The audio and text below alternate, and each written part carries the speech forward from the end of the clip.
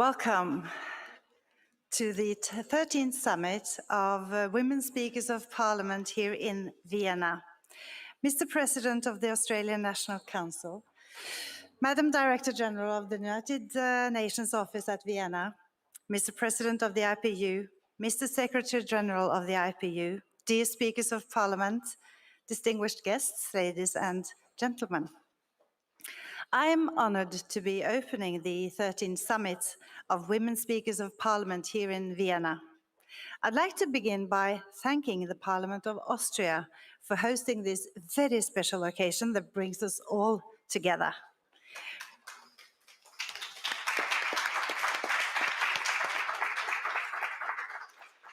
While many of our parliaments have learned to adapt to virtual settings, speaking to you here today reminds me of the unique and irreplaceable value of in-person gatherings.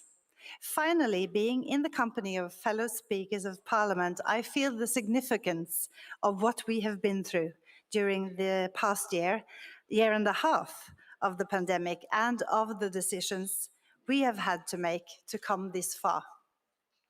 Preparations for the summit and the Speakers' Conference was a months-long process comprising several virtual meetings of the Preparatory Committee, involving representatives of parliaments from all over the world.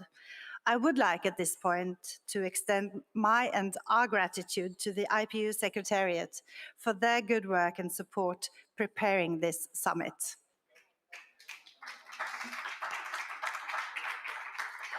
While we have achieved a lot to arrive at this point, the real work for us starts today.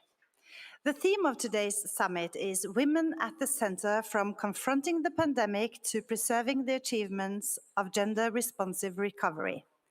The outcomes of today's deliberations will contribute to the proceedings of the 5th World Conference of Speakers of Parliament, taking place tomorrow and Wednesday. And the empowerment of this gives us an opportunity to make gender equality and the empowerment of women and girls a priority on the agenda of all parliaments, especially as we recover from the pandemic. As many of you know, women have been a key strength in our collective confrontation of the pandemic, but this has largely gone unrecognized. The crucial role of women from all walks of life in pandemic response and recovery is something we want to recognize today. Due to lockdowns, women have been taking on a larger share of unpaid domestic care work. They do 2.6 times more unpaid care and domestic work than men. Women are also prominent on the front lines of the pandemic. They make up 70% of the world's health and social care workforce. In addition, more women than men are employed in the informal sector, which holds up the economy in many developing countries. In many ways, we have seen that women are sacrificing their health and safety for the well-being of society, but they are not always adequately supported, paid, nor protected. As always, these gendered impacts are felt more harshly by women in difficult circumstances, those in situations of displacement, women with disabilities, young women, elderly women, and indigenous women. Thus, as leaders of Parliament, we must act now to recognize the unique role of women. We must also determine how we can preserve our progress towards gender equality in recent decades through a gender-responsive recovery from the pandemic. The gendered impacts of the pandemic require gender-responsive actions. They also require strong and inclusive leadership. Women's leadership in decision-making is particularly important around times of crisis.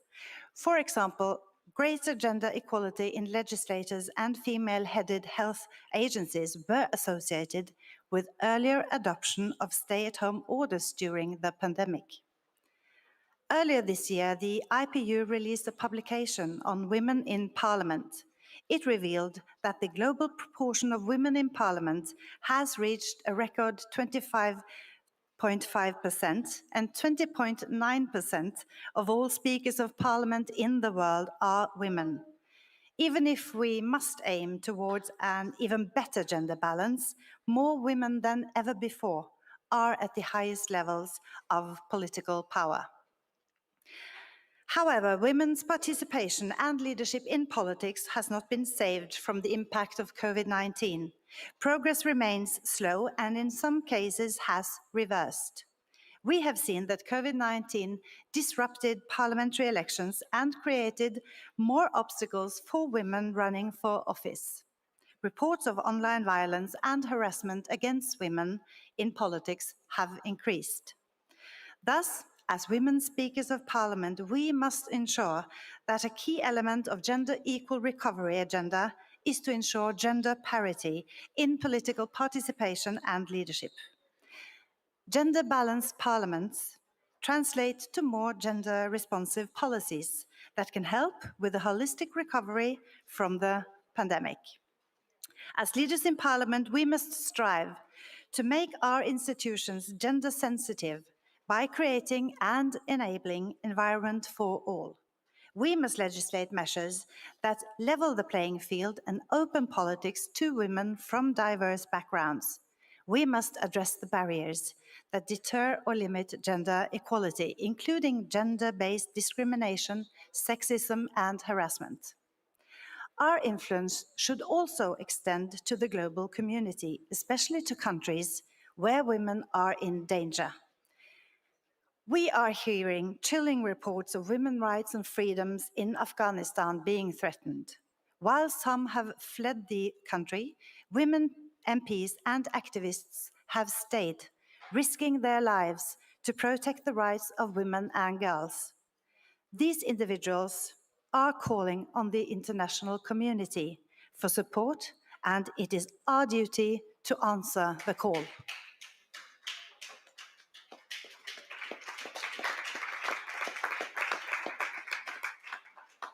As the country aims to build a new future, we need to ensure women and girls retain access to health and education in order to prevent a lost generation of girls and young women. This is a great threat to gender equality and to the advancement of the country as a whole. Dear colleagues and friends, as we begin the exciting debates for today, keep in mind that no recovery agenda can succeed without going hand in hand with the gender equality agenda. Only then can we properly address and reflect the demands of society during this transformative time. Only then can we create more efficient, effective, and legitimate political institutions that can withstand future crises. Thank you for your attention, and I look forward to a fruitful debate.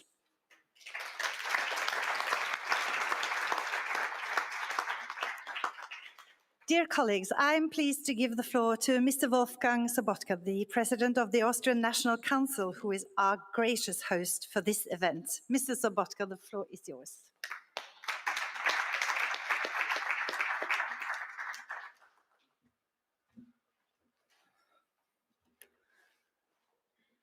Sehr geehrte Präsidentin,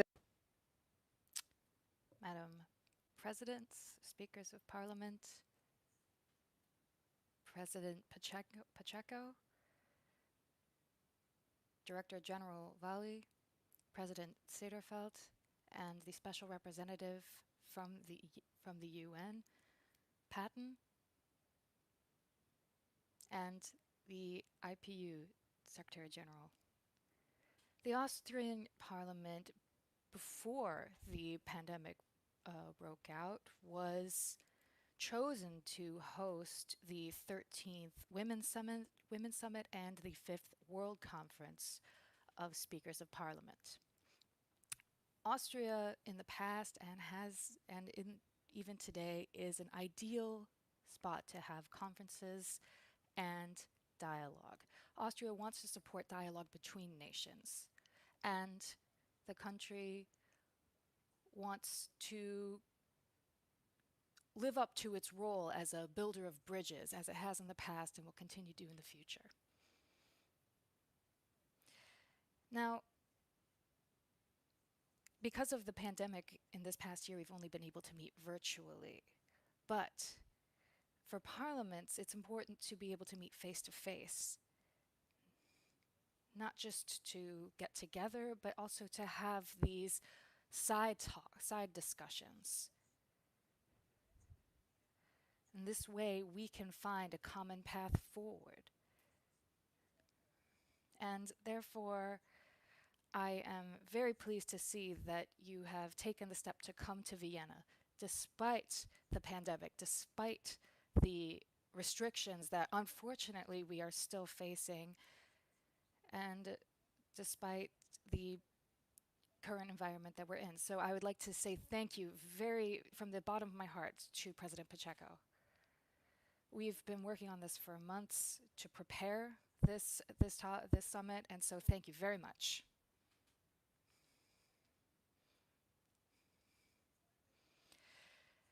So I would like to give my regards from our second president of our National Council. She would have liked to be here today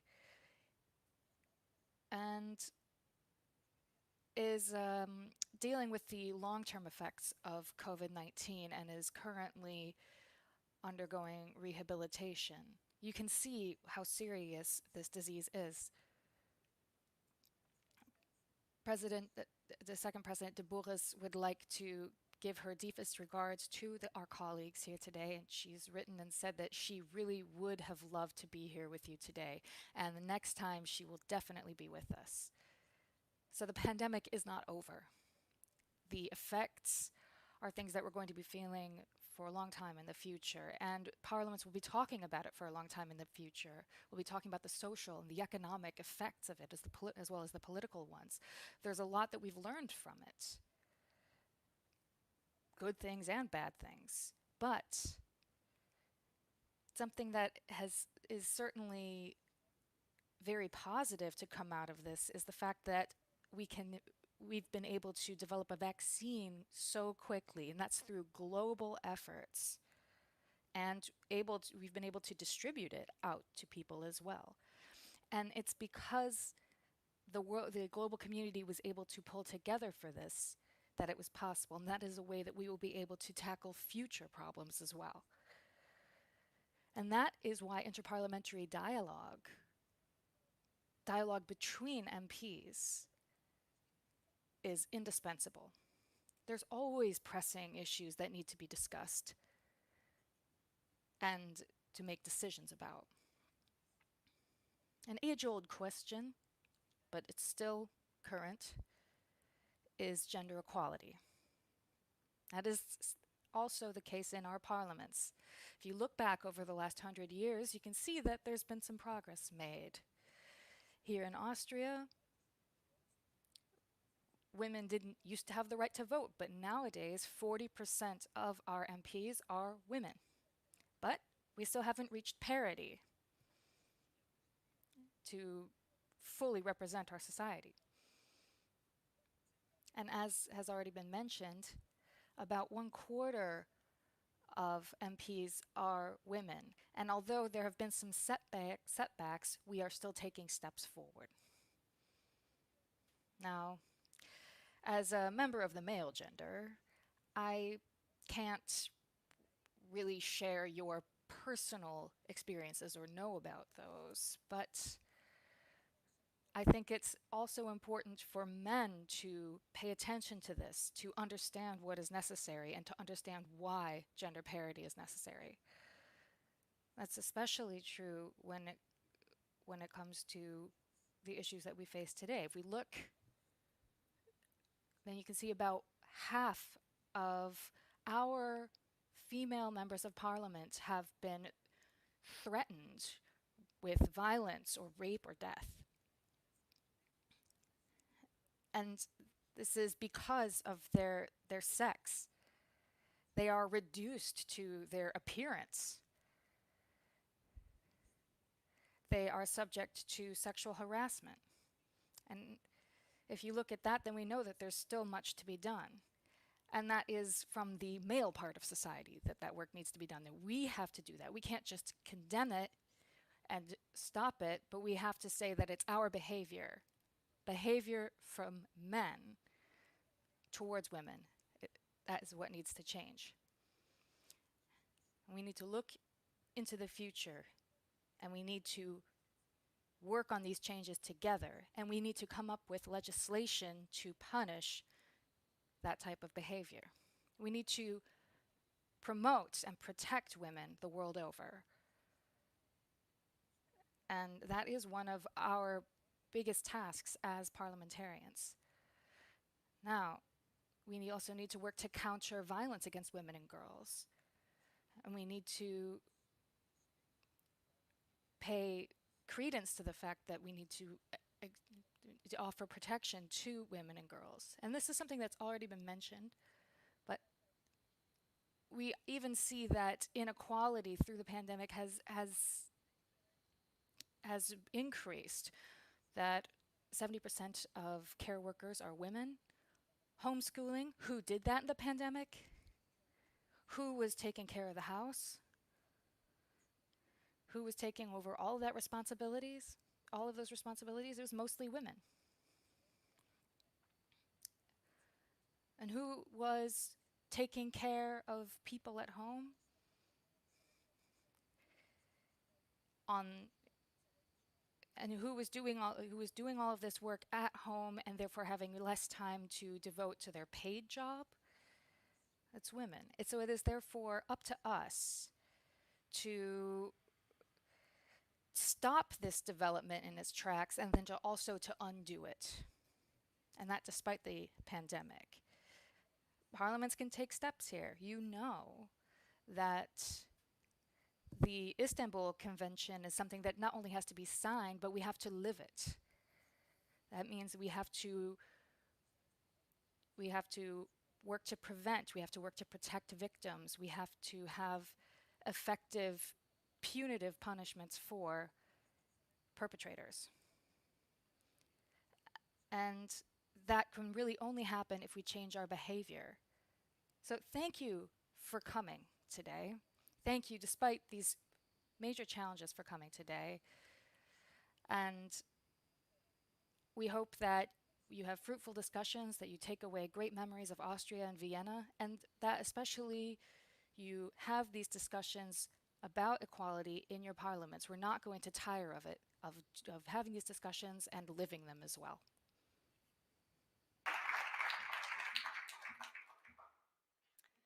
Thank you so much, Mr. Sabatka, for your important and inspiring message. Lastly, I give the floor to Mr. Duarte Pacheco, the president of the IPU and a member of parliament from Portugal. The floor is yours.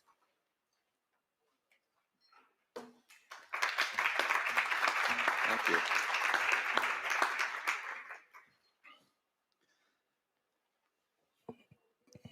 Thank you so much, Speaker Troen, Madam Chair of the Summit of Women Speakers of Parliament.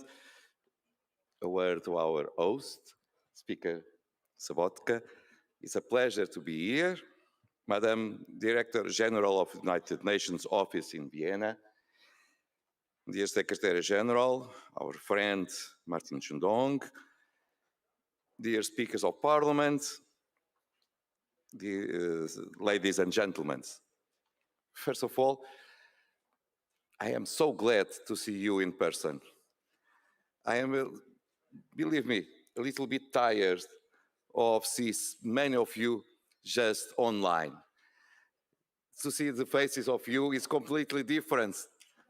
We won the battle of the virus, and we are here.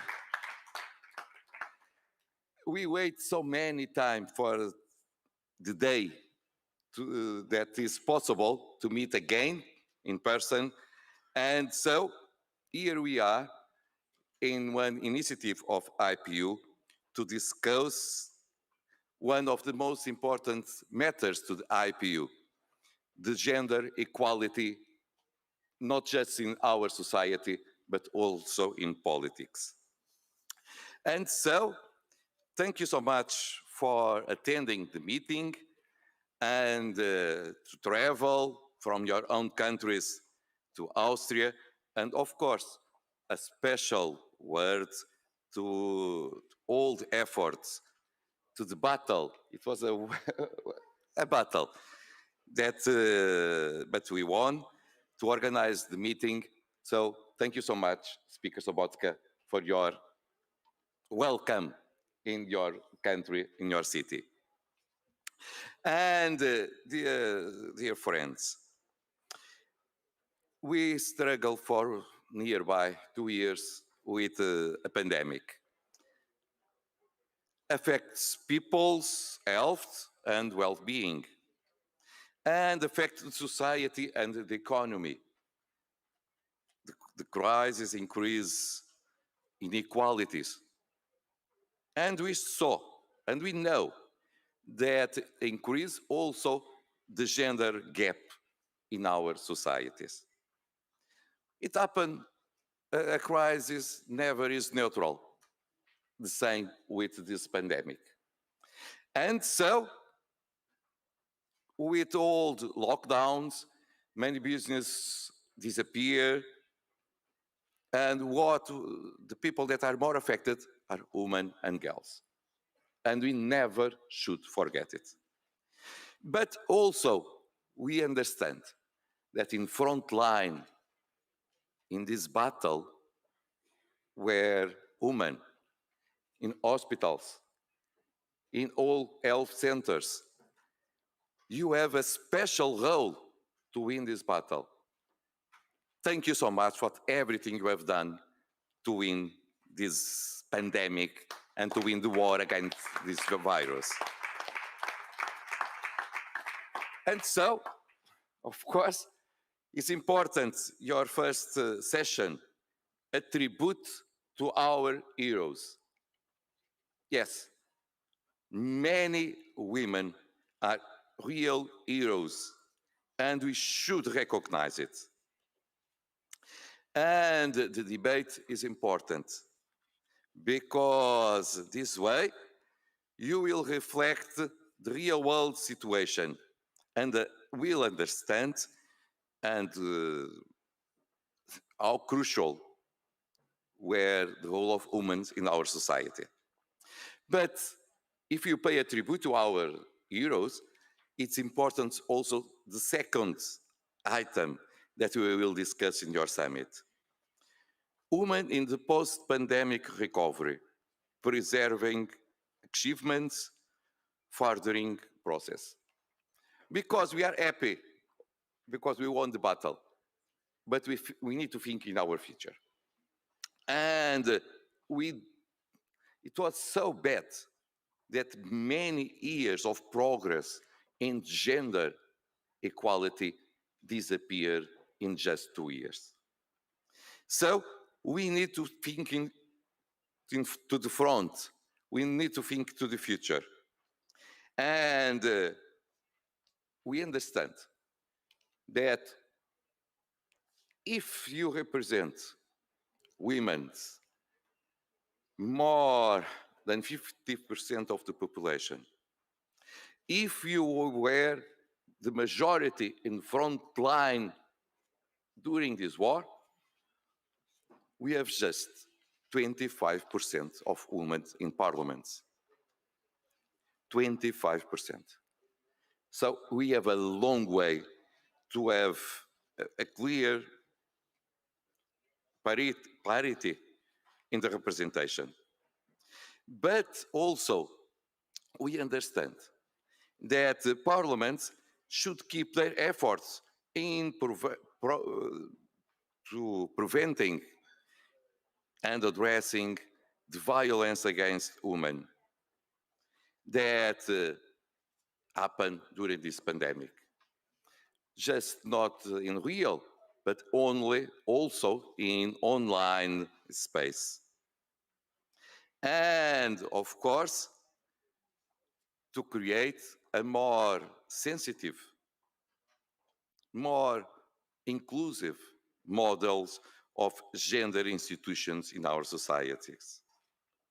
Because we have a lot of legislation that are not inclusive, and we still have, in many countries, laws that will discriminate women, not just in labor work, but also in many places. So we have a lot to do. This pandemic has shown us that it's possible to win if we work together. This pandemic showed to all of us that we should believe in multilateralism. That if we work alone, never had happened. The same in these issues. Just with a collaboration between all of us, just with the work that we may do together, it will be possible to have progress in these issues, to have a more inclusive and gender society. But we never forget that in some democracies, or better, in some countries, the pandemic was one excuse also to fight and to create measures against the rules of democracy. And we should say it clearly, because we defend democracy always. And nowadays, a special word needs to be given to your colleagues, to our colleagues in Afghanistan, because we should defend all the parliamentarians and women parliamentarians elected in Afghanistan, because we don't know exactly what will happen to all of them. And so, dear friends, colleagues, we may talk, but we are not just common persons. You are speakers of parliaments. So you have a special role. You have some power. You have power in your hands to change the situation. That's why your role, your work is so important.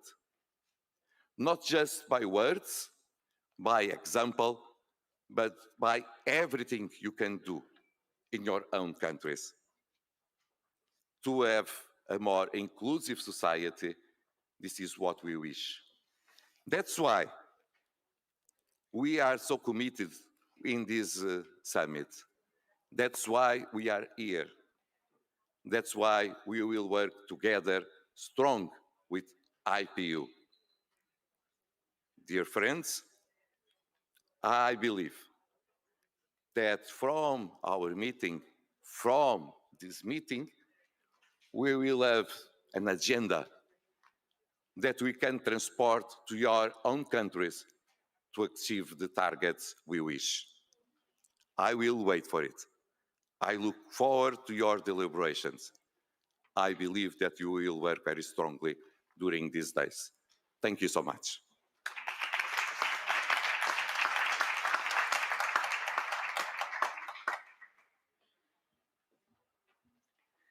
Thank you so much, Mr. President, for your clear and good message.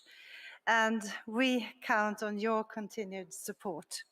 Dear colleagues, let us now listen to Ms. Ghada Fatih Ismail Vali, the Executive Director of the United Nations Office on Drugs and Crime and the Director General of the United Nations Office in Vienna, who will be delivering her keynote address.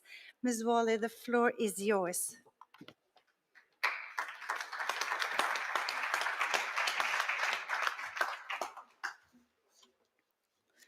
Mr. Stroin, Ms. Stroin, Speaker of the Parliament of Norway and the distinguished chair of this summit, Mr. Sobotka, President of the National Council of Austria, Mr. Pacheco, President of the Inter-Parliamentary Union, distinguished speakers and members of Parliament, ladies and gentlemen.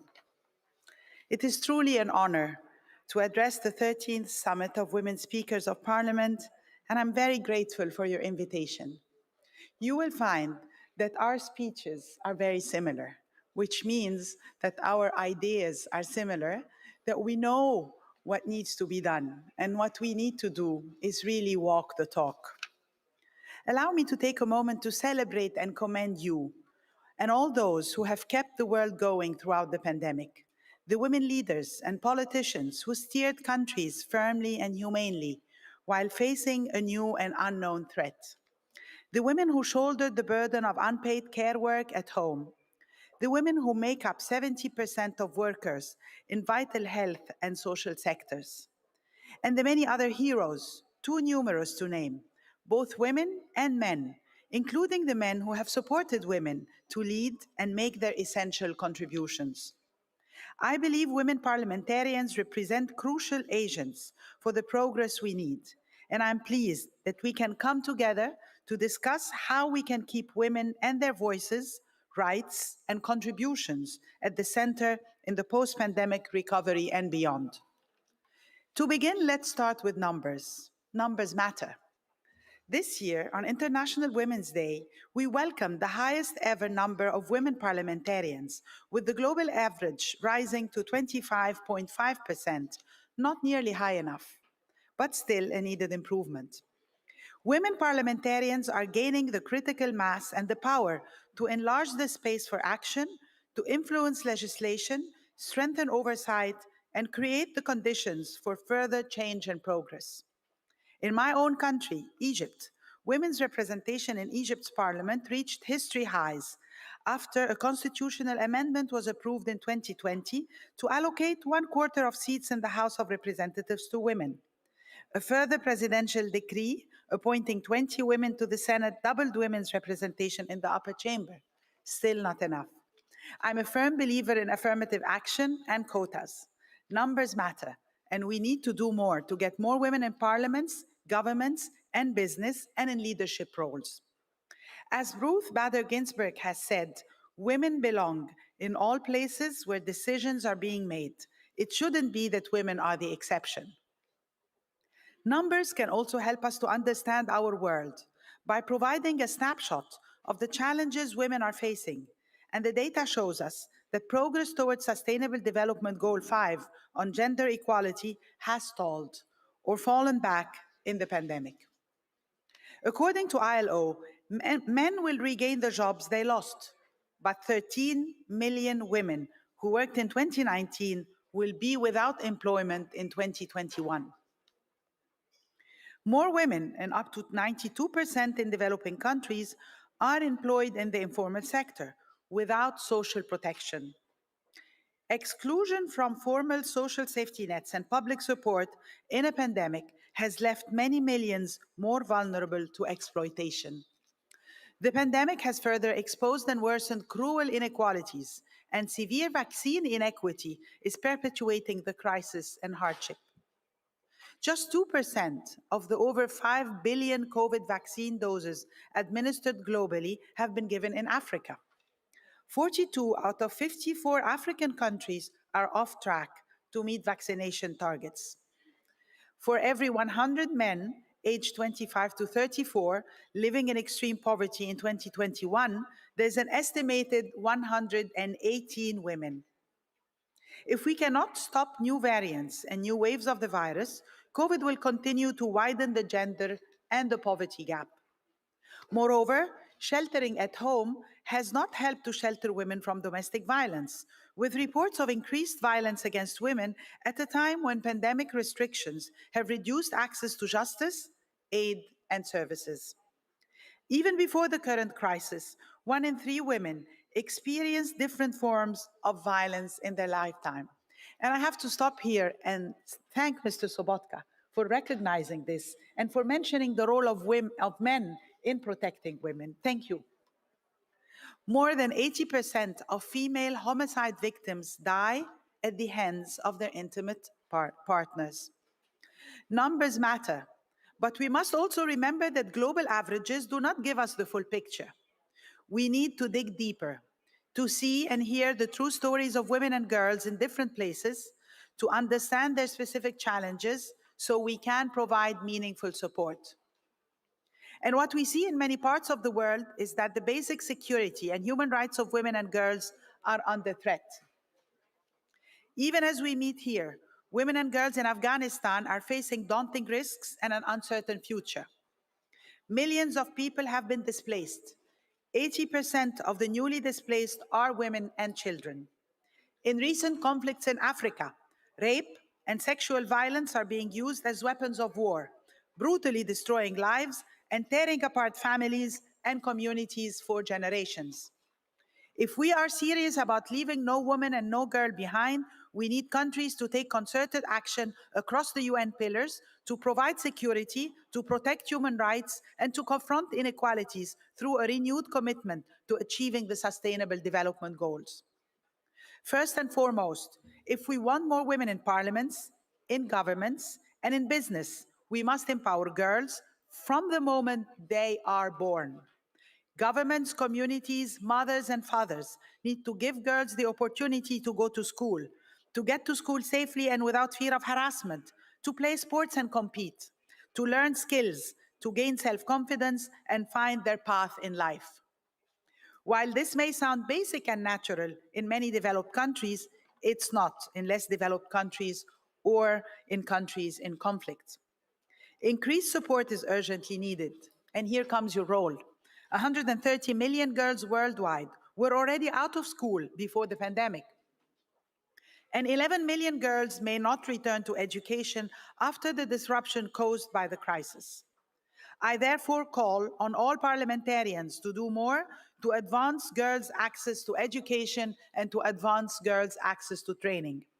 Second, parliamentarians can promote greater justice in the COVID response and recovery by helping to ensure that relief packages meet the needs of women and girls, by prioritizing issues of safety and by tackling gender-based violence. Studies from the World Bank have shown that legislation protecting women from violence positively influences economic outcomes. There are more women owners of businesses where workplace sexual harassment laws exist. Legislation to protect women from gender-based violence and sexual harassment is associated with improvements in gender equality and a reduction in discrimination in the labor market. Advancing laws that protect and empower women in line with international commitments and UN conventions is good for men and women, and better for our economies and societies as a whole. Third, we need to take determined steps to strengthen implementation and enforcement in order to translate this legislation into effective practice. To do this, my office, the UN Office on Drugs and Crime, provides normative assistance to countries across our mandate areas of drugs, organized crime, corruption, and terrorism. Our work builds on the UN Convention Against Transnational Organized Crime and Corruption, the International Drug Control Conventions and Legal Framework Against Terrorism, and the UN Standards and Norms on Crime Prevention and Criminal Justice. UNODC legislative assistance is complemented by research and technical assistance, channeled through global, regional, and country programs and a field presence covering 156 countries. Our office has collaborated closely with IPU to strengthen international cooperation and national responses based on shared legal frameworks. These efforts include our continuing initiative to support victims of terrorism, including victims of sexual gender-based violence. I am committed to elevating our partnership further still.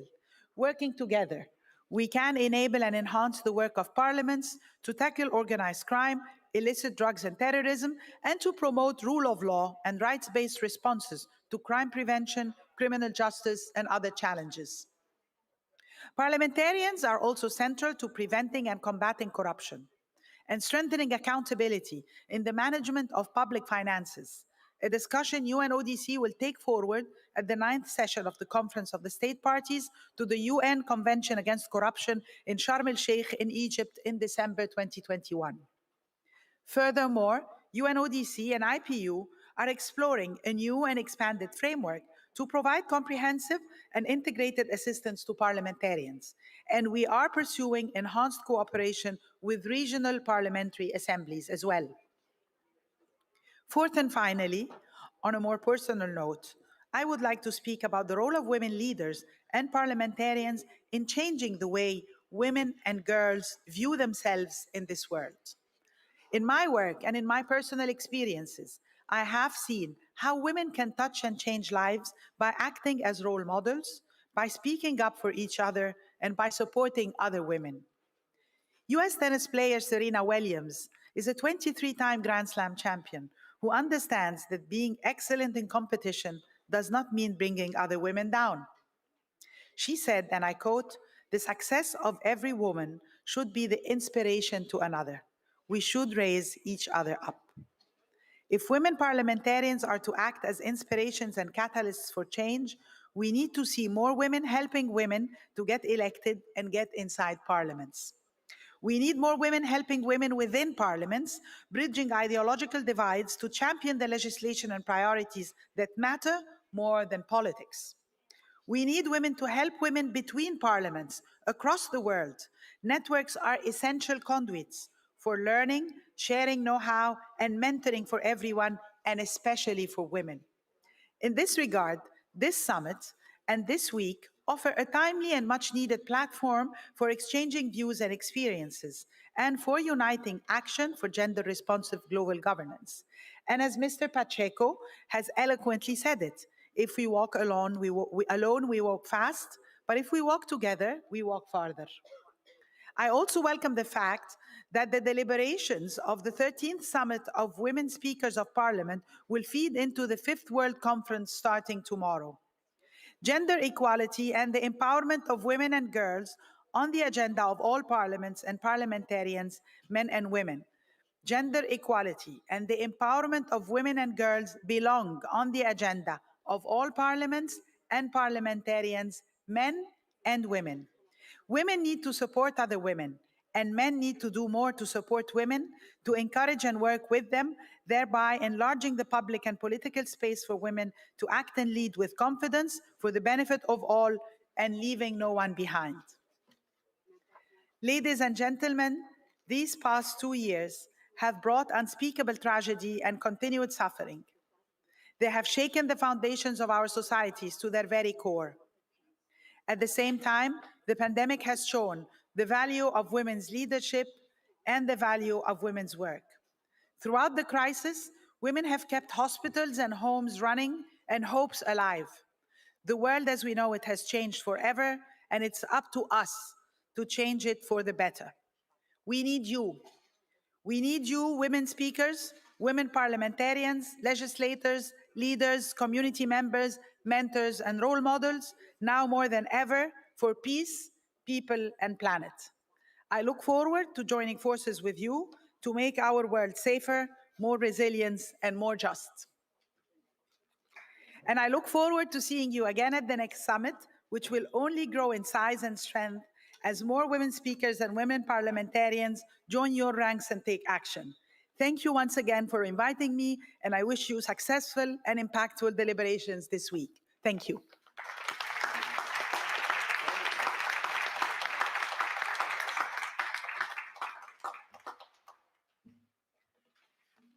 Thank you so much, Ms. Waller, for your inspiring message. And now we'd like to request for a group photo to document this very special day and everyone here present. And we will do it like this. Colleagues, I will ask you to stand up on the right side of your chair. And now I will also ask those of you who are here with me on the panel to join me in the room.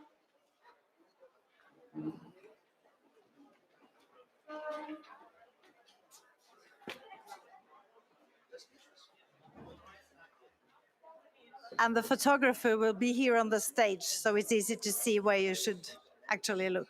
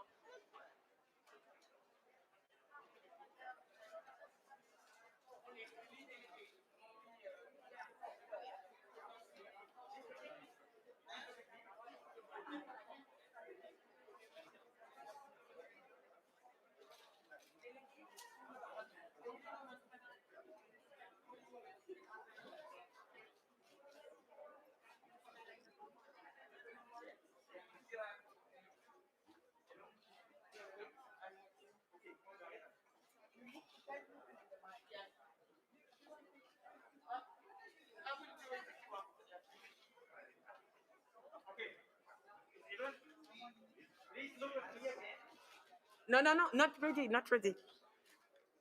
Please, all delegates in the back for the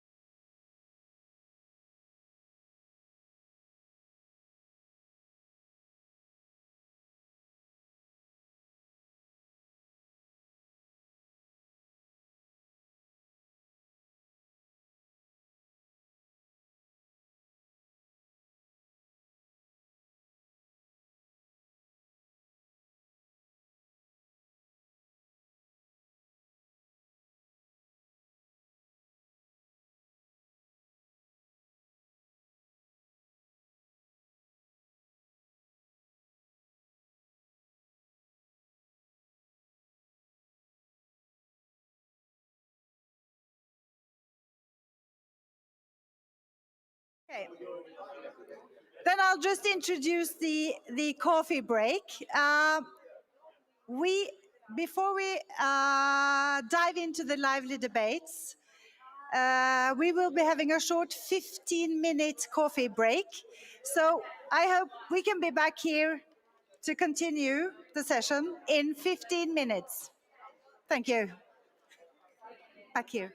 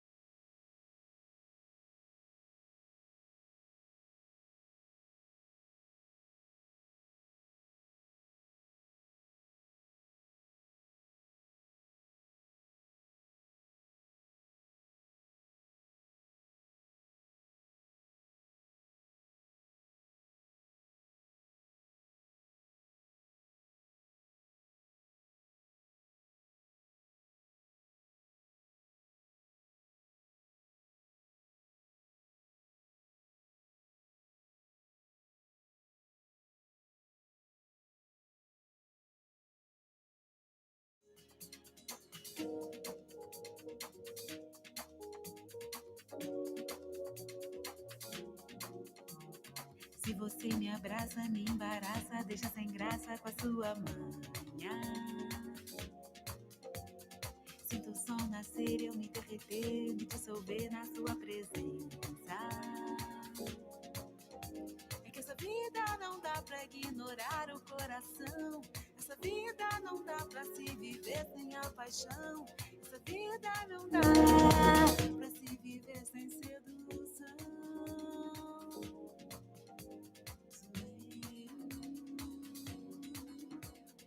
Zoeiro, zoeiro, zoeiro,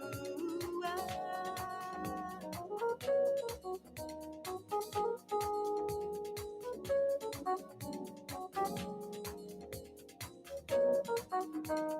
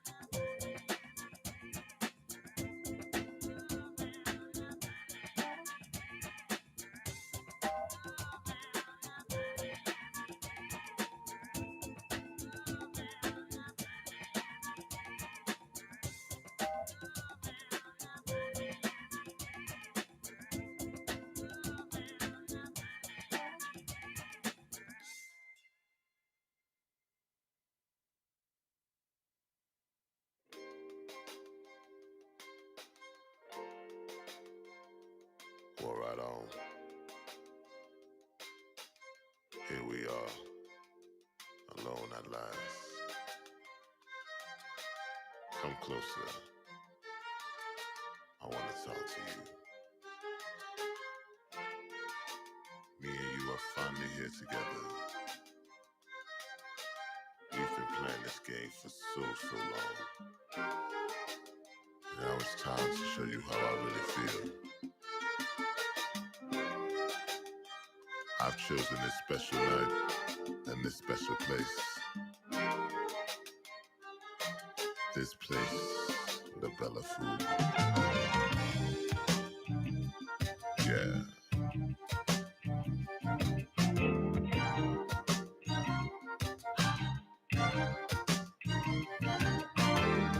You see, there'll be no interruptions tonight. So turn your phone off. Just sit back and relax. I want you to free your mind tonight. Leave your troubles at the door.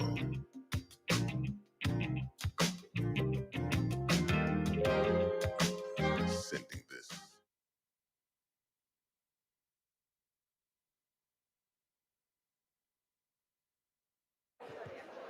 Hello. Okay, dear colleague speakers, I would like you all to take your seats again.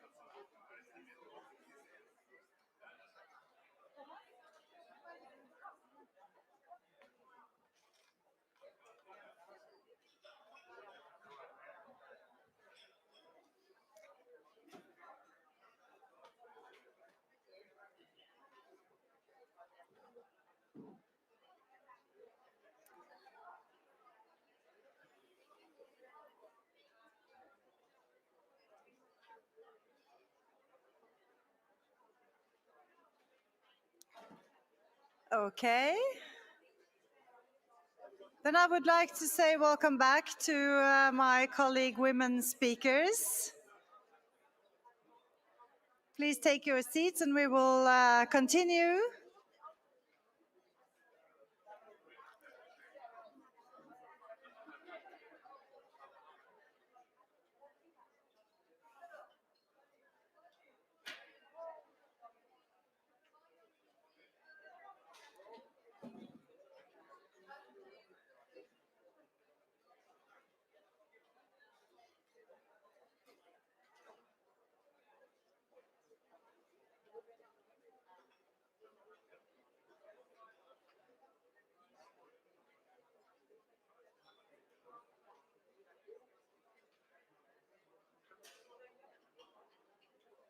Okay.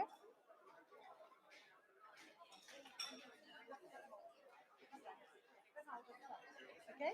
Yes. Okay, welcome back, dear women speakers. Could I please ask you to sit down?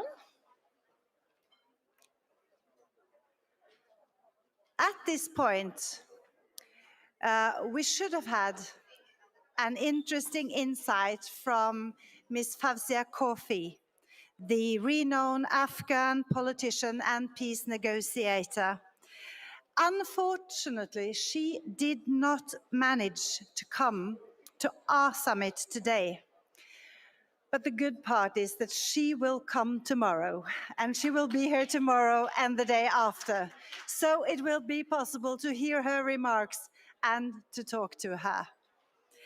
Okay, dear colleagues, it's now time to embark on the main part of our summit, the interactive debates. The first session is entitled, Women in the Pandemic, a tribute to everyday heroes. It aims to take stock of, recognize, and pay tribute to women from all walks of life who have been instrumental in confronting the COVID-19 pandemic.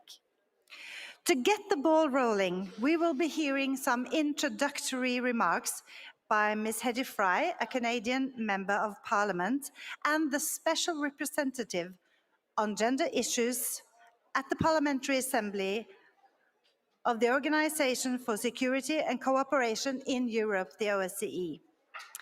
Ms. Fry can't be with us in person today, but has recorded a video message for us. And can we now run the video, please? Dear colleagues, my name is Hedy Fry, and it's my pleasure to welcome you virtually to the 13th Summit of Women Speakers of Parliament and to this particular session, Women in the Pandemic, a tribute to everyday heroes. I am Special Representative on Gender Issues for the Parliamentary Assembly of the OSCE, and I've also served as Member of Parliament in Canada since 1993, becoming the oldest sitting Member of Parliament, female Member of Parliament in Canadian history. COVID pandemic actually showed us very clearly that women are vulnerable.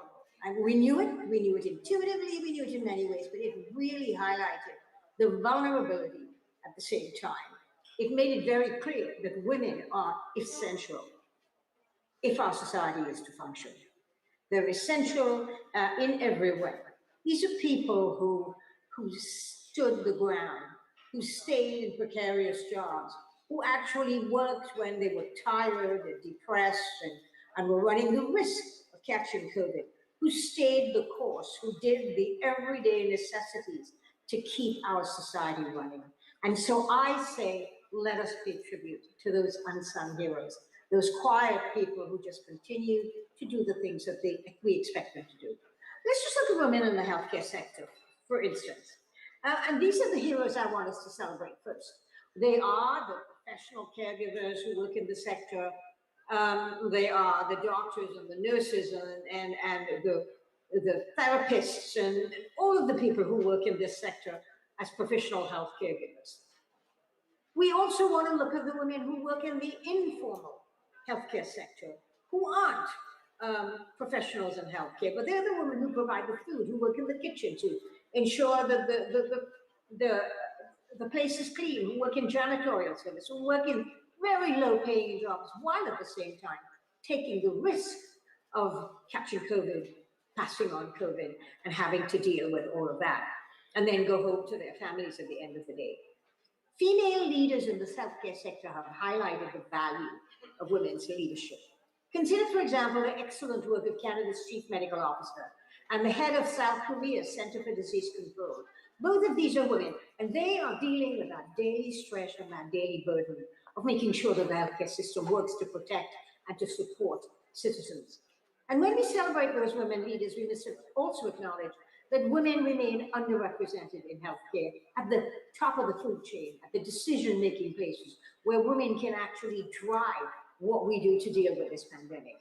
So let's celebrate women in the healthcare sector. And then let's celebrate women and the unpaid care work that women had. And so they had to go to work, they had to come home, and they had to cook, and they had to take care of the kids, and they had to do all of those things. That unpaid care work increased during the pandemic. The women who were able to work from the home also had to be school teachers.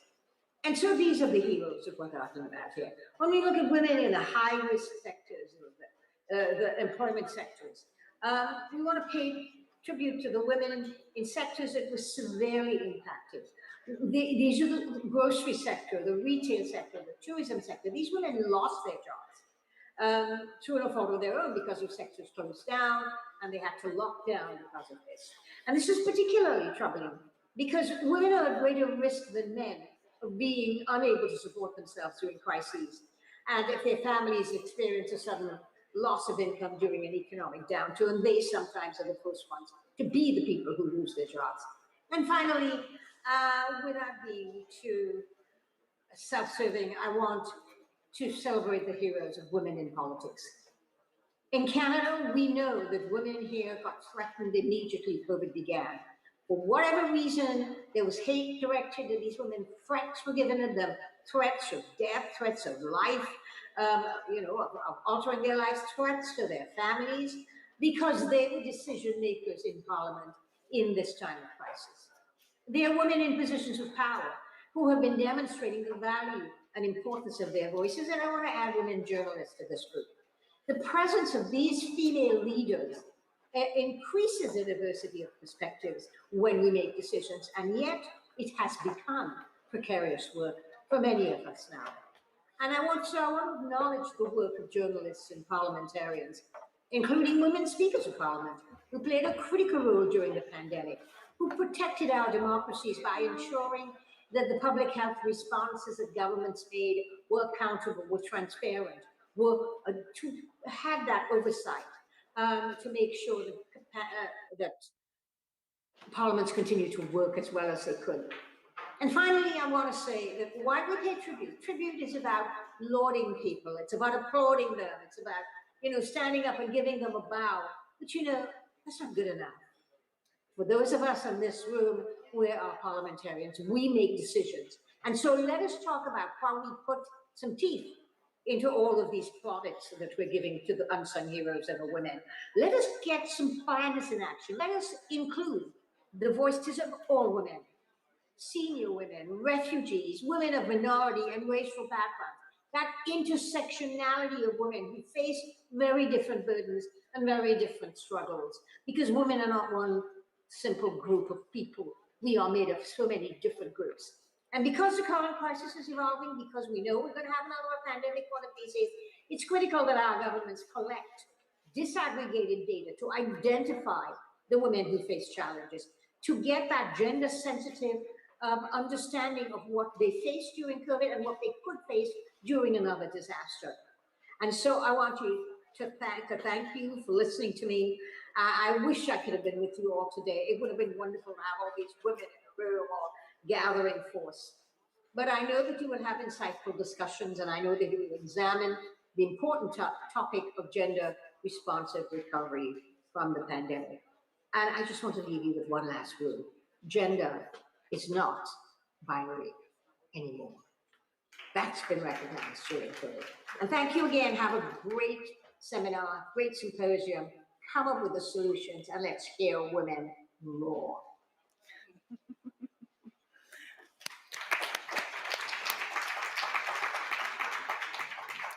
Thank you, Mr. Fry, for that inspiring message, one we can consider as we proceed with the debates. To moderate today's debates, I call on Ms. Christine Muttonen, International Expert and Managing Partner of Central East Connect. Ms. Muttonen is also the former President of the Parliamentary Assembly of the OSCE. So welcome, dear Christine, and the floor is yours. Thank you very much. Thank you very much for giving me the floor. A warm welcome from my side also to you all, to Vienna, to Austria. I'm very pleased to be able to moderate today.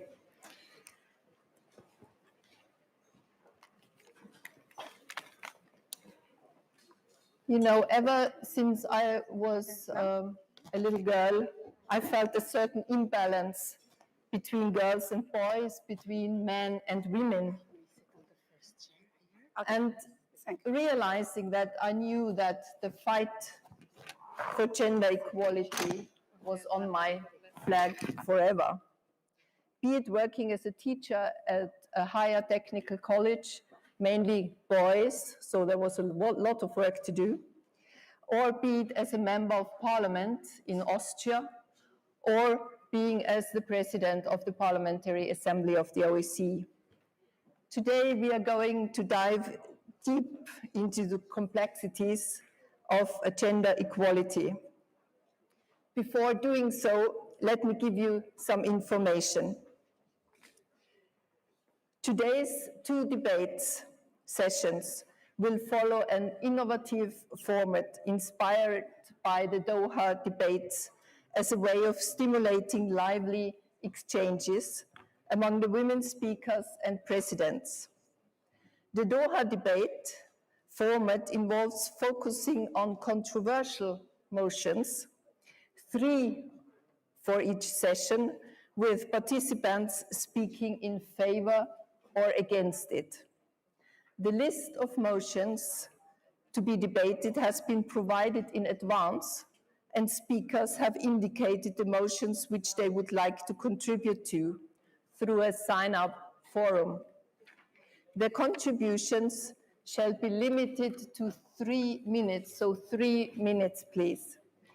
After which some follow-up questions may be asked by myself, and then the floor is opened to you, dear speakers and presidents of parliaments, for comments and for questions.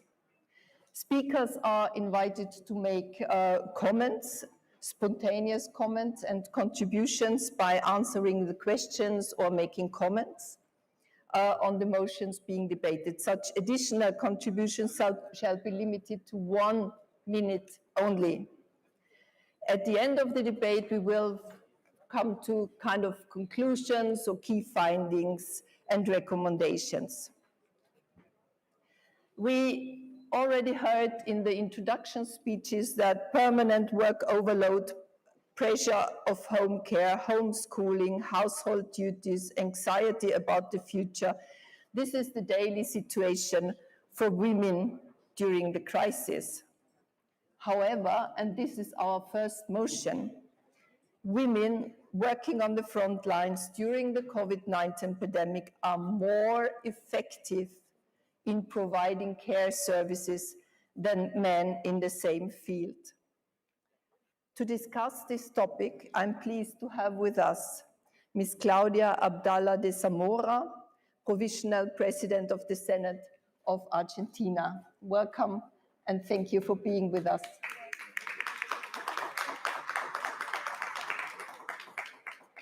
Ms. Fawzia Zainal, the Speaker of the Council of Representatives in Bahrain, who will both speak in favor of the statements. Welcome. We have Ms. Puan Maharani, Speaker of the House of Representatives in Indonesia. Welcome. And Ms. Stephanie de Hoos, the President of the Senate in Belgium. And you both will be presenting slightly different views. Thank you very much. So we will start with the first contribution, Ms. Abdallah de Zamora from Argentina. Please, the floor is yours. You have 3 minutes. Okay, here or there? Here, Okay, think, okay. yes. Señora moderadora, Christine Mouton, demás presidentas de Parlamento, colegas parlamentarios. I am the president of the Senate in Argentina. My name is Claudia Ledesma Abdallah de Zamora. We have the conviction to strengthen international cooperation and solidarity. We are trying to bring the world out of the crisis, but also to transform and improve the situation for women and children and girls who are in vulnerable economic situations. In the Parliament, we are committed to working on multilateralism, to generate debate, and to aim to alleviate the situation for these women and girls. But COVID-19 has really been an obstacle and has really shown the different inequalities that exist in the world, within the parliaments as well. And the parliaments and governments have been trying to face up to this. And in this situation of the pandemic, we really have to have this cooperation between different countries. And we have seen that we have really inequalities in achieving the vaccine. It has really highlighted deficiencies in this system And because we have to come to a global consensus, after this year of pandemic, we have gone through specific stages, and all of us, I'm sure, we have lost dear friends or family in this pandemic. There has been an increase in violence and discrimination against women, and many of these inequalities are really getting worse. We're seeing this discrimination specifically in specific groups and specific countries, and we're also seeing great inequalities between men and women. The economies around the world are changing, and they're changing at a great speed, and the parliaments are not keeping up with this speed. So we really need to bring in new laws to meet these needs, specifically taking into account the discriminations and the inequalities that women are facing within their families and within society. This is not a natural thing, it's not inevitable. We have a great political challenge before us. We need to transform these spaces where there are women and girls, and we need to empower the capacities of all of us women. In this market, which is specifically excluding women, and not just in health, but also within the government, in the security forces, education, services, I would say, I'm sure about this, that women are essential at this moment of darkness for humanity. In Argentina, there are 70% of women working, women represent 70% of healthcare personnel. And it is, however, it is men who are carrying out many of the professional jobs within the healthcare. And this really shows this great divide between men and women. And to finish up, I would like to say we really need to go further in representation of women, and we need to make progress not only on an international and national levels, but we need to break down the barriers that are not allowing women into these diplomatic and parliamentarian roles. And we need to stop this inertia that we often see. And I would like to thank you all for inviting me to participate in this panel. And I believe that here we can really demand cooperation, a horizontal cooperation with solidarity, which will help us all to fight against these inequalities and create more opportunities for women. Thank you very much. Thank you very much. You see, 3 minutes is very. Thank you very much. We come to you, Ms. Vasilia Zayal. Would you want to stand there? I will stand, yes. Respecting everybody. Okay, yes, please. Here you are.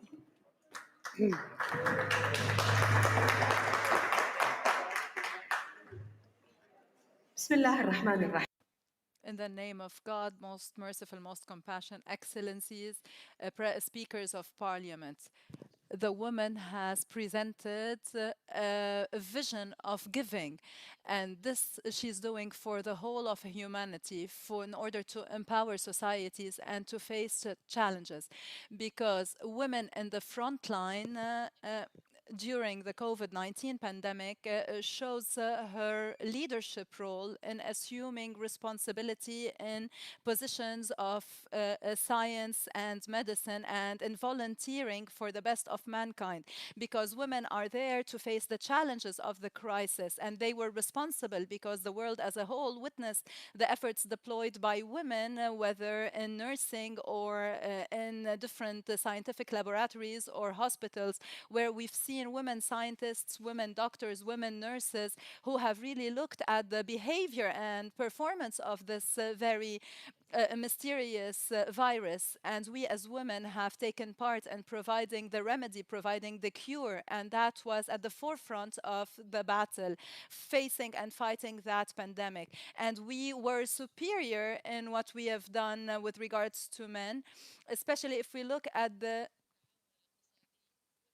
if we look at different indicators that show how women's performance sometimes have have performed better, and knowing that women represent 70% of the care workers in health sectors all over the world, namely in nursing, and women represent 65.8% working in pharmacies. In my country, in the Kingdom of Bahrain, the Bahraini woman has taken a very important position in a very quick response in facing the COVID-19 pandemic, and the Bahraini woman has taken part in presenting a very advanced Bahraini model where the woman has pushed sustainable development through her position and her presence in the front lines during the COVID-19 pandemic. And our presence there was at a 75% percentage, because the percentage of women physicians is 66% in Bahrain, which is higher than the international average, which is 46%. And the percentage of Bahraini nurses are 70%, 76%, and 80% of women are in executive positions, and 69% in specialized positions, as well as 64% in field work whenever we dealt with new cases, as well as 71% of workers in laboratories and 78% in data collection. So looking at all these high percentages, looking at everything that the woman has presented in the line of the COVID-19 pandemic, I say we need to seriously look at the representation of women in decision-making positions, as well as high leadership positions. So we need to look at that in an equitable and equal way when we talk about decision making at the national level as well as international level.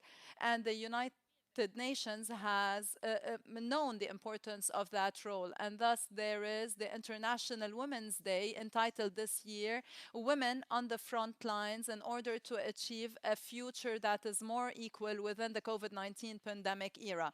And in order to really acknowledge everything that the women have done in order to have a better future, we also need to look at the recovery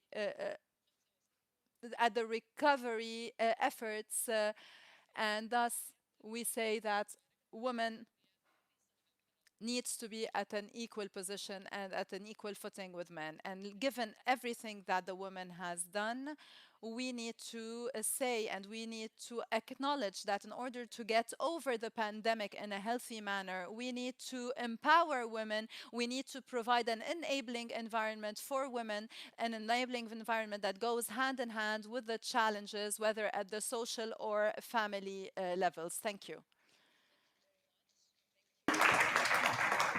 We right away come to you, Ms. Mahani. Please, the floor is yours. You have got your 3 minutes.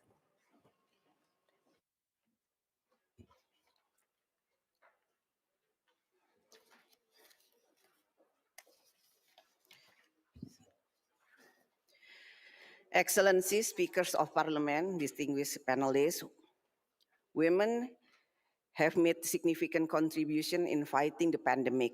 Without involvement of women, our response to pandemic is much lower. It was reported that women consist of 67% of frontline healthcare in 104 countries. Most of the female health workers serve as nurses or midwives globally. While in Indonesia, the proportion between male and female medical doctors are relatively balanced. However, women still compose the majority of nurses nationally. I am of the view that gender equality can only be achieved with the participation and support of all elements of society. Both women and girls as well as men and boys equally. The Convention of the Elimination of Discrimination Against Women has mandated that states take measures to eliminate gender stereotype, to eliminate any prejudice or practices that are based on the assumption of inferiority or superiority of either men or women. Assumption that women are better frontline workers could incite prejudice that men are not capable of doing equal work. What we need to emphasize at this time is that fighting pandemic should be carried out based on the capacity of each individual. What we also need is to have equal access between men and women in combating the virus. Given the nature of the pandemic, therefore, we need to work together based on collaboration and solidarity. We do not need competition and superiority of men and women. Instead, we should redouble our effort to prevent discrimination against women amidst the pandemic. We need to stay united, otherwise virus will continue to spread. Together, we can defeat the virus and build the resilient world. Thank you. Thank you. Thank you very much.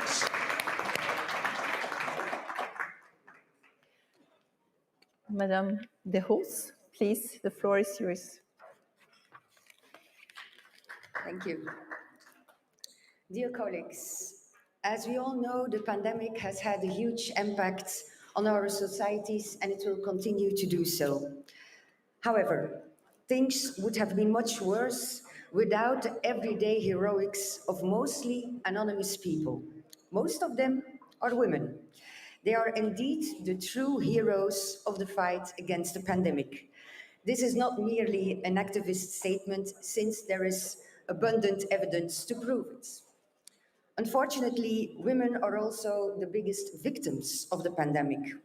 While this is not the topic of the motion we are discussing today, restoring the damage done and taking appropriate measure to avoid a similar amount of female casualties in the future is of paramount importance. But let's get back to our subject. The fact that women were overrepresented on the front lines during the pandemic doesn't necessarily mean that they are better suited to do so. Statements like these carry a risk of confirming gender patterns like the female nurse. It would be better to ask ourselves why women are doing these crucial but often underpaid jobs, and above all, why they are underpaid. Even the phenomenon of the widely acclaimed female leaders who were said to be doing a much better job than their male colleagues during the pandemic strengthens a stereotype, albeit at another level. The cliché of the female crisis manager. We are not doing favors to women by pushing them towards the so-called glass cliff. This is why I am very wary of similar stereotypes. Although well-intentioned, they are always carrying risks. There is only one key principle, and that is equality. We should not be discussing about whether women or men are better better fitted to do job A, B, or C, but how we can guarantee that women have exactly the same opportunities and rewards as men at each stage of their education and their career. This should be a very rational, evidence-based discussion.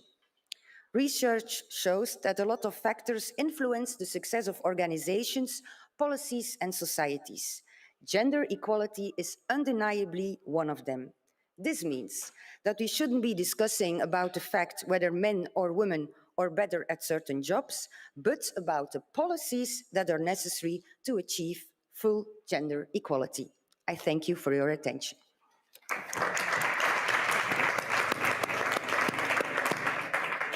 Thank you very much. Now we move on to the floor for comments and questions. Are there any comments, questions from the floor? Yes, please.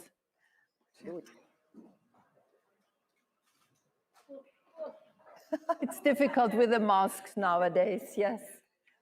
Ja, vielen herzlichen Dank, dass ich zwei Thank you very much for allowing me to ask 2 questions or making 2 comments. I would like to start with a basic comment with regard to the introductory remarks. The title of this session is A Tribute to Everyday Heroes.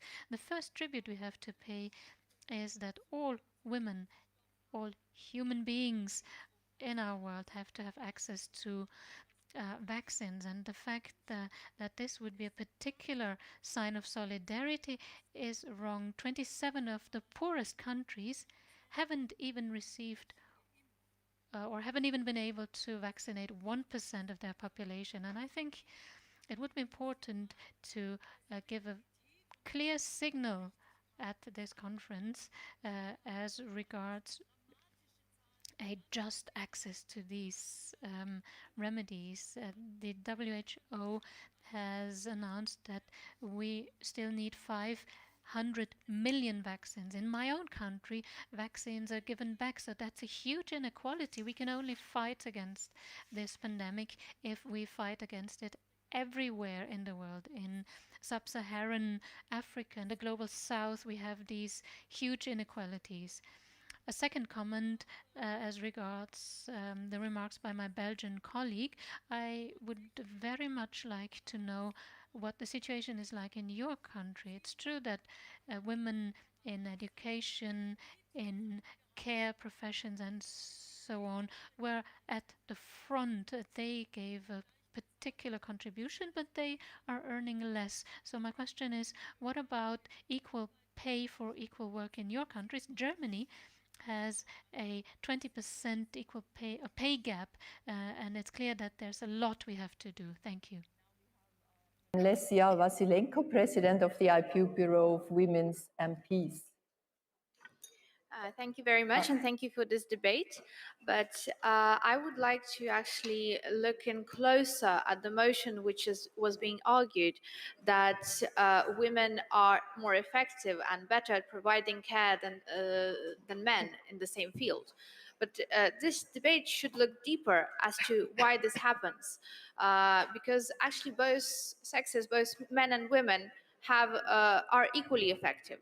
It's more about the roles that are attributed to men and women and the expectations that society actually has of men and women.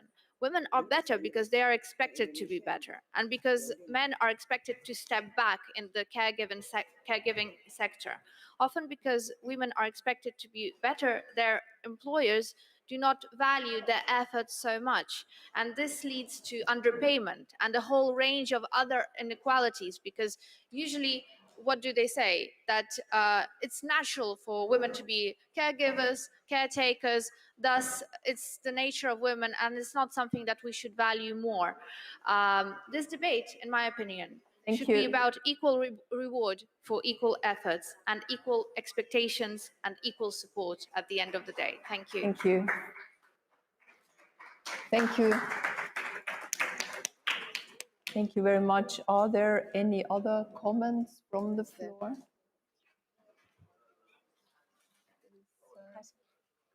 Yes, please.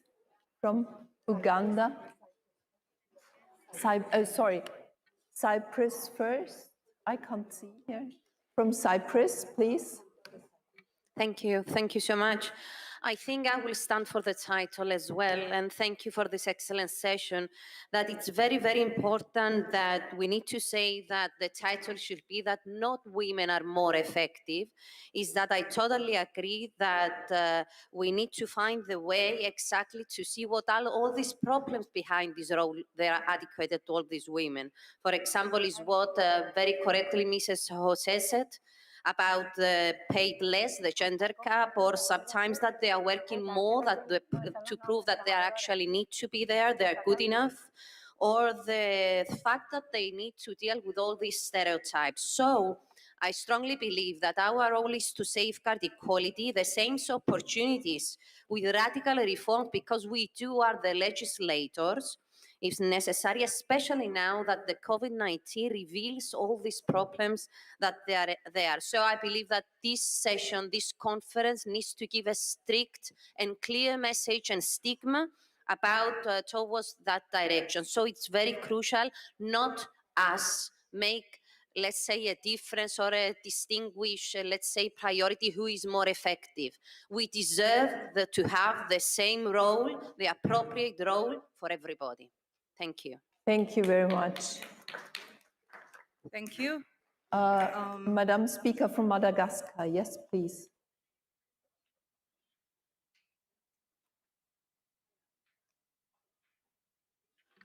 Je vous remercie de m'avoir donné la parole. Thank you for giving me the floor. I would first of all like to congratulate you for organizing this summit. And I would also like to greet all the delegates that are here today with regard to the issue of women on the front line fighting against COVID-19. I would also like to contribute and recognize or acknowledge the role of women and their husbands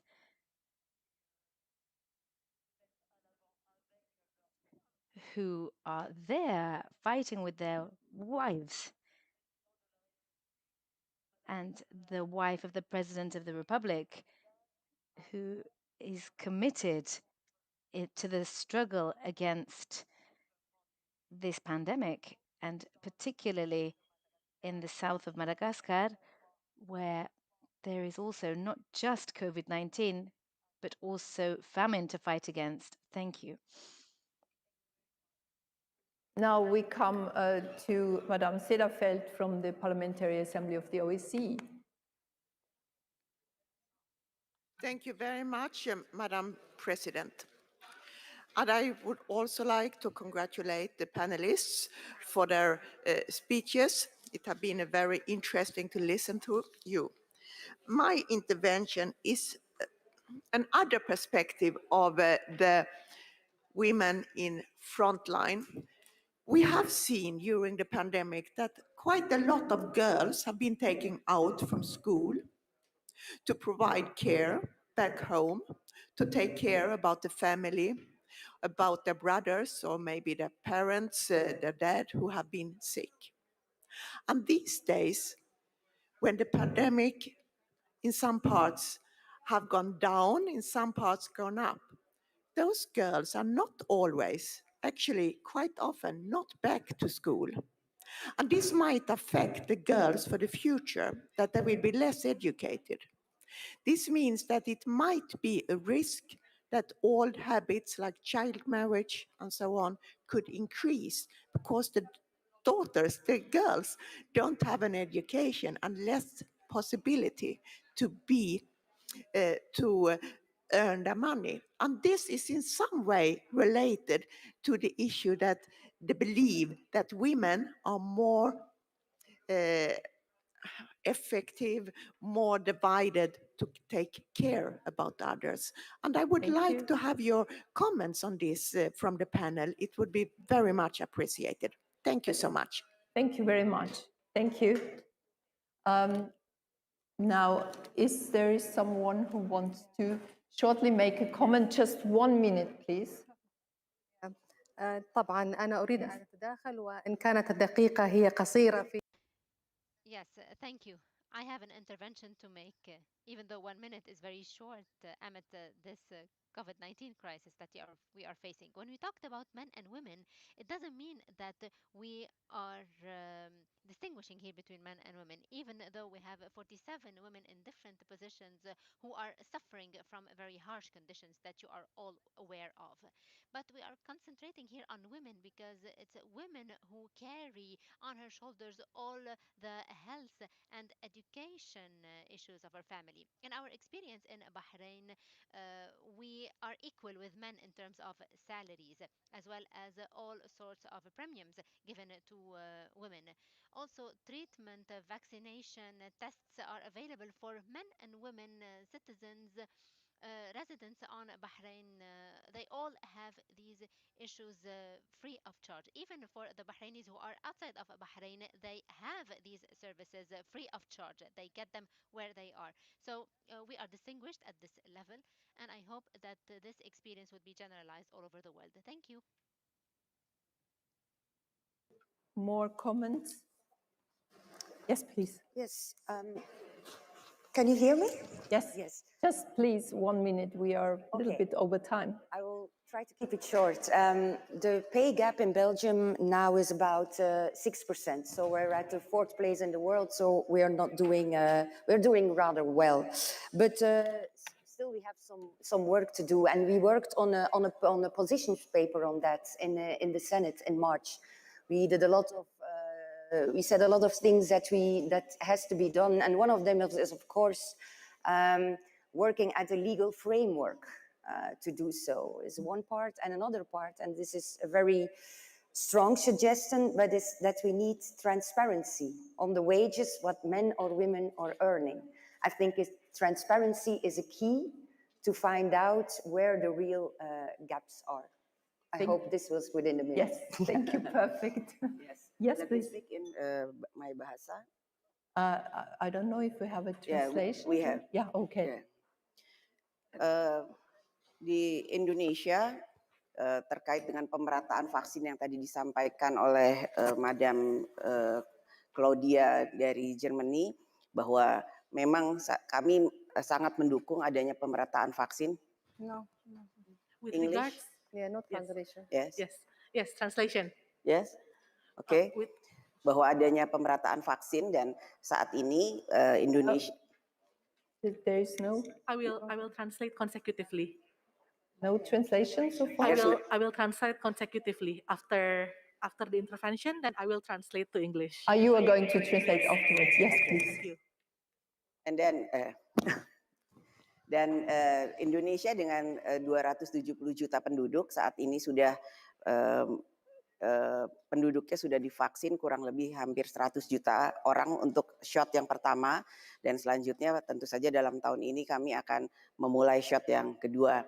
Dan tentu saja di Indonesia kami mendukung bahwa perempuan harus sama dengan laki-laki dalam menjalani kehidupan di masa pandemi COVID ini. With regards to the intervention or given by the Speaker of the German Parliament, We can't hear you. Okay, sorry. Can you hear me now? With regards to the intervention given by the Speaker of the German Parliament, Madam Roth, about equal opportunity to access vaccine and treatment, we would like to report that currently, out of 270 million people in Indonesia, 100 million of them have been given the first shot of the COVID-19 vaccine.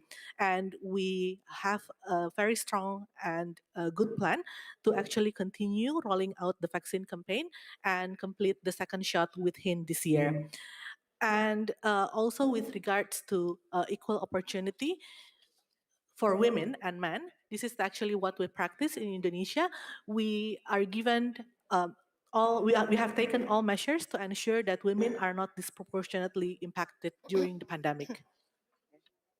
Thank you. Thank you very much. Thank you, ladies and women speakers and presidents. Thank you very much. And you on the podium, thank you very much for the discussion. So we had points, this provocative question really had a lot of reaction, because the question is, how can we define the role of a hero? What is a hero? Women and men should be equal, but there is needed transparency. We should know about the payment. And there was also the question, who are the heroes? Do we forget those people who are those countries who didn't get the vaccine? And we should discuss on these issues more. Thank you very much. Thank you. Please.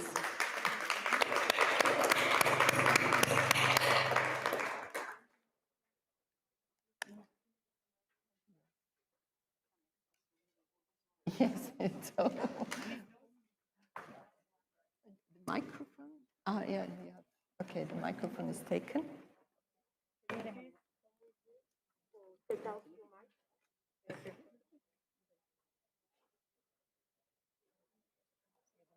Yeah. Okay, thank you very much. Thank you. Oops.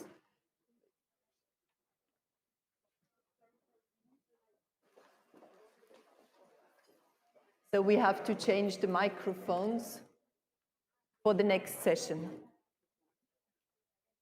Thank you.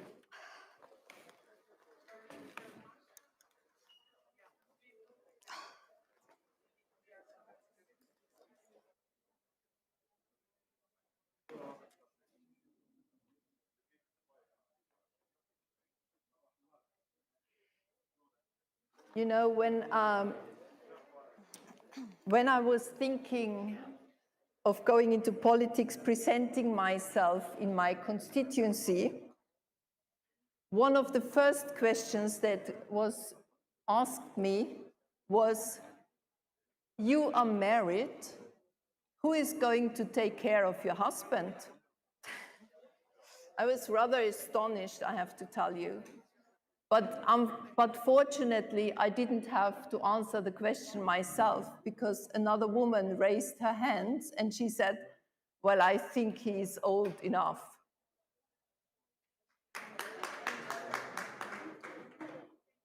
So you see, home care work was and still is considered to be a woman's task, unpaid, of course. The question is, can we change it? Should we change it? And so we come to our second motion. Women's care work at home should be paid an hourly wage based on the national minimum wage. And I have here one speaker with me to discuss this topic, Ms. Inara Munice, the Speaker of Parliament from Latvia, who will speak in favor of this motion. Please, the 3 minutes, if possible. Thank you, Catherine. My fellow colleagues, Madam Speakers, it's my great pleasure and honor to be here with you in this Women Speakers Parliament today. And my special thanks is to Norway and Madam Tone for organizing the event and Catherine for chairing the session. Well, when I decided to go into politics, no one asked me, who will care about your family or husband? Well, in my country, in Latvia, it's quite understandable that everyone is responsible, especially for the young generation, for 30-year-old couples. It comes without question, everyone. It means both parents are responsible for childcare, for family, for housework, etc. Of course, it's not a question for my generation and older generations. Yes, there is generation gap which divides our society in this issue. But first of all, I'd like to start by thanking all women for their efforts during the pandemic and their care for their families and loved ones. What we have today, it's new normality. It's remote work, online education, well, and it have put the resilience of women and children to the test. Over the past year and months, many of us have experienced a sense of guilt, even a sense of guilt for not always being able to do both, to be a loving mother and highly valued professionals. But we shouldn't feel that way.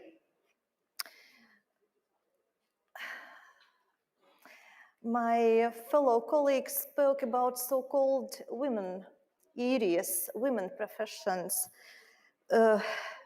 doctors, nurses, social workers, school teachers, and during pandemic, we constantly see that women are on front line on the battle against COVID-19 pandemic. And women risk their lives to save lives. And I also thank teachers for their ability to adapt rapidly to digital environment, to teach digitally. However, we can and we must do more to support women.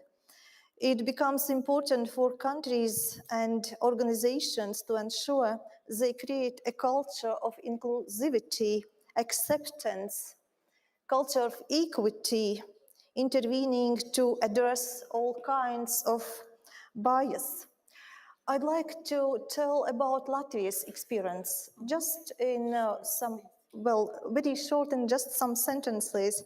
In the Parliament of Latvia, we women parliamentarians try to focus on our families, families with children, how to help families, especially in this time, because there's a lot of pressure of women and families as well. And Latvia is one of the countries facing a risk of depopulation, largely to very low birth rates. And therefore, assistance to families with children has always been the focus of our parliament. We decided that we raise all benefits related to child care, related to help the families with children for the next year. But this year, we decided to adopt just exceptional measure to pay some extra money, some extra allowances for each child which is in family. Okay. For every child in family, there's extra money during the COVID time, and it was just a one-off benefit once. Thank you. So we heard an example from Latvia, so that children being at home, they got a special allowance, a special amount of money. Now we come to the floor. I would like to have some comments and ask you for questions if there are. Please, we only have 3 comments and 1 minute each. Are there comments? Do you think that the example from Latvia is one countries should follow? Spain, from Madam Speaker from Spain.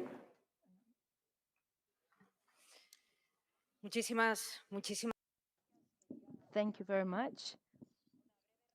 I just wanted to make a brief comment on this motion, this second motion. I think there are 2 levels of discussion. On the one hand, the literality of the motion, which is considering work at home as a job, a real job, and therefore paid. But I think there's a second level that we must not forget, and which is the advancement of co-responsibility. It can't be that care should always be systematically, we said it in the previous motion, should fall on the shoulders of women. If it is a real job, it could be carried out by women, but also it must also be able to be carried out by men. I think that the real motion that is pending in most countries, perhaps there are some privileged countries that have managed it already, is that really men should take care as much as women of work that has to be carried out at home. Thank you. Thank you very much, Madam Treuen. Thank you so much, and thank you for your interesting message, colleague Inyara. I do agree with the last speaker, actually. I'm a bit afraid that this would actually in a way, force more women to stay at home. I would like to encourage for social economic measures, for childcare, making it possible for women actually to take part in the workforce. So on the one hand, of course, the work at home is important, but on the other hand, paying it off would maybe make more women stay at home, and we need them in our workforce. So that's my message. Thank you. Thank you very much. Very interesting point. We come to Madam President from Peru.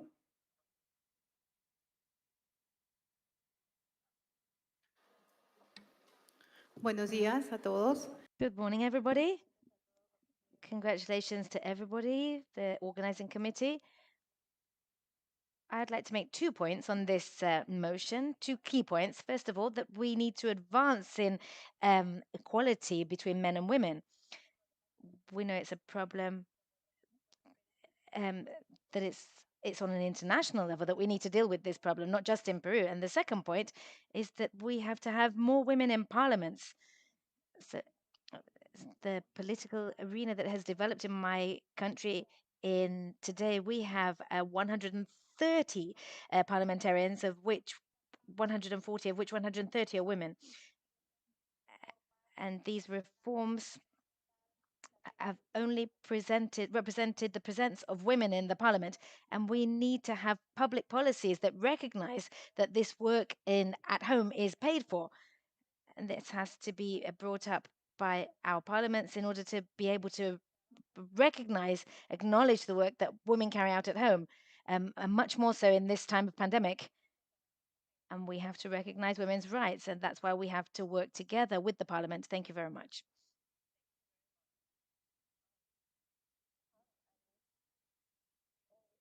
Comments, I'm very sorry. Do you have another comment for the people? Yes, if you I'd want? like Short to 1 minute. To agree with Donna saying that it is essential for some countries to have women back at offices, at workplaces, and so on. It's essential to divide. For instance, there could be a family with no children and family with 7 or 8 or 10 children. Well, it means that work care at family might be very different, and how to measure it. Latvia's way, or how we decide to help families, it's according to how many children there are in the family. For instance, if there are 5 children, the allowances and benefits are much higher. And it means assistance to women. It means plus some extra money to families. Thank you. Thank you very much. So we come to the end of this session. We got this example from Latvia, where we see that there is much support, financial support for families, but there were those questions which were asked, if this is a paid job, so men should do it as well. And on the other hand, there was this question, which is, I think, also very important. We need women in the workforce. So how can we deal with this? So we have here 2 sides where we, I think, still have to work a lot on this topic. Thank you very much for this interesting debate. Thank you very much.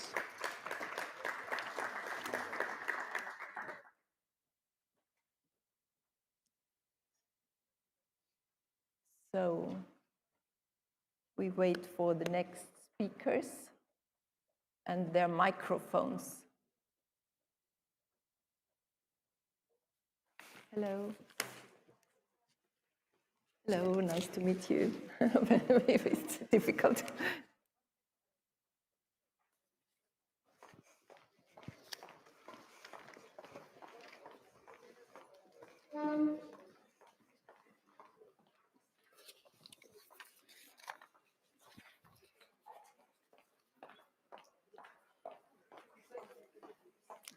Hello. Thank you.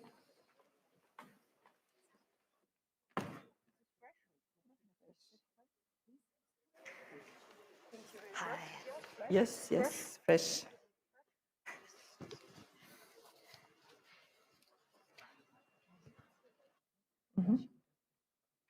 Okay. Yes. So, distinguished speakers, we come to motion number 3. When we talk about gender equality, when we talk about poverty eradication, economic growth, we also have to talk about social protection.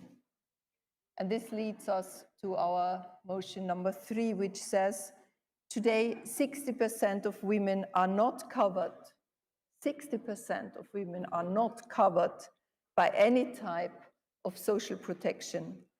By 2030, universal and gender-responsive social protection systems will be available for everyone.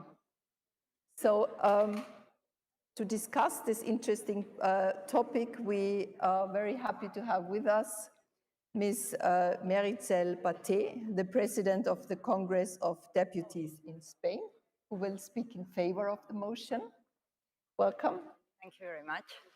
We have Ms. Moriana Cristo, Speaker of the House of Representatives of Bosnia-Herzegovina. Welcome. Hvala.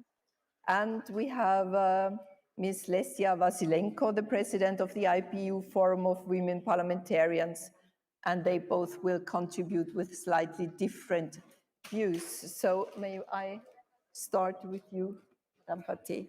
Thank you. 3 minutes, please. Yes, thank you. I'm going to try. Yes. Pues. Good morning, everybody. As I only have 3 minutes, I will go straight to the point. We're talking about social protection here. I don't think there's more discrimination than the exclusion of women from pensions and social security. If there's 60% of exclusion, if we add this to the less time that people are paying into the system and the benefits they get from this, we can see that these inequalities expressed across the board. They are devastating inequalities in terms of independence, in terms of development, and in terms of poverty and exclusion. We're seeing more women in these groups that are being excluded. And it is affecting all countries, but particularly those that have less development. But we are really seeing it in all of the countries, and particularly it's being particularly aggravated during the crisis, as we have seen during the pandemic, because the crisis isn't affecting everyone in the same way. One example is the researchers and scientists, women researchers and scientists who have published a lot fewer articles than their male colleagues. And is this because they are less prestigious or they have less ability? No, it's because they have to be looking after their family or taking care of the home education, etc.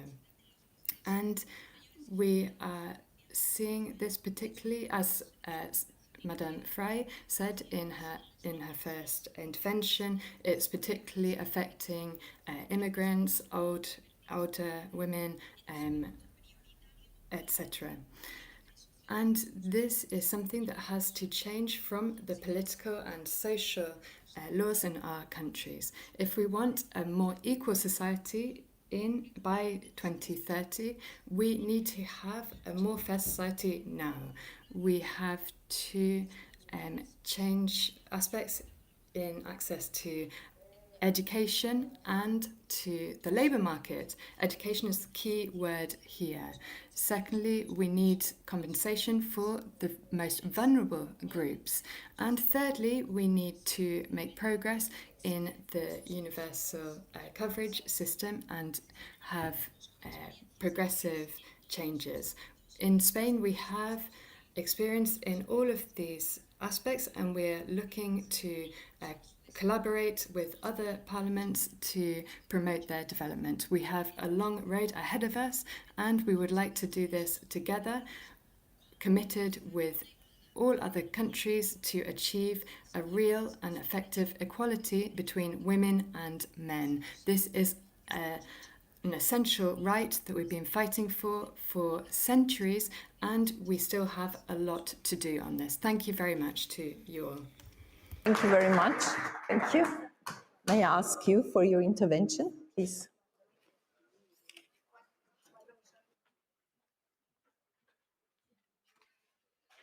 Poštovane predsjednice parlamenta, dame i gospodo, uvaženi sudionici ove konferencije, sve vas skupa srdačno pozdravljam.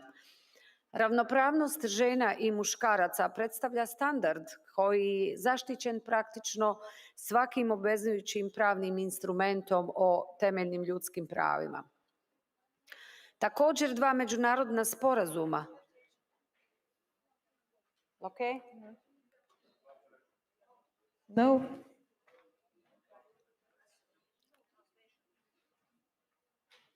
Translation?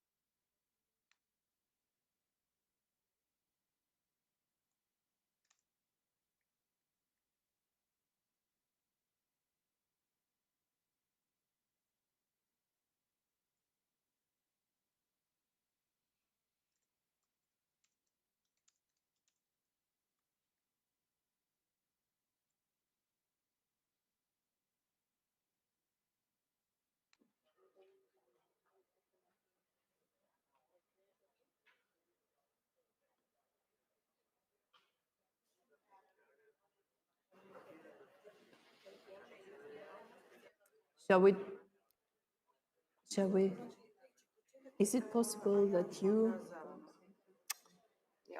I'm sorry? I'm sorry. Sorry, Madam Speaker. Yeah. I dođite ovdje.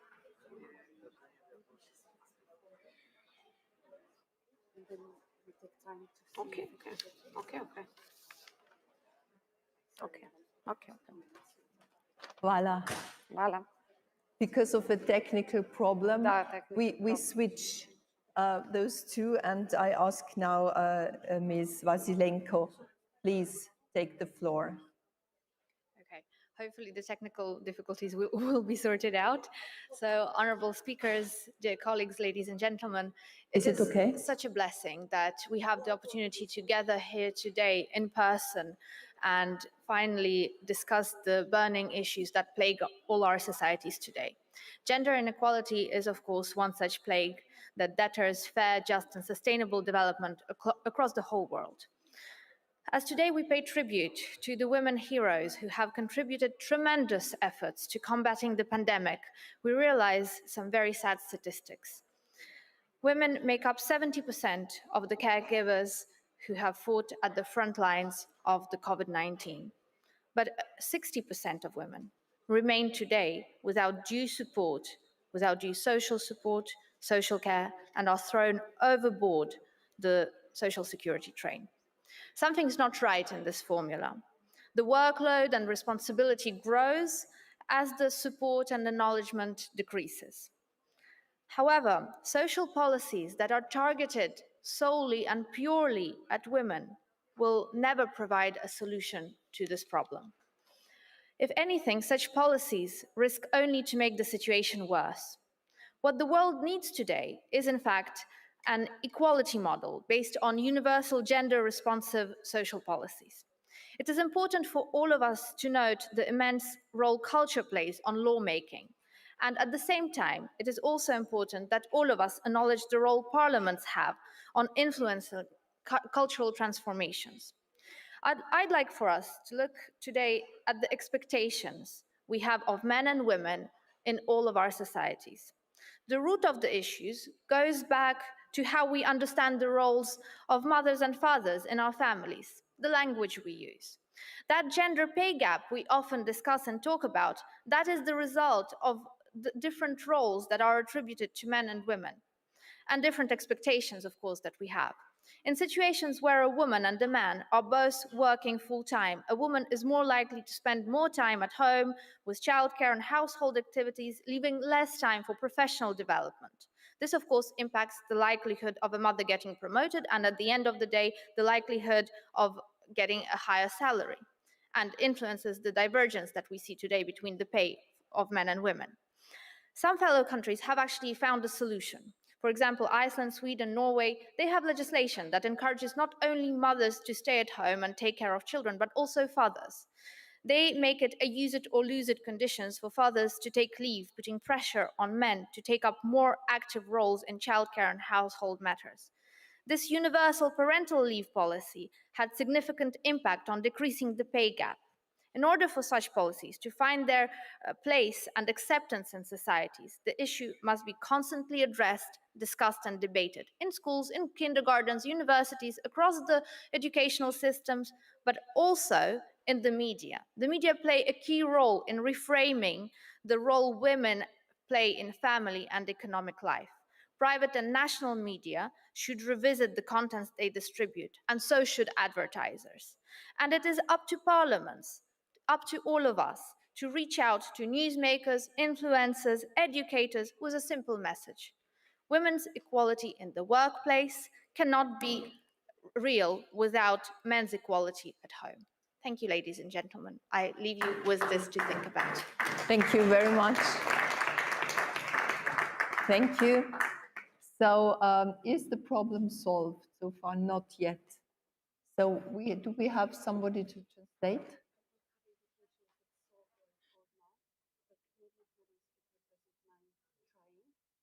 Yes? Okay. Yep. We just see one sentence. Okay.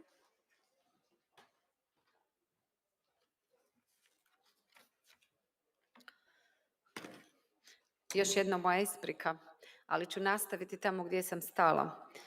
Također, 2 međunarodna sporazuma kao i Europska konvencija o zaštiti ljudskih prava i temeljnih sloboda. No, I'm sorry, it doesn't work. It doesn't work.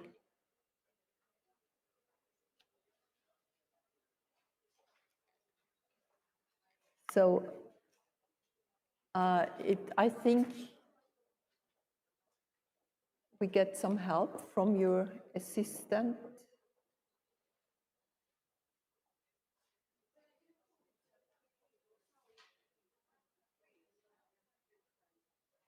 Is it possible for you?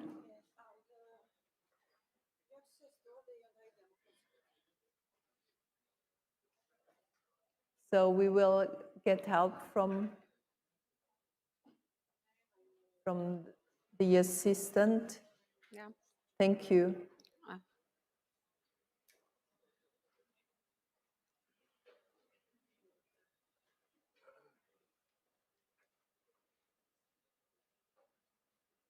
Također, dva međunarodna sporazuma kao i Europska konvencija o zaštiti ljudskih prava i temeljnih sloboda štite ravnopravno uživanje prava kao temeljni princip ostvarivanja svih ljudskih prava.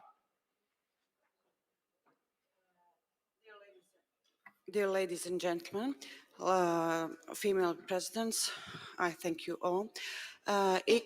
Equality between women and men is a standard that's protected virtually by every binding legal instrument on human rights.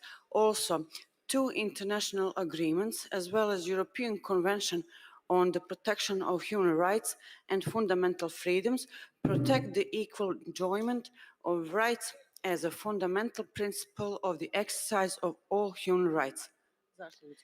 Kada govorimo o bilo kakvom obliku diskriminacije, bilo da se radi o diskriminaciji po osnovu spola, boje kože, nacionalne pripadnosti i drugo, moramo imati u vidu određene povijesne činjenice kao i empirijske pokazatelje promatrano u jednom dužem vremenskom razdoblju.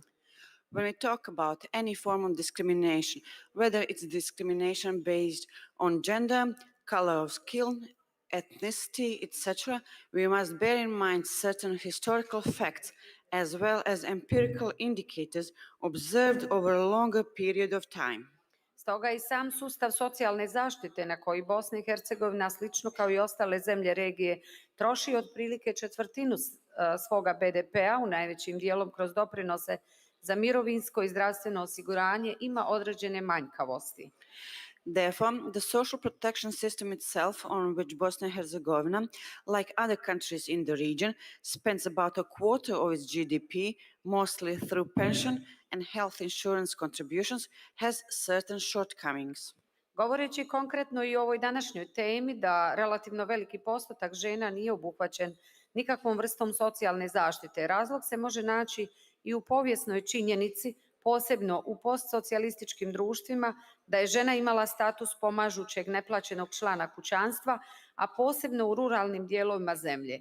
Nadalje, debalans na tržištu rada gdje potraga za zaposlenjem postaje problem kojim su posebno pogođene žene.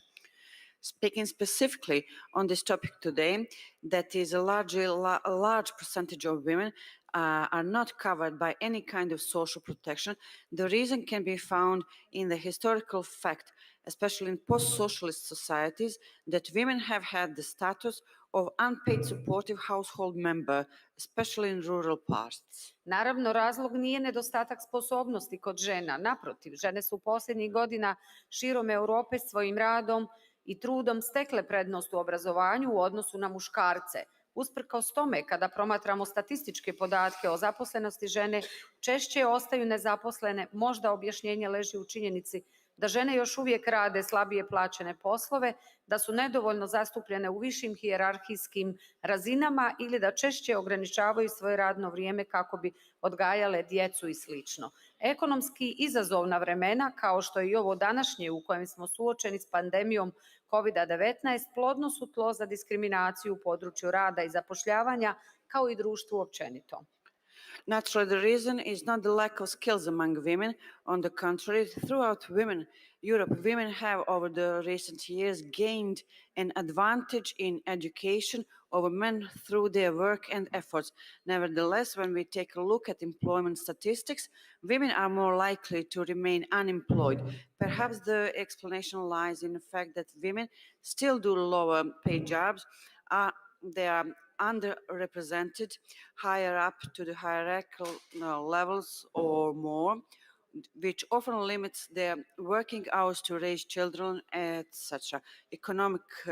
In economically challenging times such as these, today in which we are facing the COVID-19 pandemic, are fertile ground for discrimination in the field of labor and employment, as well as in society in general. S aspekta nas zastupnica kao predstavnica zakonodavne vlasti, aktivnosti na povećanju socijalne zaštite kroz poboljšanje položaja žena na tržištu rada moraju biti usmjerene na unapređenje zakonskih rješenja. To se najbolje postiže kombinirajući politiku ekonomskog rasta sa politikama zapošljavanja, socijalne sigurnosti i prava na rad u zajedničke napore zakonodavne i izvršne vlasti, socijalnih partnera i civilnog društva. Stoga osobno smatram, stava sam da žena treba biti pravna snaga, a ne demokratski ukras. Kroz učenje, ulaganje u sebe, sticanje iskustava i znanja, kroz odgovornost i jasne stavove, žene se mogu izboriti za bolje pozicije kako na samom radnom mjestu, tako i u samom društvu. Naravno da to dobrim dijelom ovisi i o samim ženama. Hvala. From our aspect as female MPs and representatives of legislative power, our actions to increase social protection through improving the position of women in the labor market must be aimed at improvement through legislative solutions. This is best achieved by combining economic growth policies with employment, social security and labor rights policies with the joint efforts of legislators, the executive power, social partners, and civil society. Therefore, I personally believe that a woman should be a real force, not a democratic ornament. Through learning, investing in themselves, gaining experience and knowledge, through reasonably and clear attitudes, women can fight for better positions both in workplace and in society itself.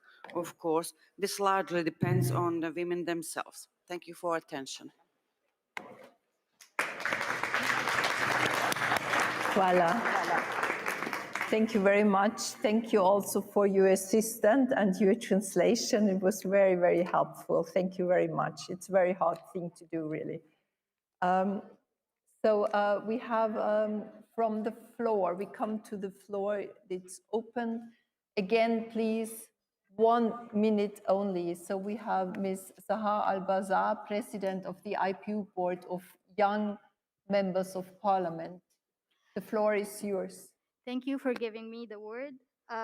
It's important to have gender-sensitive social protection systems to support women, especially during COVID. I would like to highlight that it's also as important to include well-being and mental health to this protection systems, especially because women were highly impacted with this during taking care of the children. And I would like to give an example that in Egypt, the government availed the hotline to answer questions about COVID and to give psychological support for women and for the family as whole. And that's actually one of our demands as Forum of Young Parliamentarians. We called for mental health services to be widespread for free for everyone. And I would really like to see such support widespread. Thank you so much. Thank you very much. Thank you. Now we have President Fernandez von Barlasen. Here you are, yes. Thank you. Muchísimas gracias. Thank you very much. It's very important to reflect upon what is happening in regions such as this, Central America and the Dominican Republic, where we have many countries in development. Unfortunately, in our region, women are obliged. We don't have the option to be housewives, teachers, wives, psychologists, nurses, and all these types of jobs. And most of them are not paid for.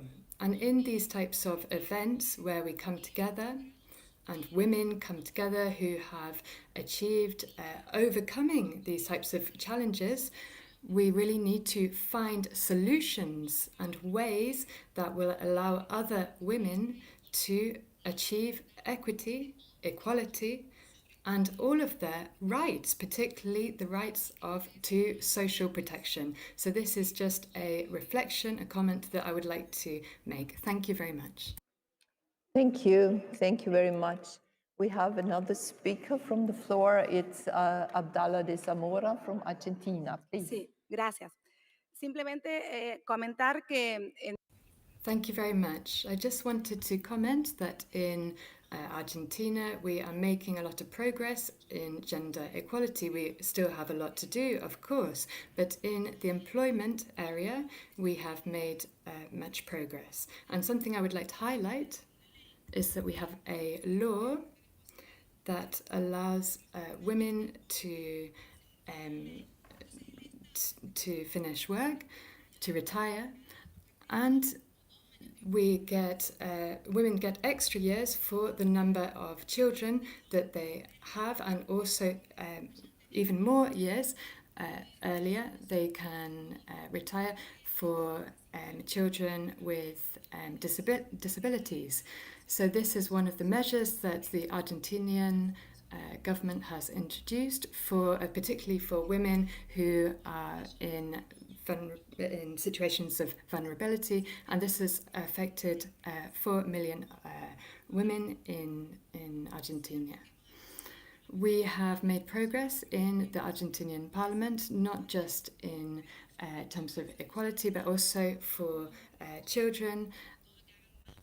We are making it more easy for women to have an easier life, and for children we're also promoting their participation in politics. Thank you. Thank you very much. Very interesting examples. I think in general it's very interesting for us all to get the examples from other countries and your reflections. Are there any comments here on the stage? No? It's everything said. If I may say, please. So thank you for the last two comments, especially. It is very common for all our countries, I think, to see that women, even those who were holding formal jobs in society, they were pushed out of these jobs and forced to go into the informal labor sector, which is home carers, caregivers to children, to the elderly, to the sick. And unfortunately for these jobs, there's no pay, and there's, of course, no social policies to support these jobs. Whereas we can provide support in different kinds of forms, like hotlines, like psychological care, we cannot provide time, we cannot provide financial remuneration for women to actually go back from the home into the economic sector, the today called real economic sector, which provides salaries, which then provides opportunities for women to support themselves and support their families. And I think this is a larger area and a larger discussion that all of us need to have here in this room, in other debate platforms, and also back home in our respective societies and in our respective parliaments. Thank you very much. Thank you. Another comment, please. Thank you very much. Sí, quería hacer un par de reflexiones en relación con las intervenciones que... I wanted to just respond to some of the comments that we have received. The President of the Parliament in Argentina has promoted some specific measures, such as the years of paying into the system per child and recuperating years for retirement per child. All of these measures are measures that have been introduced in Spain as well, and these are a first step of transition towards the goal, which would be that we should pay into the system to the same extent as men. These are very important comments, and we also received one of the comments about one of the key points post-pandemic, which will be mental health. Of course, the mental health of all citizens is important, but particularly that of children and adolescents, and this really has to be focused on by all parliaments and all governments. This is going to be the great challenge that we are going to see in the future. We must make sure that people are not left behind, that have this serious psychological damage, and this is something that the governments and the public institutions have to work together towards. Thank you. Thank you very much. Very, very interesting debate also now. So there are, I think there is no question about the wish of all the countries to have a better social system. Um, there were many points raised, and examples raised from different countries, very interesting. One of the most important issues certainly is to push people or to make it possible for women to go into the labor market, and then that they get social security, but they need support. And we come back, so this cycle closes again. We come back. How are they able to go to the labor market? They need support at home. They need support for their house duties, and we have heard examples from the northern countries. So we still have a lot to work on that issue. Thank you very much. Thank you, Vala. Thank you very much. Thank you very much.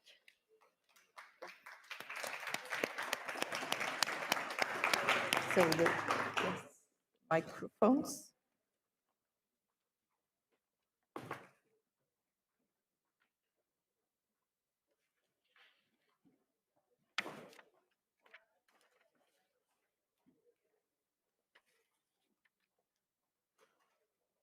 So may I hand over the floor to you now for the break. Thank you, Ms. Martinen. Dear speakers, we've gained a lot of good insights from this first session and on the crucial role of women and girls, both during the pandemic and as we move towards recovery. Thank you to Speaker Christo and the delegation from Bosnia-Herzegovina for tackling the technical obstacles in such a good way.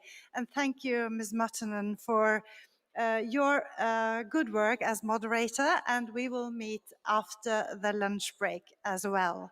We will now be taking a lunch break before moving on to the second session. We will meet back here at 1:30 p.m. and I just wish you bon appetit. Thank you.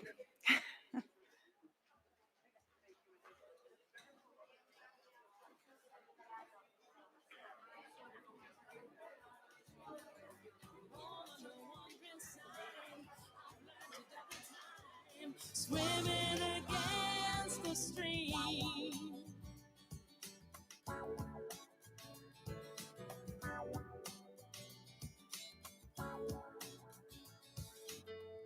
I watch the Eiffel Tower disappear in the clouds that ride the wind that takes me home to you.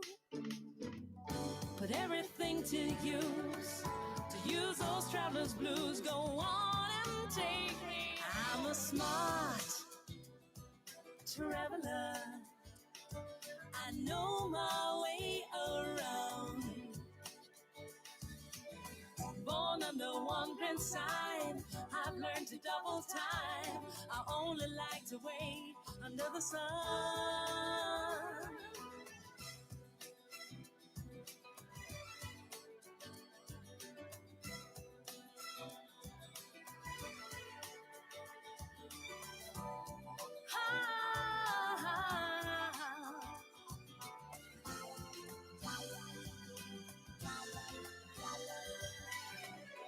Don't you hate to wait when hard luck makes you late on time sublime? I'm a smart traveler. I know my way around. Born under wandering sign, I've learned to double time. I only like to wait under the sun. I'm a smart traveler. I know my way around. Born under wandering sign, I've learned to double time. Swimming against the stream.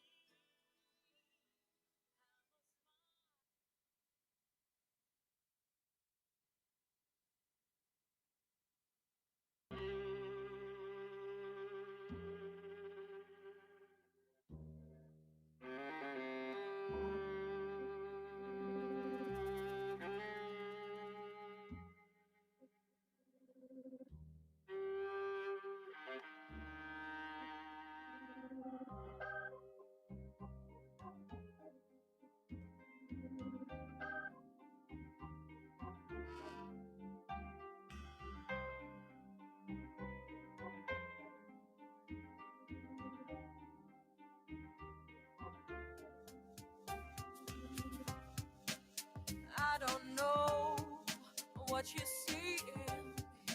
I don't know what I radiate. Sure, I won't be deterred, but I'm only human. Is it my positivity, yeah, that keeps all these healthy friends' advice from me? My imperturbability, yeah, don't makes you ignore me. As I know, no one even cares. How come that there is no one that I can stand? Ooh, baby, I said no. No one even helps. No one even cares for me, baby.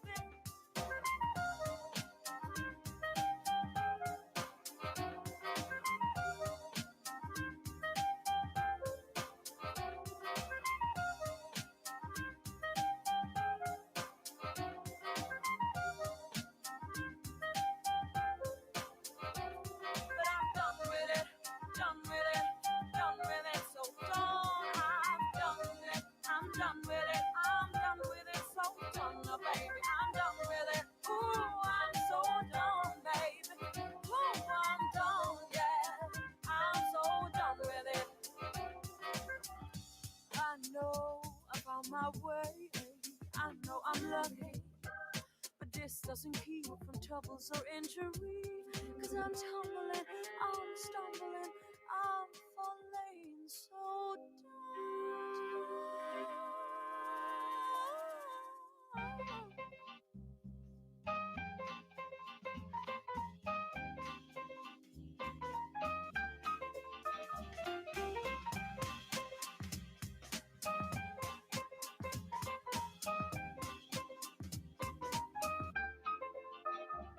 But I'm done with it, done with it, done with it, so done. I'm done it, I'm done with it, I'm done with it, so done, oh, baby, I'm done with it. Ooh, I'm so done, baby. Ooh, I'm done, yeah, I'm so done with it.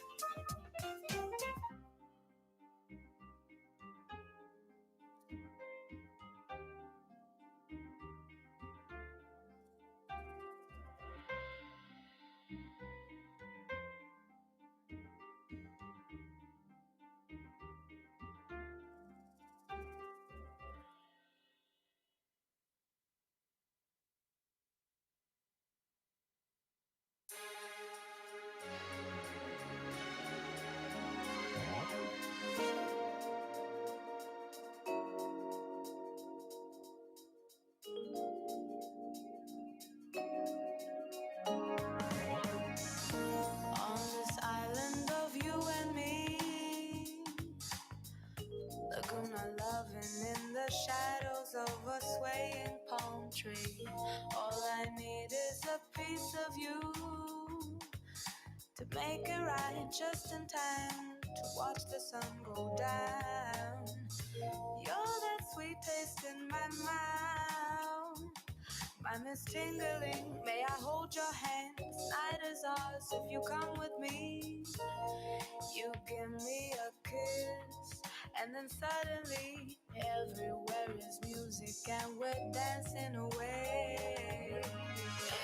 Everybody knows you're shimmering, a star that lights the sky to guide us through the dark and lead the way to supernova skies.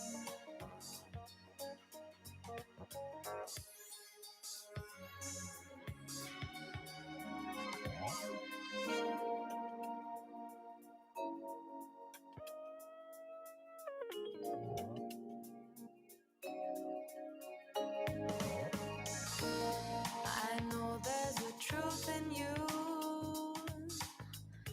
Finding out what it means is like a dream come true. In the shine of your smile, you're shimmering my everything, lighting up the night. Paint them super dust in the sky. In your head there is a different tune, all the groovy let them out. And then you see everywhere is music and we're dancing away.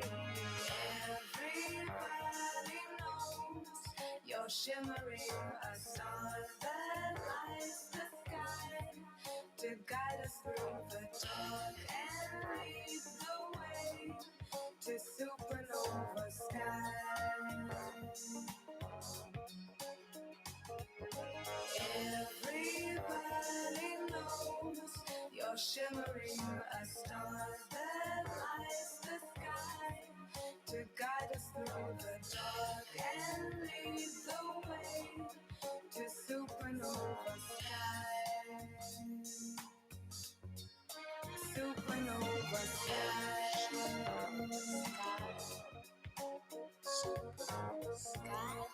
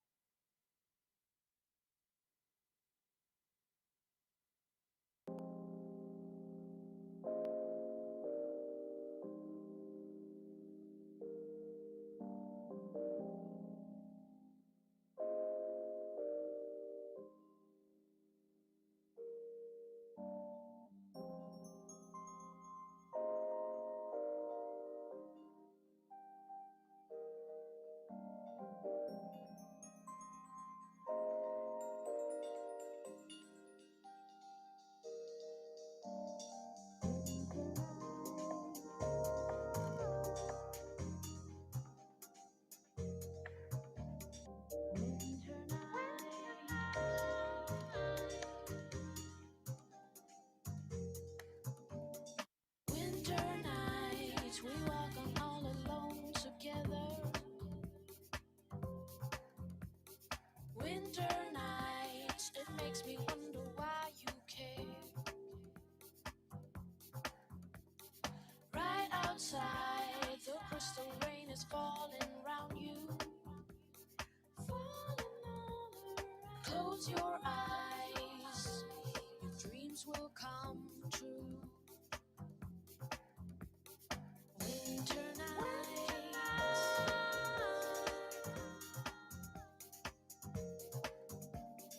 winter nights, winter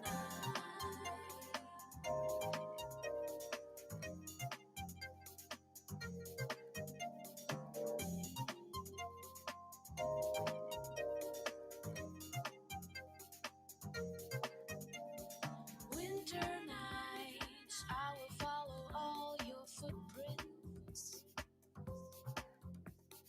Winter nights, it makes my world turn right again. Right outside, I'll guide you to my favorite treasures. Close your eyes, I'll kiss you goodbye. Winter nights,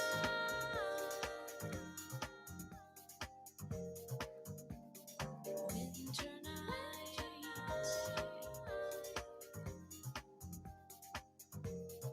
winter nights.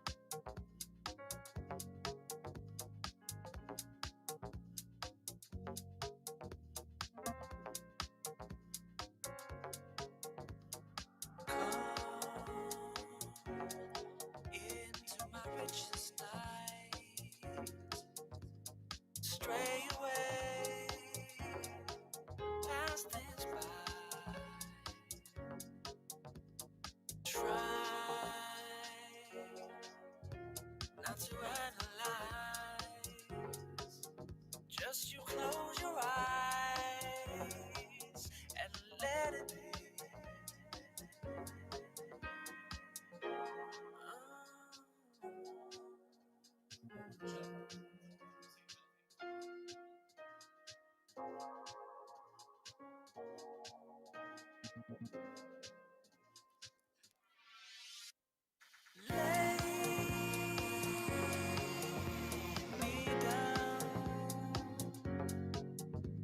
While the moon watches over the land,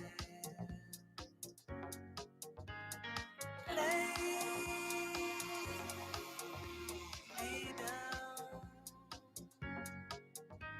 while your body floats under mine,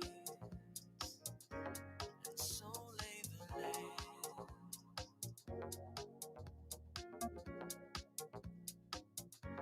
and so lay the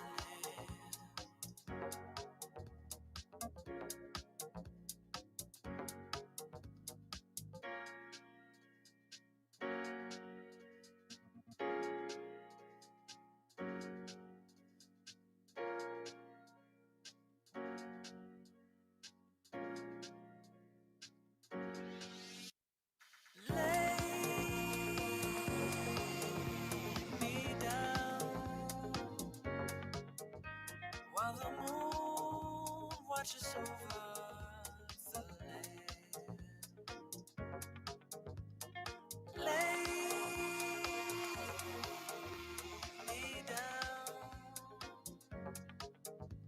while your body floats under mine.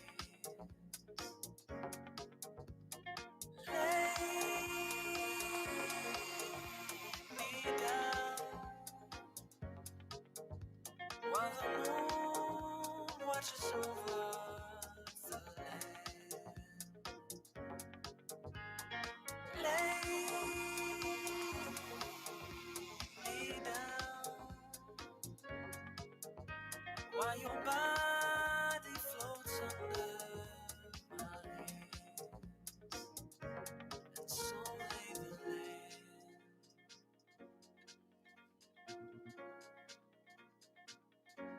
and so lay the land.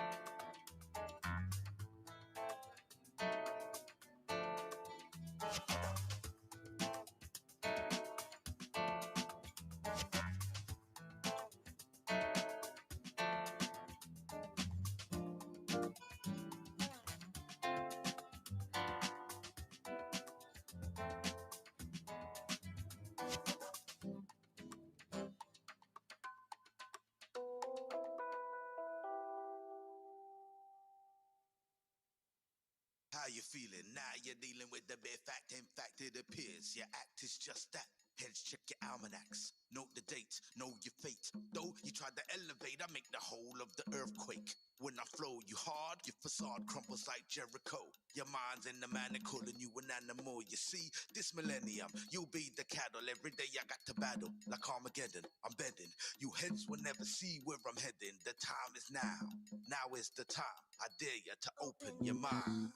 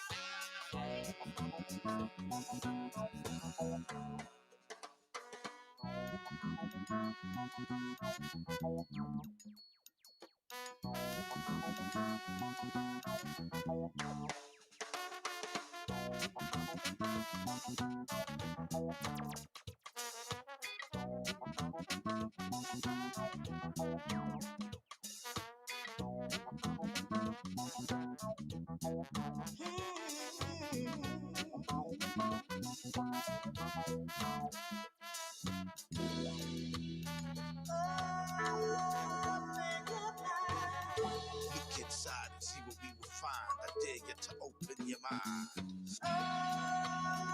Open your mind.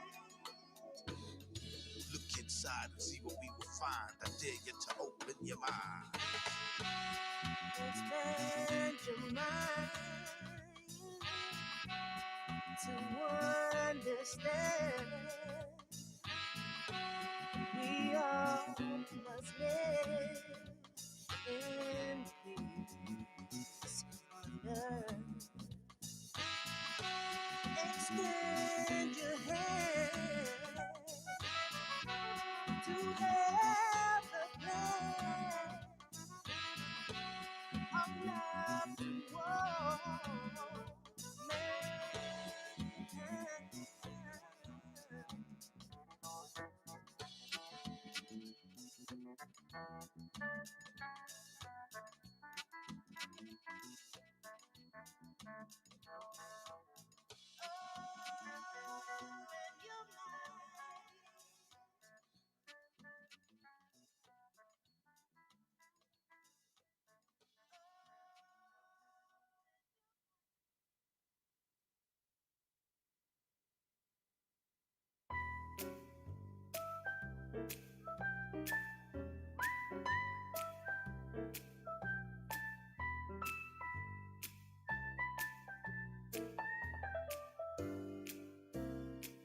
Sometimes I feel I've got you. Run away, I've got you. Get away from the pain you drive into the heart of me. The love we share seems to go nowhere, and I've lost my light. For I just and turn, I can't sleep at night. Once I ran to you, now I run from you. This tainted love you've given, I give you all a boy could give you. Take my tears and that's not nearly all. Tainted love, tainted love.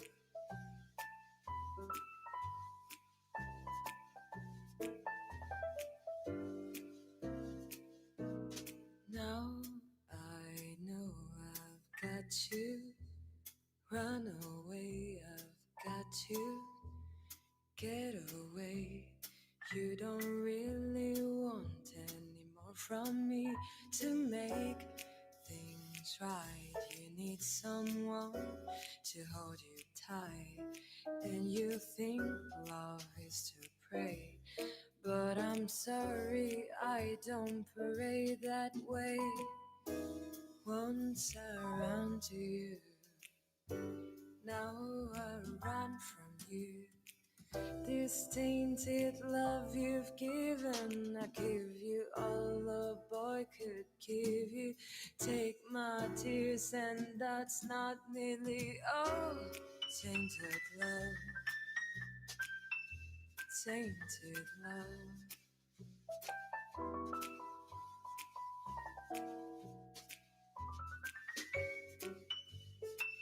Don't touch me, please, I cannot stand the way you tease. I love you, though you hurt me so. Now I'm going to pack my things and go. Once I ran to you, now I run from you. This tainted love you've given, I give you all a boy could give you. Take my tears, and that's not nearly all. Tainted love.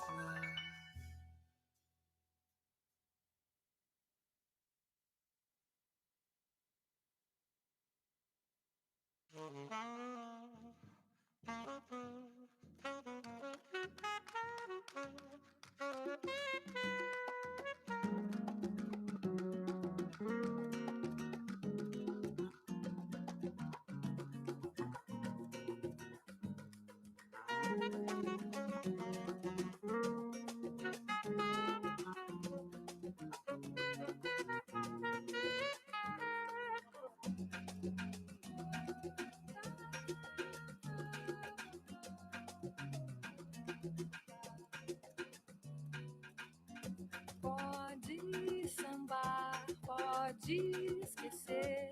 Na orgia sua vida até amanhecer. Pode girar e enlouquecer. Madrugada fora na batida. Cedo ou tarde, chova ou faça sol. Sobe o sudoeste, sobe o terral. Brisa leve, temporal. O meu coração 42 graus. Não tem pressa, rave ou carnaval. Se te pego pra dançar, você nunca mais me larga. Tecnova, tchá, tchá, tchá. Você não vai escapar.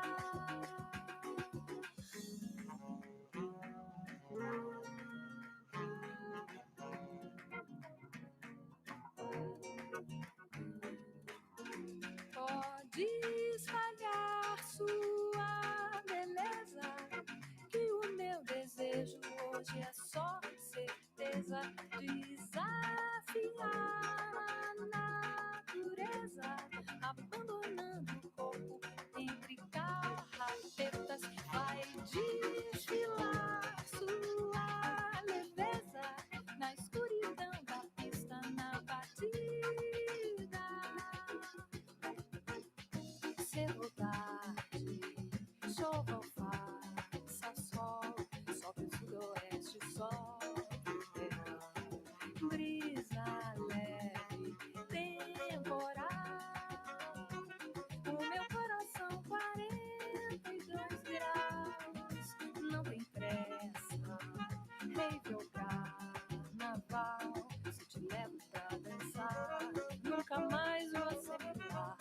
chama emboça e já não escapa.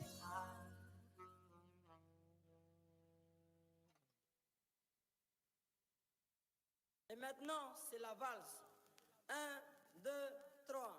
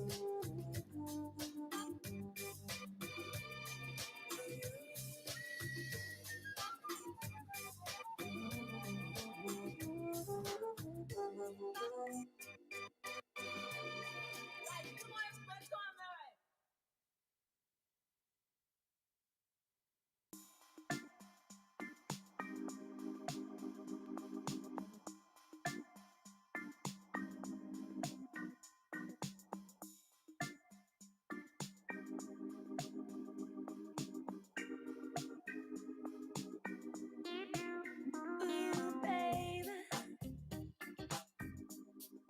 is it a crime to love you? Oh, darling, can't stop thinking about you. Hey, baby, now tell me, is it a crime to love you? Oh, darling, can't stop thinking about you. You're my medicine. Well, it's good for me. My baby will free me. Get up, get up, get up, get up. Let's make love tonight. Wake up, wake up, wake up, wake up. 'Cause you do it right. Baby, come take control. Just grab a hold. Sensual. Sensual. Sensual.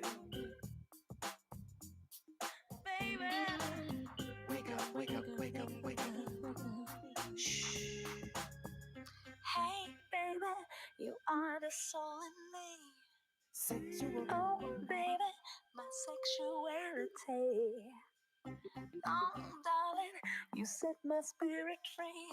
Let's hold on to each other. You're everything to me. Just grab a hold. Hey, baby, always on my mind.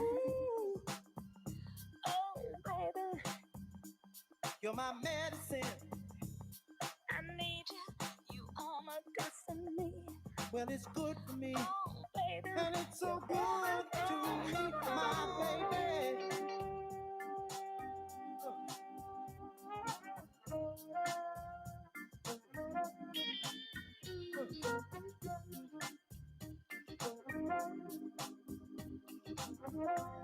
you are my destiny. Hold on to me. You're my medicine.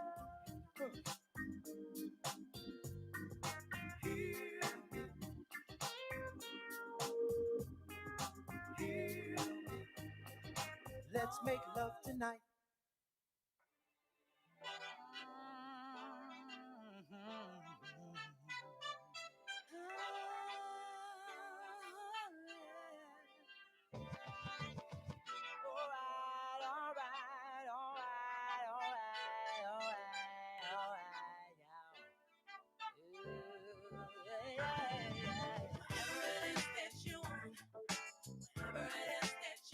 Just say yeah. I wanna say yeah. You gotta say yeah. Oh, just say yeah. Just say yeah, yeah. I had only good intentions. I wanted only to be true. But you fooled me into believing there was something there between the just say it. Come on, you gotta say it. Just say it. Just tell me, baby. You said, just say it. Just say it. I was totally captivated. Girl, I slowly fell for you.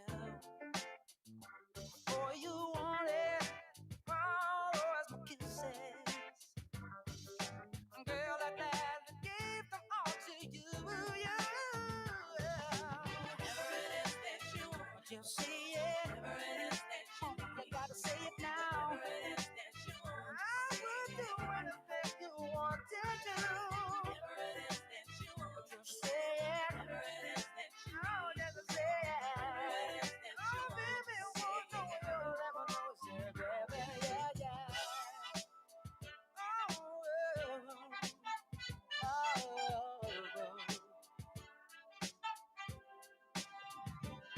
I wanna tell you now, oh, this is for real.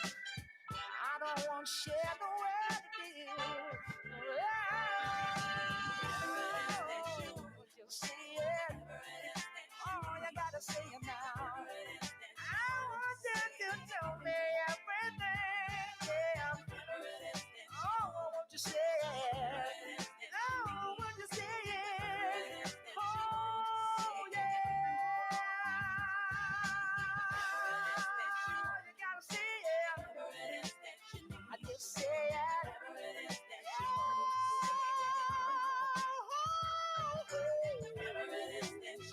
Just say it. I wanna do it for you. Oh,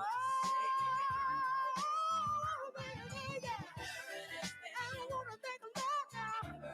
Oh, get a picture here now.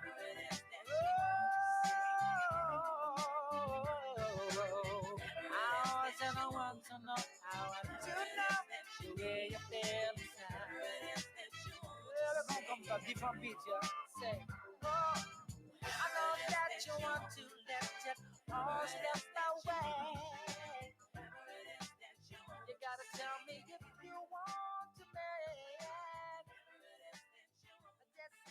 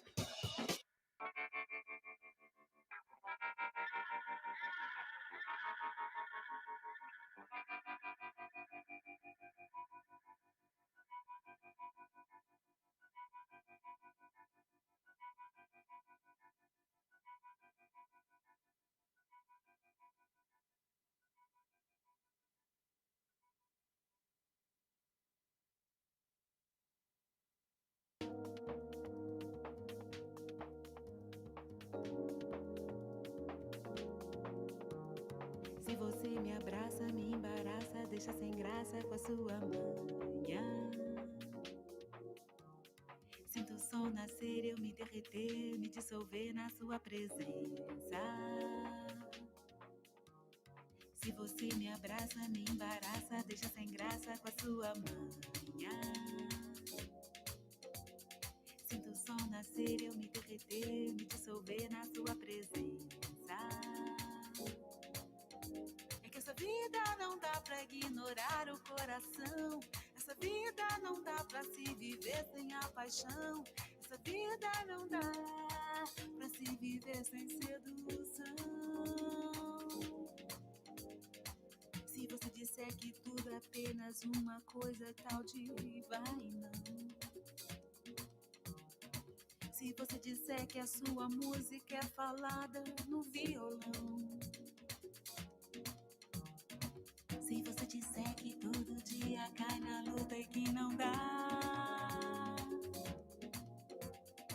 que toda chance é só pra todo mundo, só não dá para você.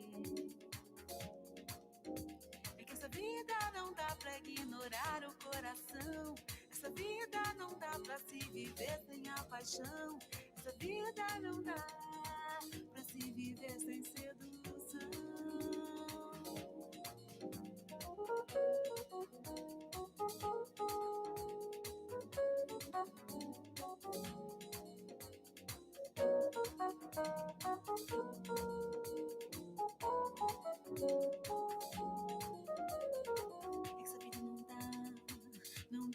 segurar, não dá, não dá. É todo dia um tal de se lutar, de levantar cedo para vencer. É que essa vida não dá pra ignorar o coração. Essa vida não dá pra se viver sem a paixão. Essa vida não dá pra se viver sem sedução.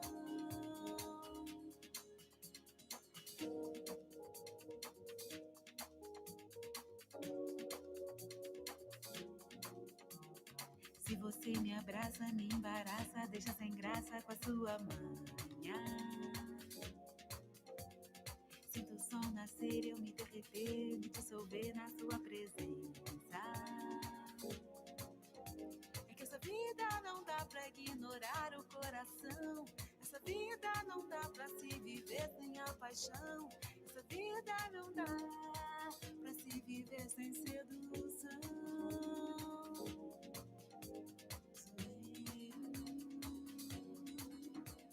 Zoeiro, zoeiro,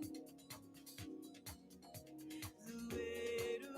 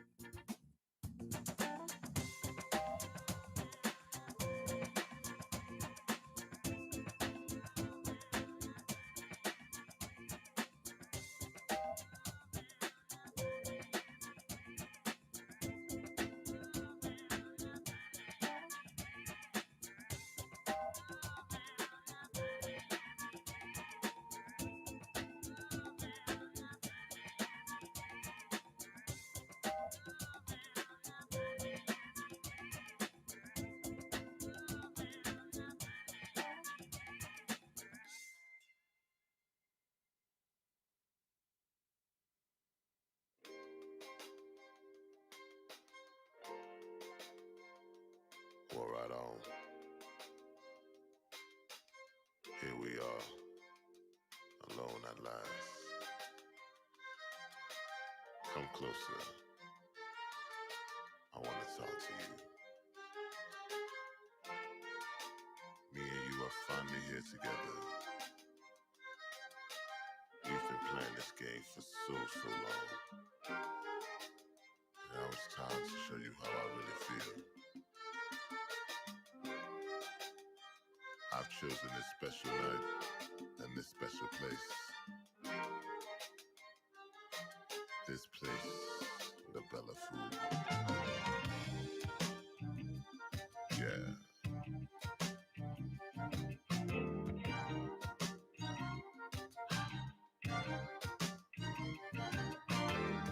You see, there'll be no interruptions tonight. So turn your phone off. Just sit back and relax. I want you to free your mind tonight. Leave your troubles at the door.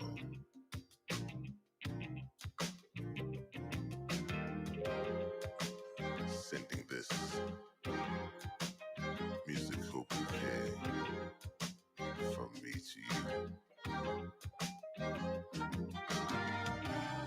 Right on, right on, right on, right on.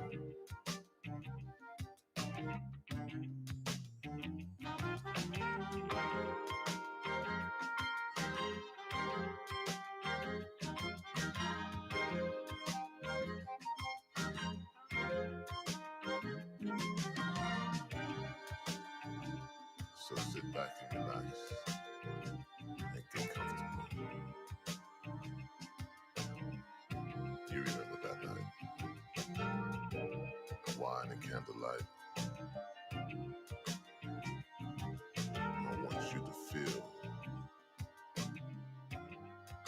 and I want to be your everything.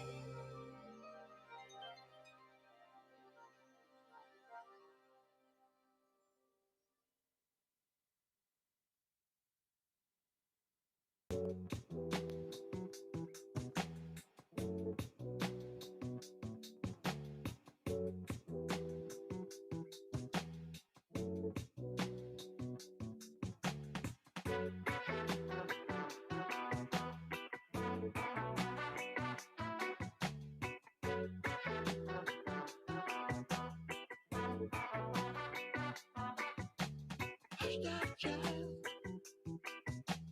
don't you cry.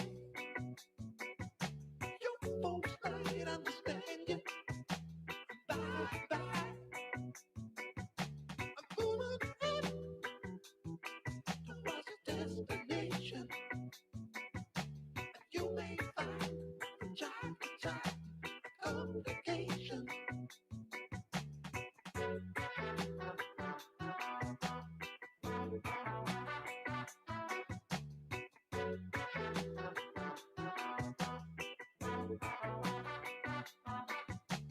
Bite your lip,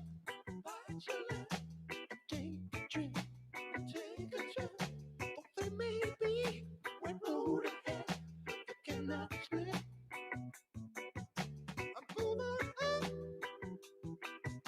a peace to fight. Into the steeple, beautiful people, where there's only one kind.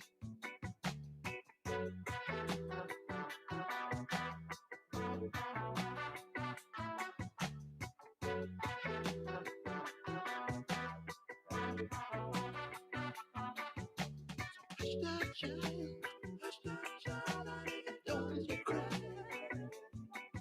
Your folks might understand you. By and by, just moving on and keep on wishing. Remember your dreams, your only schemes, so keep on pushing.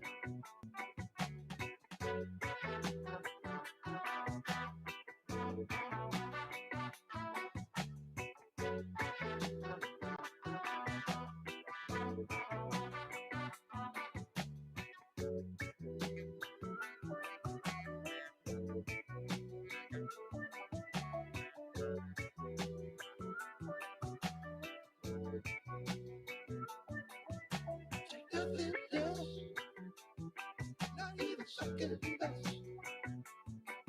Do not outthink, don't have to say you can pass the test.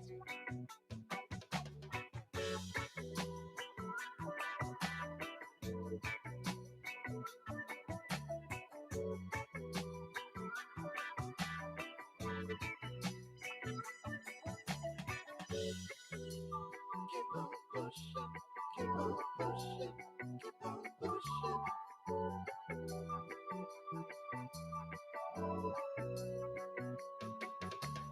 Yeah, yeah.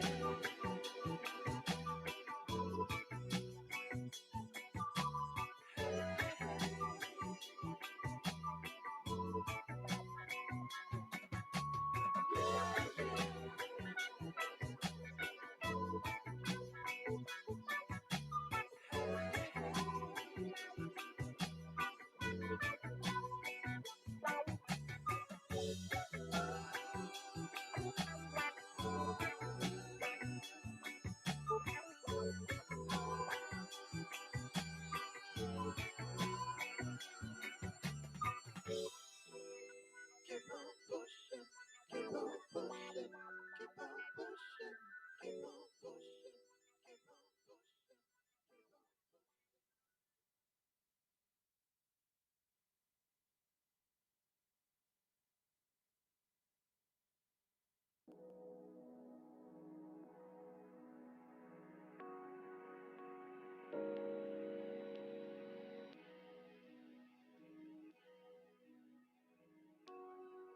I was yours and you were mine.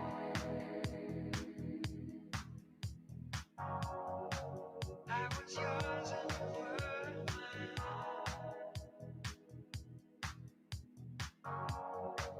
I was yours and you were mine.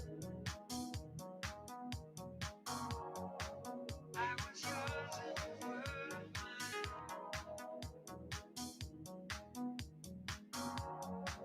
I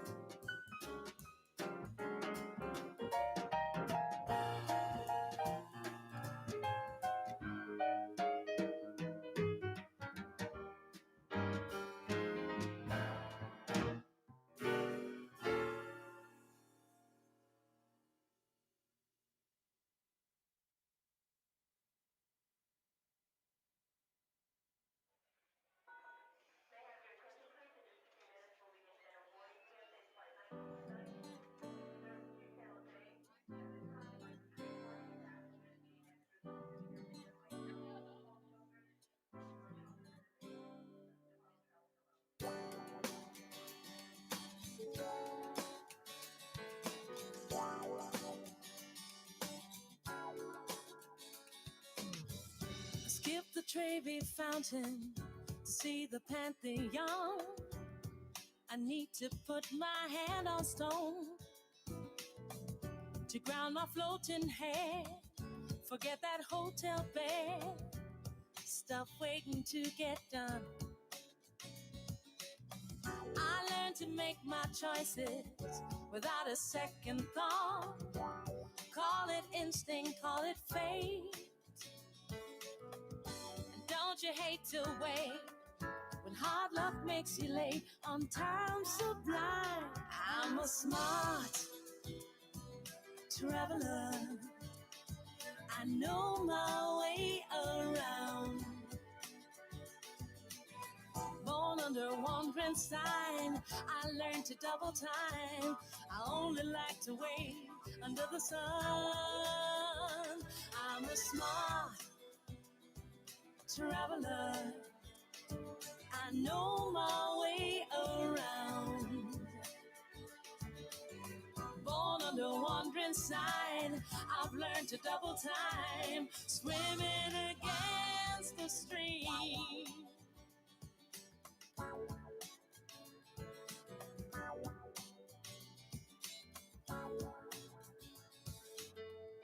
I watch the Eiffel Tower disappear in the clouds that ride the wind that takes me home to you.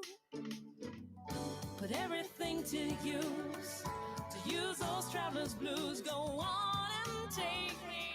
I'm a smart traveler. I know my way around. Born under wandering sign, I've learned to double time. I only like to wait under the sun.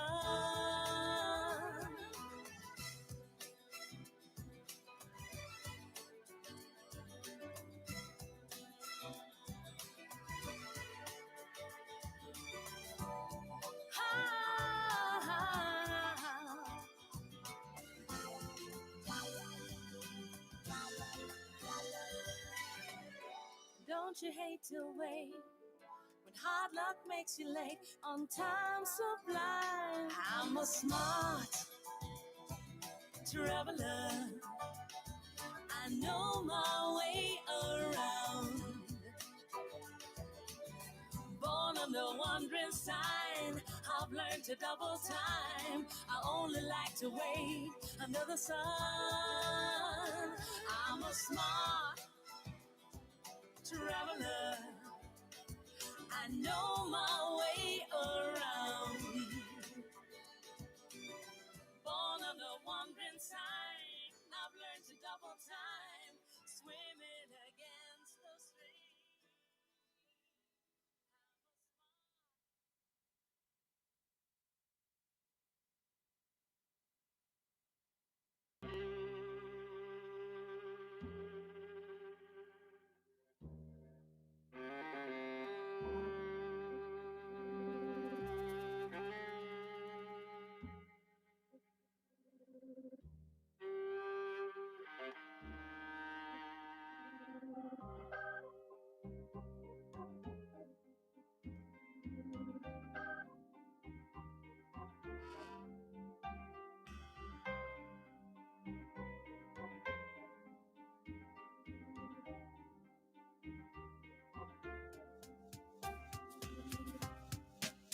I don't know what you see in me.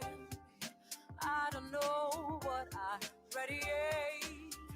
Sure, I won't be deterred, but I'm only human. Is it my positivity, yeah, that keeps all these healthy friends' advice from me?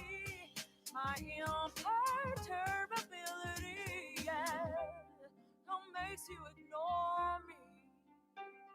As I know, no one even cares. How come that there is no one that I can stand? Ooh, baby, I said no. No one even helps. No one even cares for me, baby.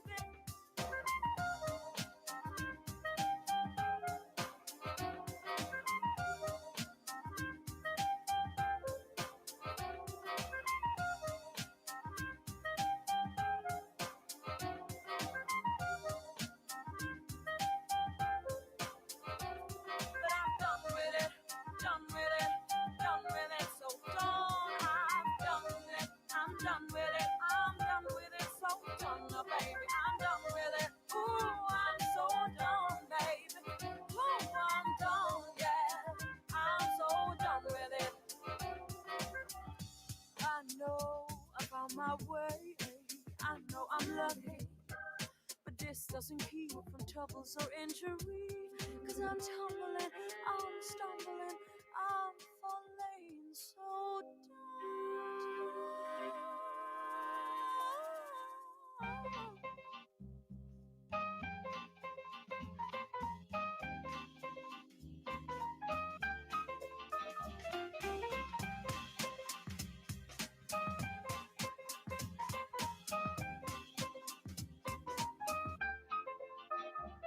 But I'm done with it, done with it, done with it, so done. I'm done with it, I'm done with it, I'm done with it, so done, oh, baby, I'm done with it. Ooh, I'm so done, baby.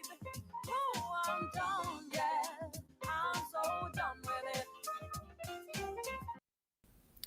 Hi Stephen, this is Becky, just sound checking. 1, 2, 3, 4, 5, 6, 7, 8, 9, 10.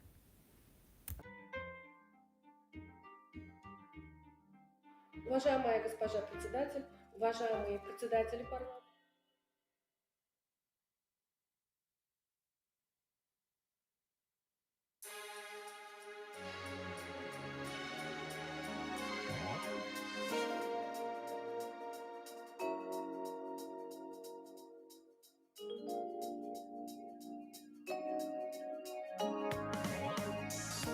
On this island of you and me, Laguna loving in the shadows of a swaying palm tree. All I need is a piece of you to make it right. Hello, can you hear me? Hello, good afternoon. You're that sweet taste in my mouth. Mine is tingling. May I hold your hand? This night is ours if you come with me. You give me a kiss, and then suddenly everywhere is music, and we're dancing away. Everybody knows you're shimmering, a star that lights the sky to guide us through the dark and lead the way to supernova sky.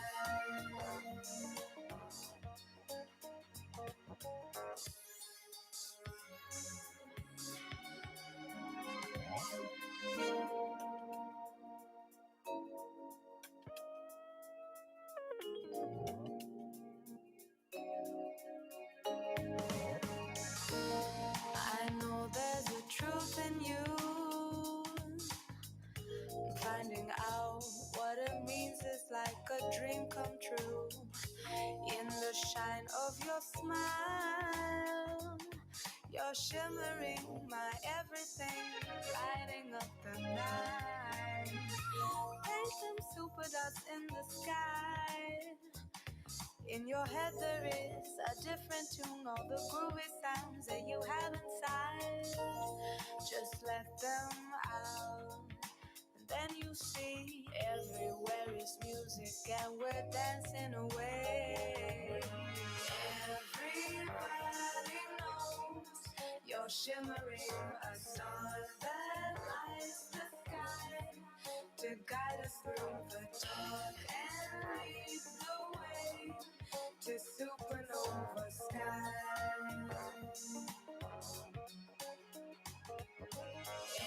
Everybody knows you're shimmering, a star that lights the sky to guide us through the dark and lead the way to supernova sky. Supernova sky. Supernova sky.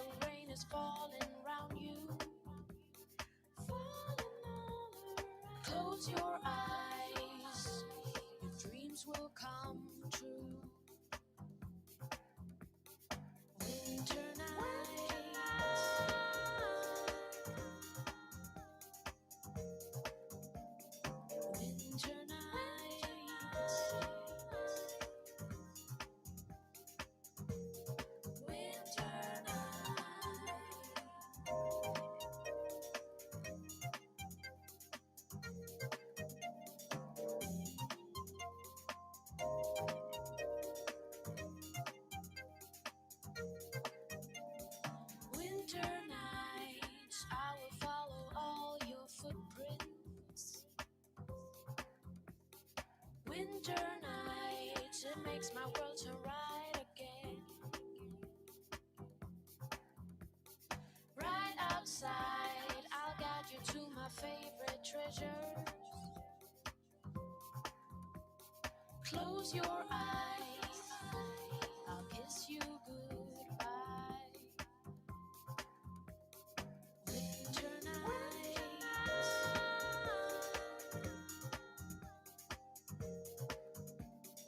Winter nights. Winter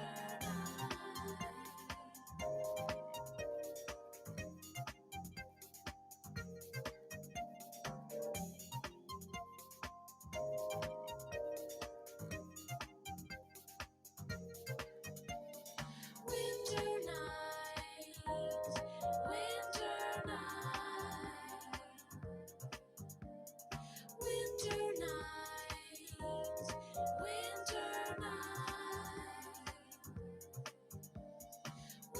nights, winter nights, winter nights, winter nights, winter nights.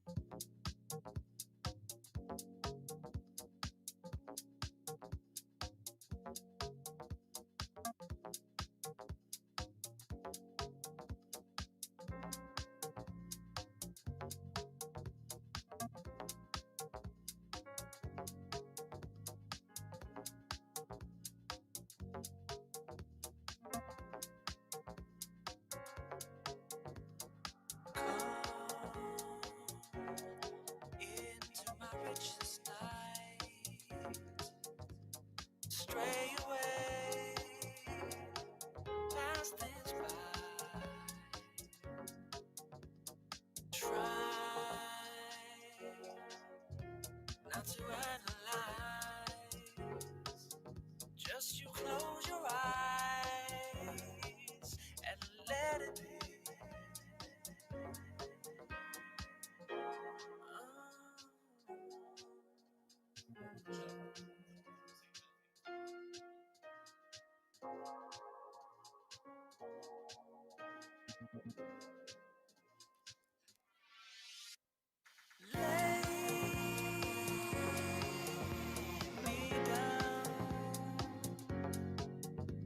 While the moon watches over the land,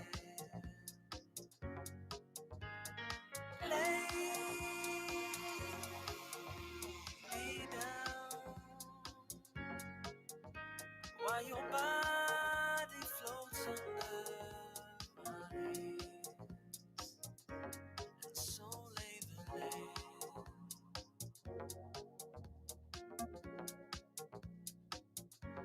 And so lay the land.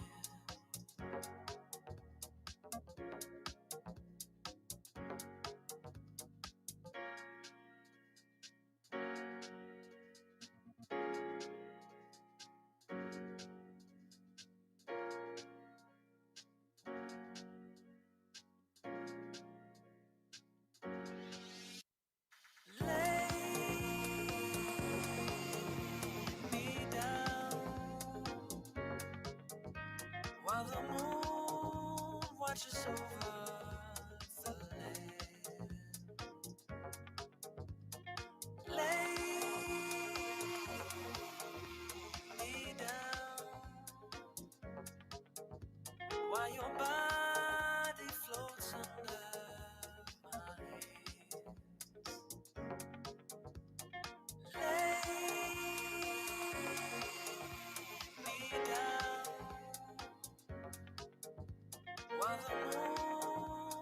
washes over the land. Lay me down while your body floats under mine, and so lay the land.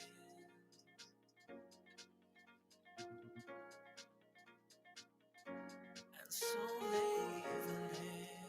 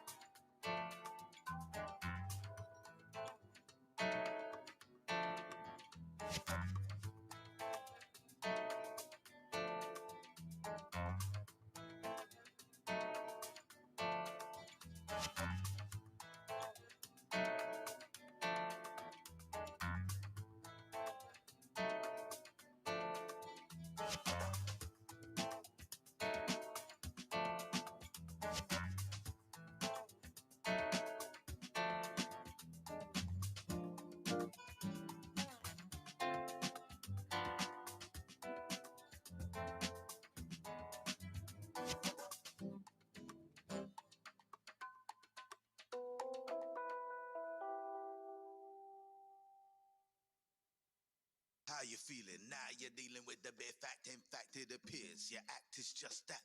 Hence, check your almanacs. Note the date, know your fate. Though you tried to elevate, I make the whole of the earthquake. When I flow you hard, your facade crumbles like Jericho. Your mind's in the man calling you an animal. You see, this millennium, you'll be the cattle. Every day I got to battle like Armageddon. I'm bending. You hence will never see where I'm heading. The time is now. Now is the time. I dare you to open your mind.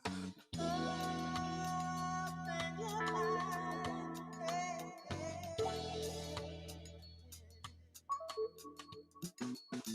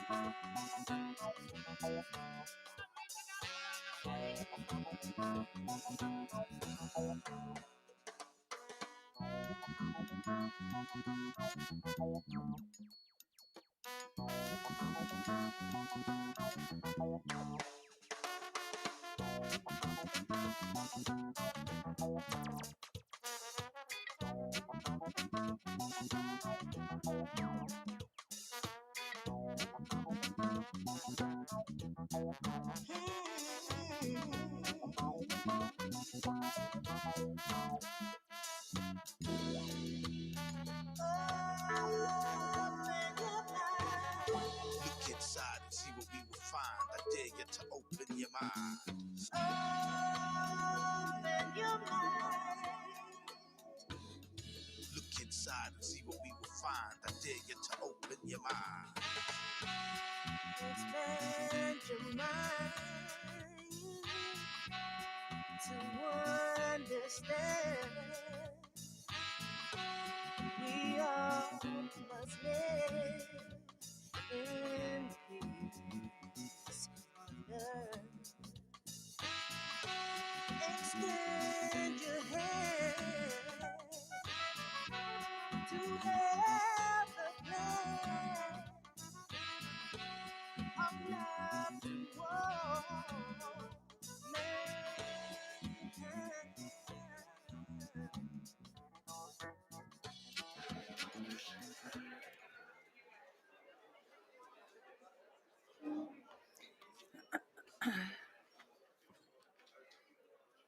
Well, dear speakers, welcome back to our meeting. I hope you've had a good lunch. So I would ask now all of you to find your seats, and we will be ready to start in about 1 minute. So please find your seats, and we will start again.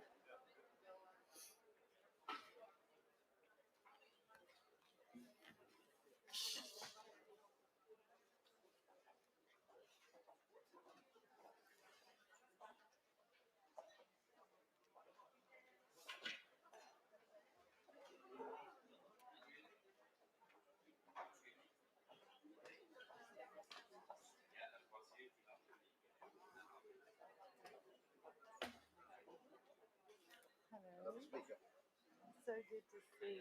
So good to see you.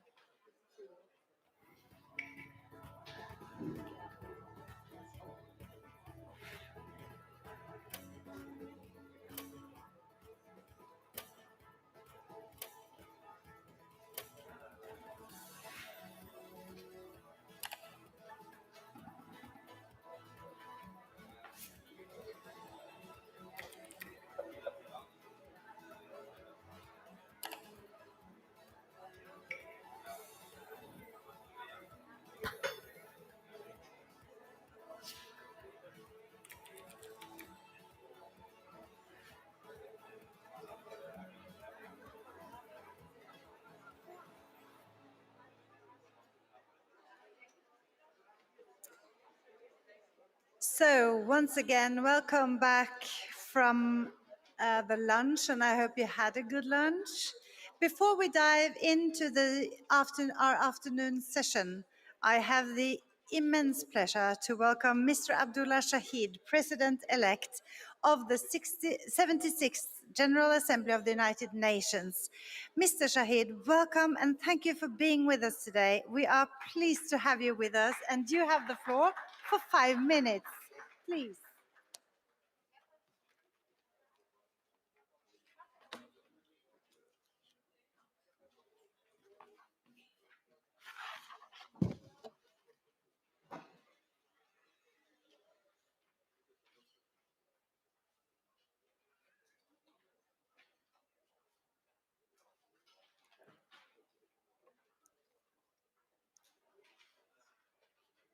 the Honorable Ton Wilhelmsen, Speaker of Parliament and Chair of the Summit,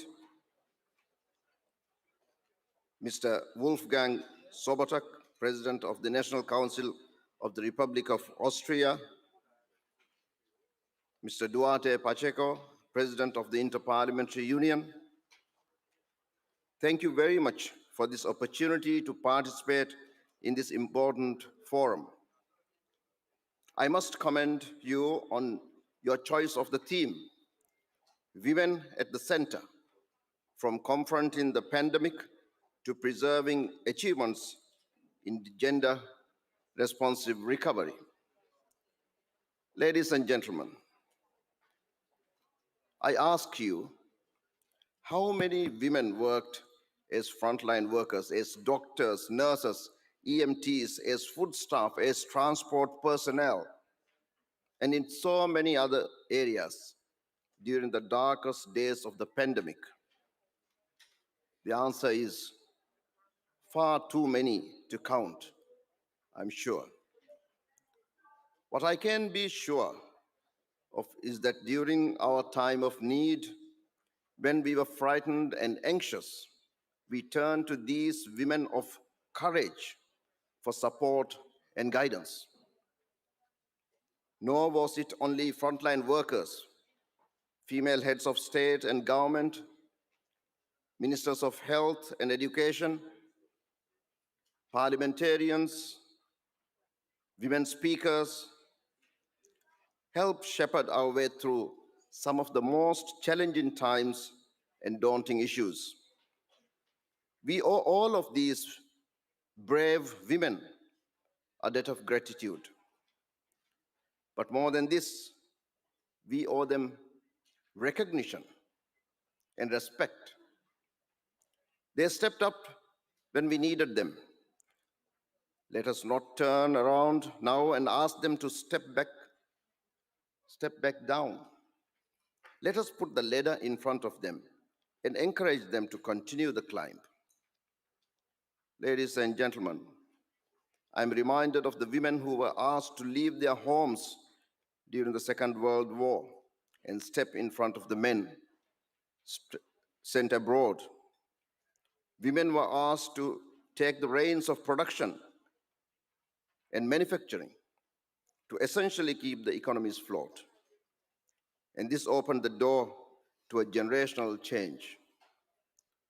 While our situation today is vastly different, it echoes of the same spirit. Women have demonstrated what they have long known, but what society continues to deny them, that they must have a place at the head of the table. Ladies and gentlemen, it is fair to say that we have a long way to go if we are to achieve gender parity at the highest echelons of power. Women remain far too underrepresented in parliaments, in senior government roles, and at the highest levels at the United Nations. Only 4 out of the 76 presidents of the United Nations General Assembly have been women, and no secretary generals. This is abysmal. We can and must do better. Fulfilling the promise of the Beijing Platform for Action has been marred by dire statistics, such as the following: 21 female heads of state or government out of 193 countries. Only 4 countries have achieved gender parity in national legislature or parliaments, and a mere 15% of countries have reached 40% of women in local decision-making bodies. Dear parliamentarians, this is where you, as parliamentarians, can make a difference. You have the power to help amend the laws and policies which tend to serve as barriers to progress. You can accelerate gender equality and women's empowerment by tackling archaic laws and practices, patriarchy, and sexual and gender-based violence. I'm proud to say that gender equality will be of paramount importance during my tenure as President of the United Nations General Assembly. I intend to retain the Gender Advisory Group created by my predecessor. I'm pleased to note that this also includes a parliamentary perspective, given that a member of the group is the permanent observer of the IPU to the United Nations. I have also ensured that my team in the office of the PGA is balanced with an equal amount of females and males, or even more females than males. And I have instructed my team, and I have taken this pledge that I will only attend and participate in panels where parity is assured. This is the bare minimum that one can expect from a male in power. Ladies and gentlemen, as men who have benefited from a patriarchal system, we have an obligation to take the steps necessary to empower women, even when it may be of inconvenience to ourselves or our own ambitions. The big picture must always be prioritized. My dear speakers and parliamentarians, I thank you once again for this opportunity to speak, and I look forward to hearing what you have to say about it. I am here to assist you, work with you in reigning in a presidency of hope at the United Nations General Assembly, where I intend to champion the cause of gender parity. I thank you.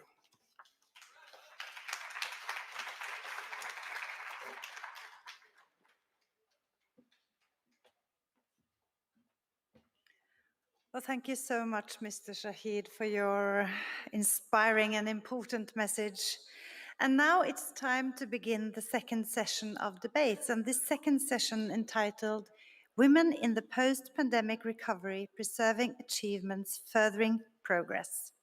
It aims at identifying ways and means of preserving and consolidating women's achievements and furthering progress in a gender-responsive recovery agenda, leaving no woman and no girl behind. To give us introductory remarks, I invite Ms. Pramila Patten, the UN Special Representative of the Secretary General on Sexual Violence in Conflict and Acting Executive Director of UN Women. Ms. Patten, thank you for being with us. It's such a great pleasure to have you, and we look forward to your remarks. The floor is yours.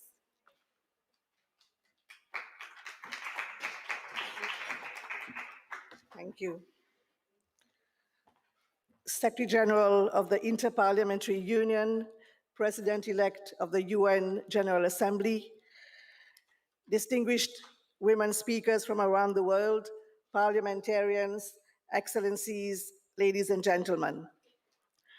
I thank the Inter-Parliamentary Union for inviting me to this summit to discuss the critical role that national parliaments can play in preserving the hard-won gains achieved on the women, peace and security agenda in the post-pandemic recovery, and to discuss how the IPU and my office are coming together to respond and support these efforts through the signature and implementation of a framework of cooperation to address conflict-related sexual violence.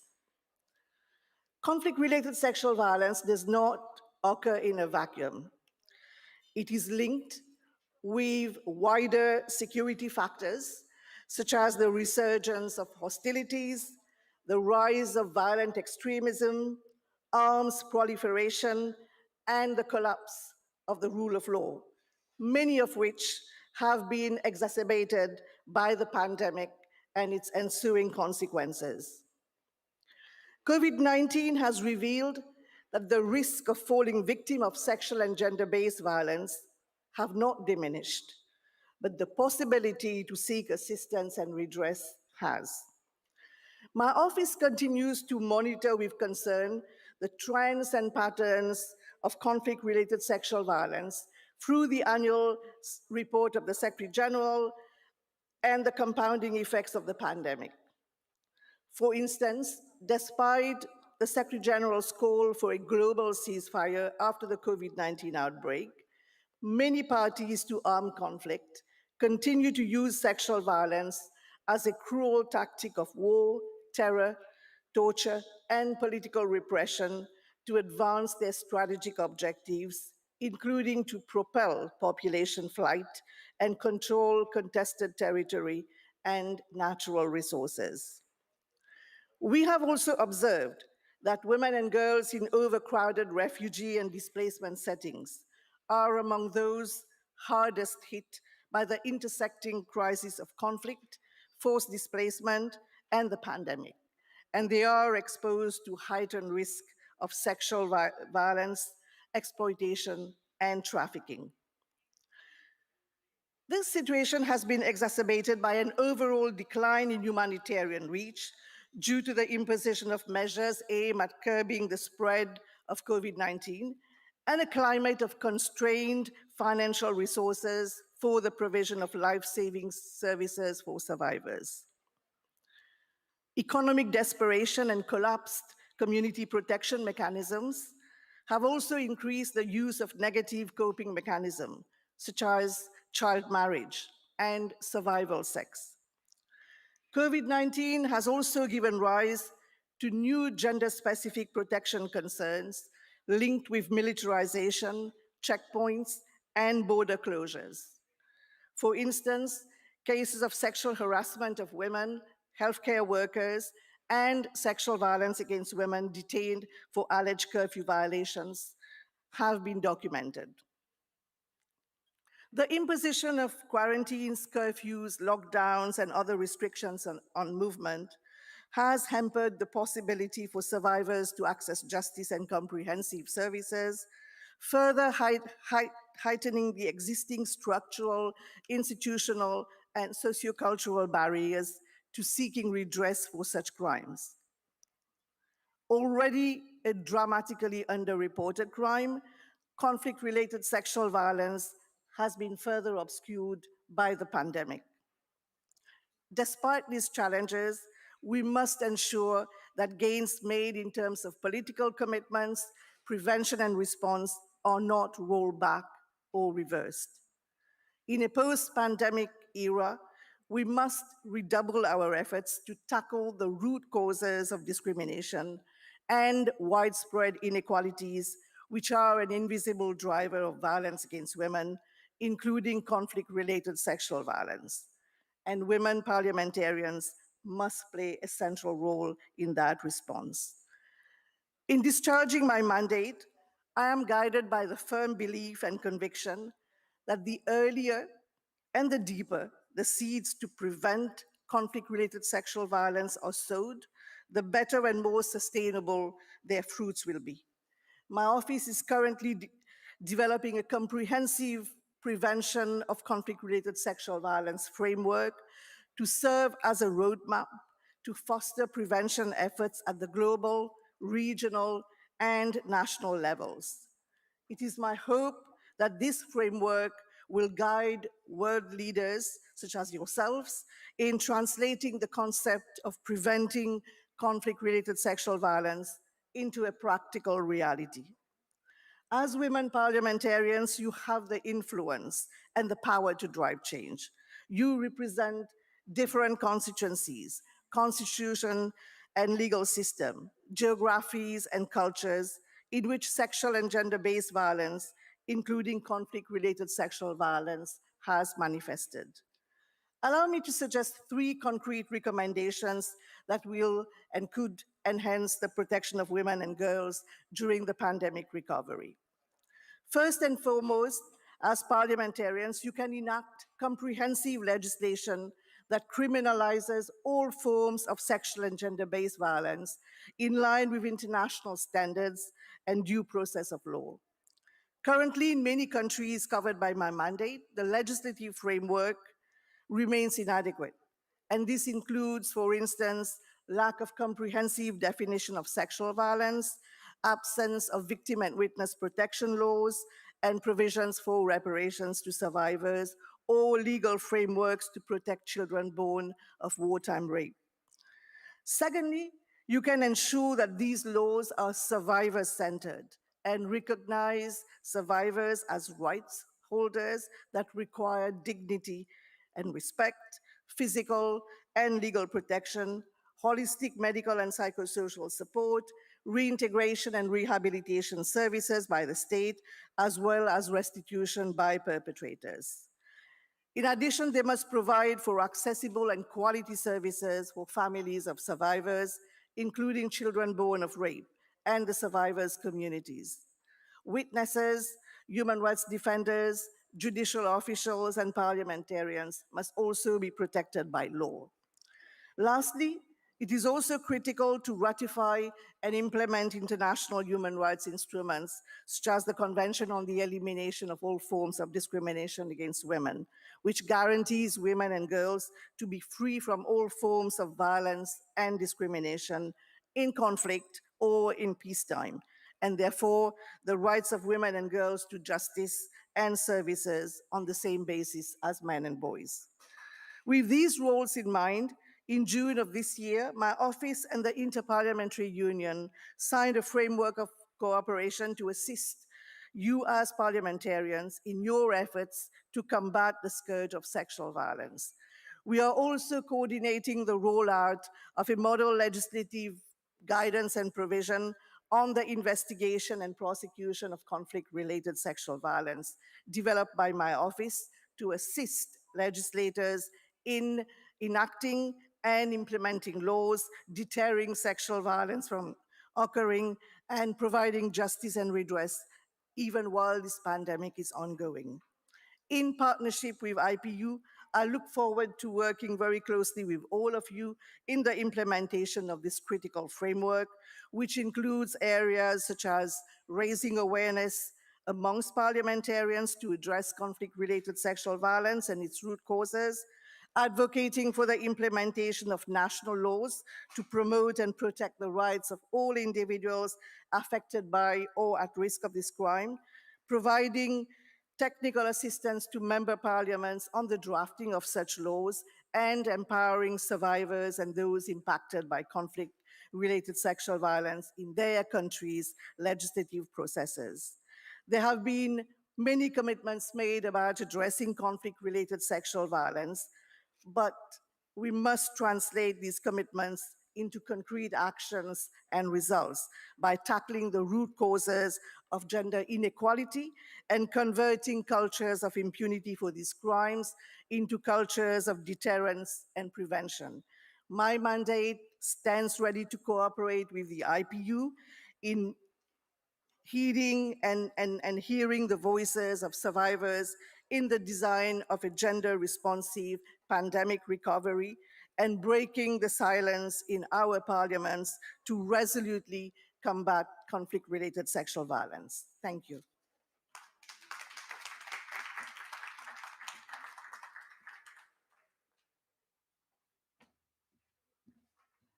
Thank you so much, Ms. Padden, for those introductory remarks and strong words. And then I would like again to call on Ms. Christine Martinen, our wonderful moderator, to moderate the second round of debates. And then we may actually go down. And Ms. Martinen, please. The floor is yours for the remainder of this session.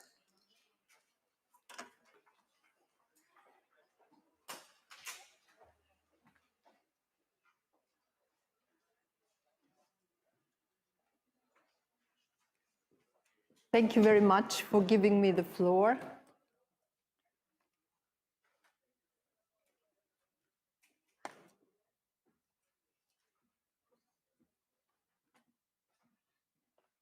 Hello.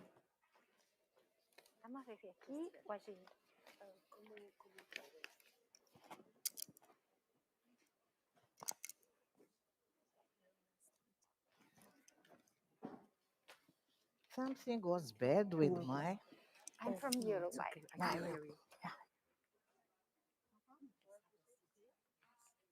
Hello, nice to meet you. Hello.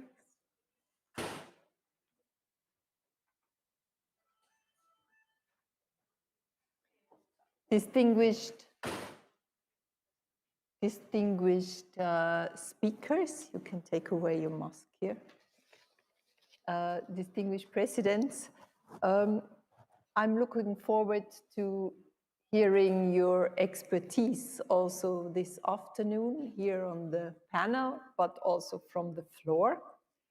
And before we start, I just want to give you a message. We are very active, as you can see on this board. We are very active on social media today. You can see it here. We invite you to join the conversation by using hashtag 13SVSP and tagging the IPU and the Austrian Parliament in your Twitter, Instagram, and LinkedIn posts. So please take part in the discussion in the social media. Parliaments are a kind of reflection of society, or better, should be a reflection of society. Parliamentarians are certainly role models, but obviously it's mainly 75% men. Globally, and it was said, we have 25% parliamentarians who are women. And each year, we only gain 0.5% more women. So each year, 0.5% more women in parliaments. Mathematicians among you will know that this will take a while.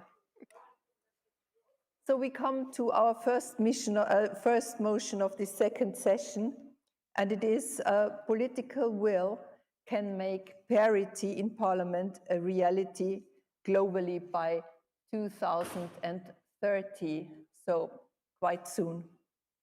To discuss this topic, I'm pleased to have with us three women speakers of parliament: Ms. Esperanza Laurinda Francisco Nuiane Bias, Speaker of the Assembly of the Republic of Mozambique. Welcome, thank you for being with us. Pleasure.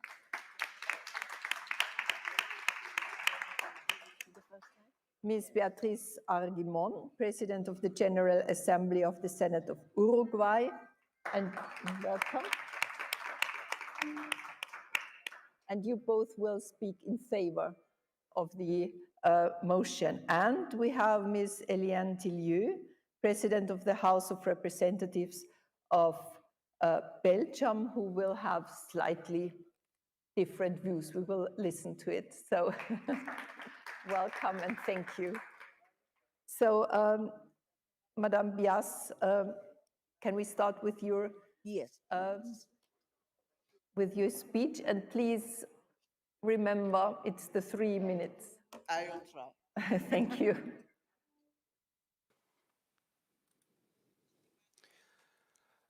Dear Christine, honorable speakers, ladies and gentlemen.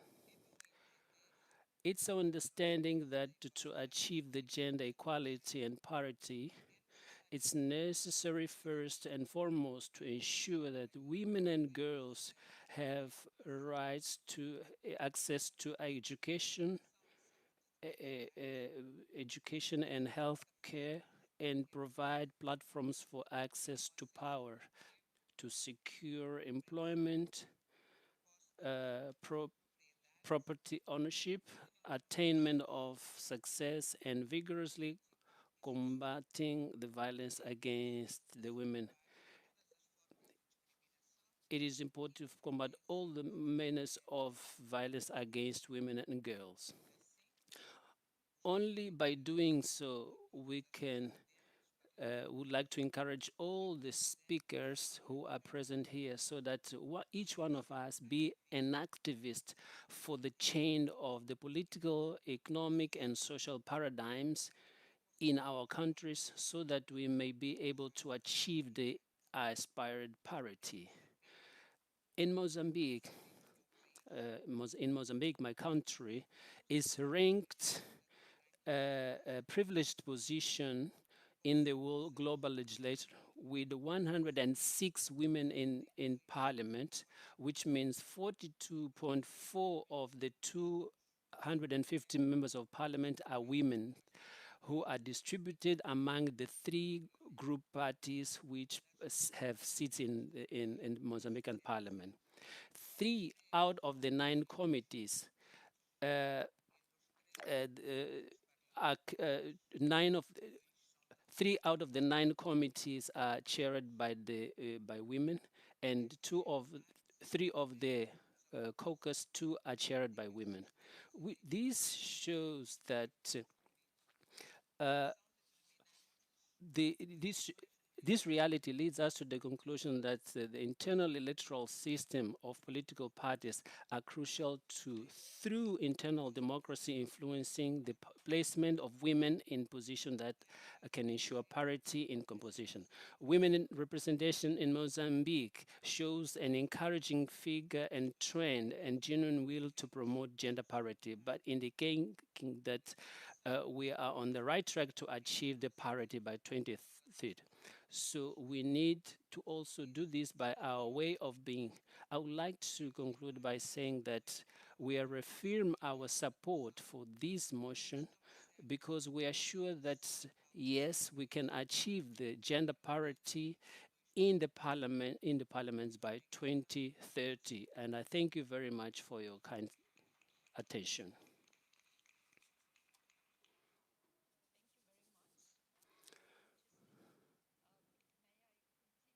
You, Ms. Arguimon from Uruguay, please.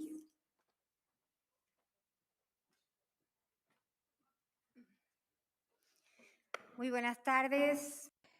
Good afternoon, dear presidents of the parliaments of the world.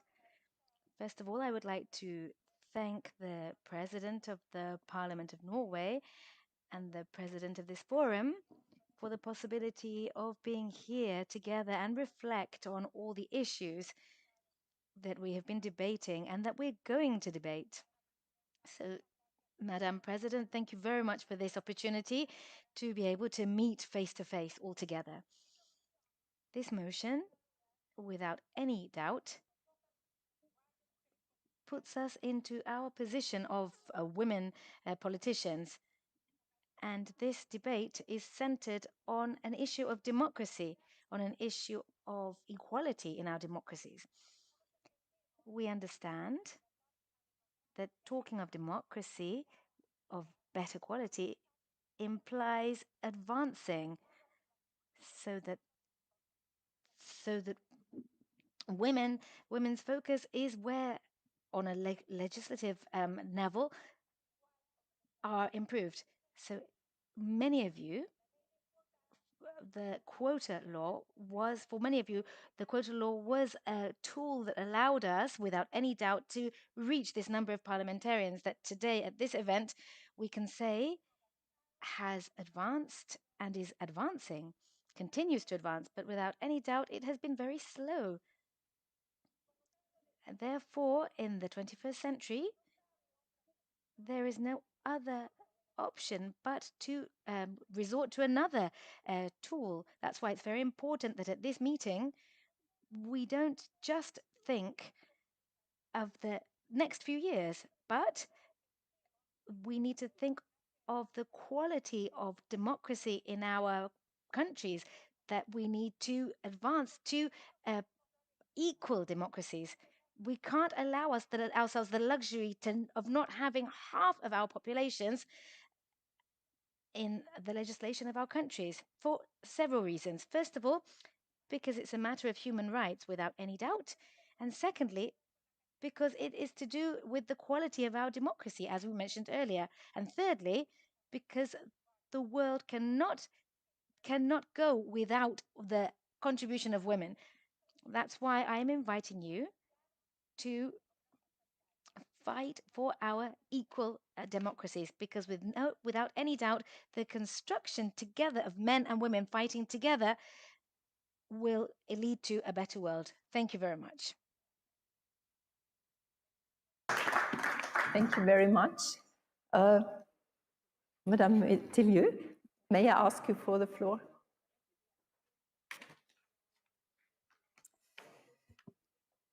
Madame la Présidente, chers collègues, c'est évidemment un immense plaisir pour moi.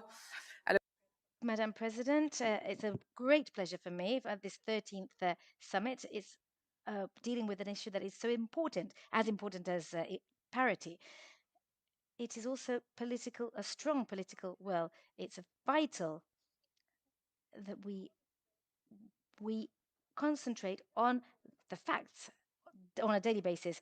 Of course, we've adopted measures to reinforce political participation of women, and therefore the policies in several countries is not the same as it is for men. That's why women are underrepresented in parliament. And we think that we have to create an environment which is amenable to women's participation. So we have to encourage their full and effective participation. How? We have to raise awareness of public awareness and the necessity for diversity, the equality of sexes, and make awareness-raising campaigns in schools, in the media, on social media. We have to eliminate stereotypes, sexist stereotypes. We have to take many other steps, education policies, to have a perspective of equality of sexes. We have to lead a struggle against violence against women, which is still a big obstacle. We see that on social media. It's to make women financially independent, and we must also carry out certain internal measures adapted to specific situations of women in the assembly. Parliaments must contribute to these changes. We are key actors with all our colleagues, men and women. We must therefore create an action plan where women are elected. They must take on their functions without any obstacles. There are many commissions, for example. This role continues in a completely stereotyped way. In Belgium, in the session 2020 to 2021, we had a commission for creating equality. We must have a minister of defense who is a woman, a minister for foreign affairs. For the first time, it has to be completely 50-50. Half of the parliaments in Belgium are presided by women. And for the first time, there were 2 women in the presidency of the chamber and in the Senate. And I'm the first woman in the chamber of the Senate. Of course, it's possible to make progress. That's why we've risen to the challenge together so that women know how to collaborate. And we have started the challenge so that our parliament can become one of the most aware parliaments from 2030. With the support that I would like to see here, I would like to thank you once again for advancing on 5 issues that we explained on 5 issues, influencing processes so that women's concerns have an important place in the debates. And finally, to have a gender-sensitive legislation, and we have a very big job that we hope to be able to carry out in the future together, woman to woman president of parliaments and assemblies. Thank you very much.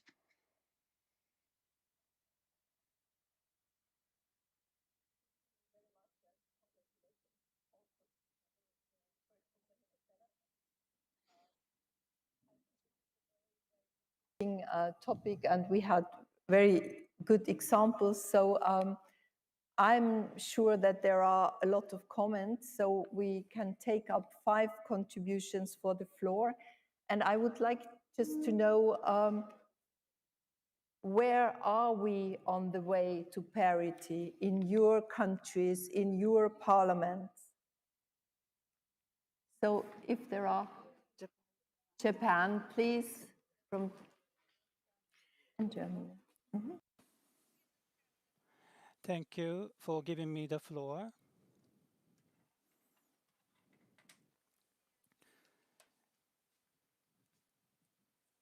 So regarding this proposition number 2,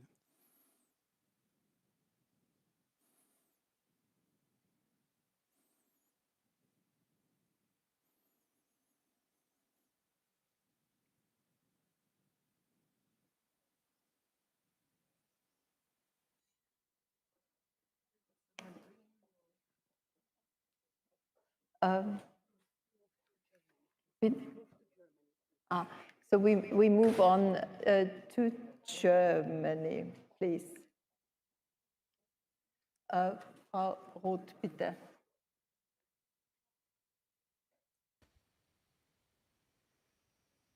Yes, you were asking what the state of play is, and I have to say I'm quite jealous of Belgium. In the German Bundestag, we only have a 30% proportion of women. We've actually gone back.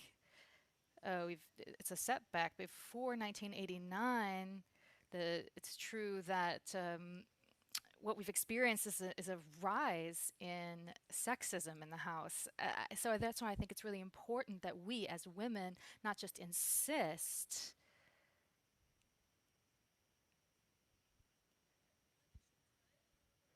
that that women have a voice in democracy and that it's fair, but also that this is a matter of improving the quality of political decision making. In my party, we have a quota. 58% of our parliamentarians are women. And what I've seen is that the perspective on politics changes when women describe financial policies that are based on gender budgeting, when men also work in committees devoted to youth and family, for example. That changes things. That means that we have an equal voice and that is necessary because we also improve the quality of legislation by giving our voice.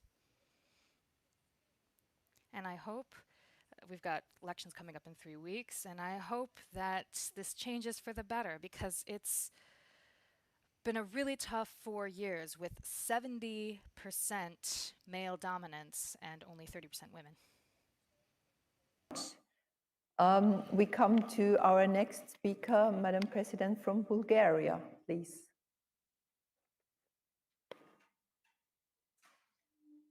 The floor is yours.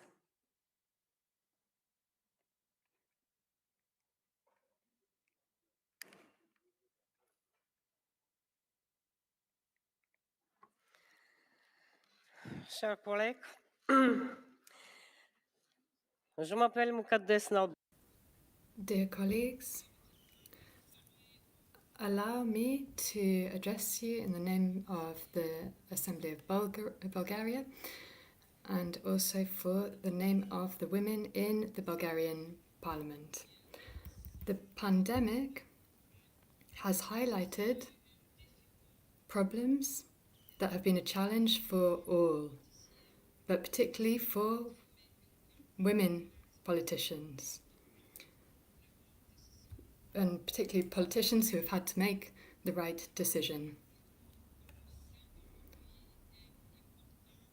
Union is extremely important and necessary. Today there are 2 major topics: the future of humanity with a cleaner, more democratic world, and a world that is friendly towards people. For women, the family and society are 2 specific intervening topics. I want to give you some facts about Bulgaria. In the National Assembly of the Republic of Bulgaria, out of 240 ministers, there are just 58 women.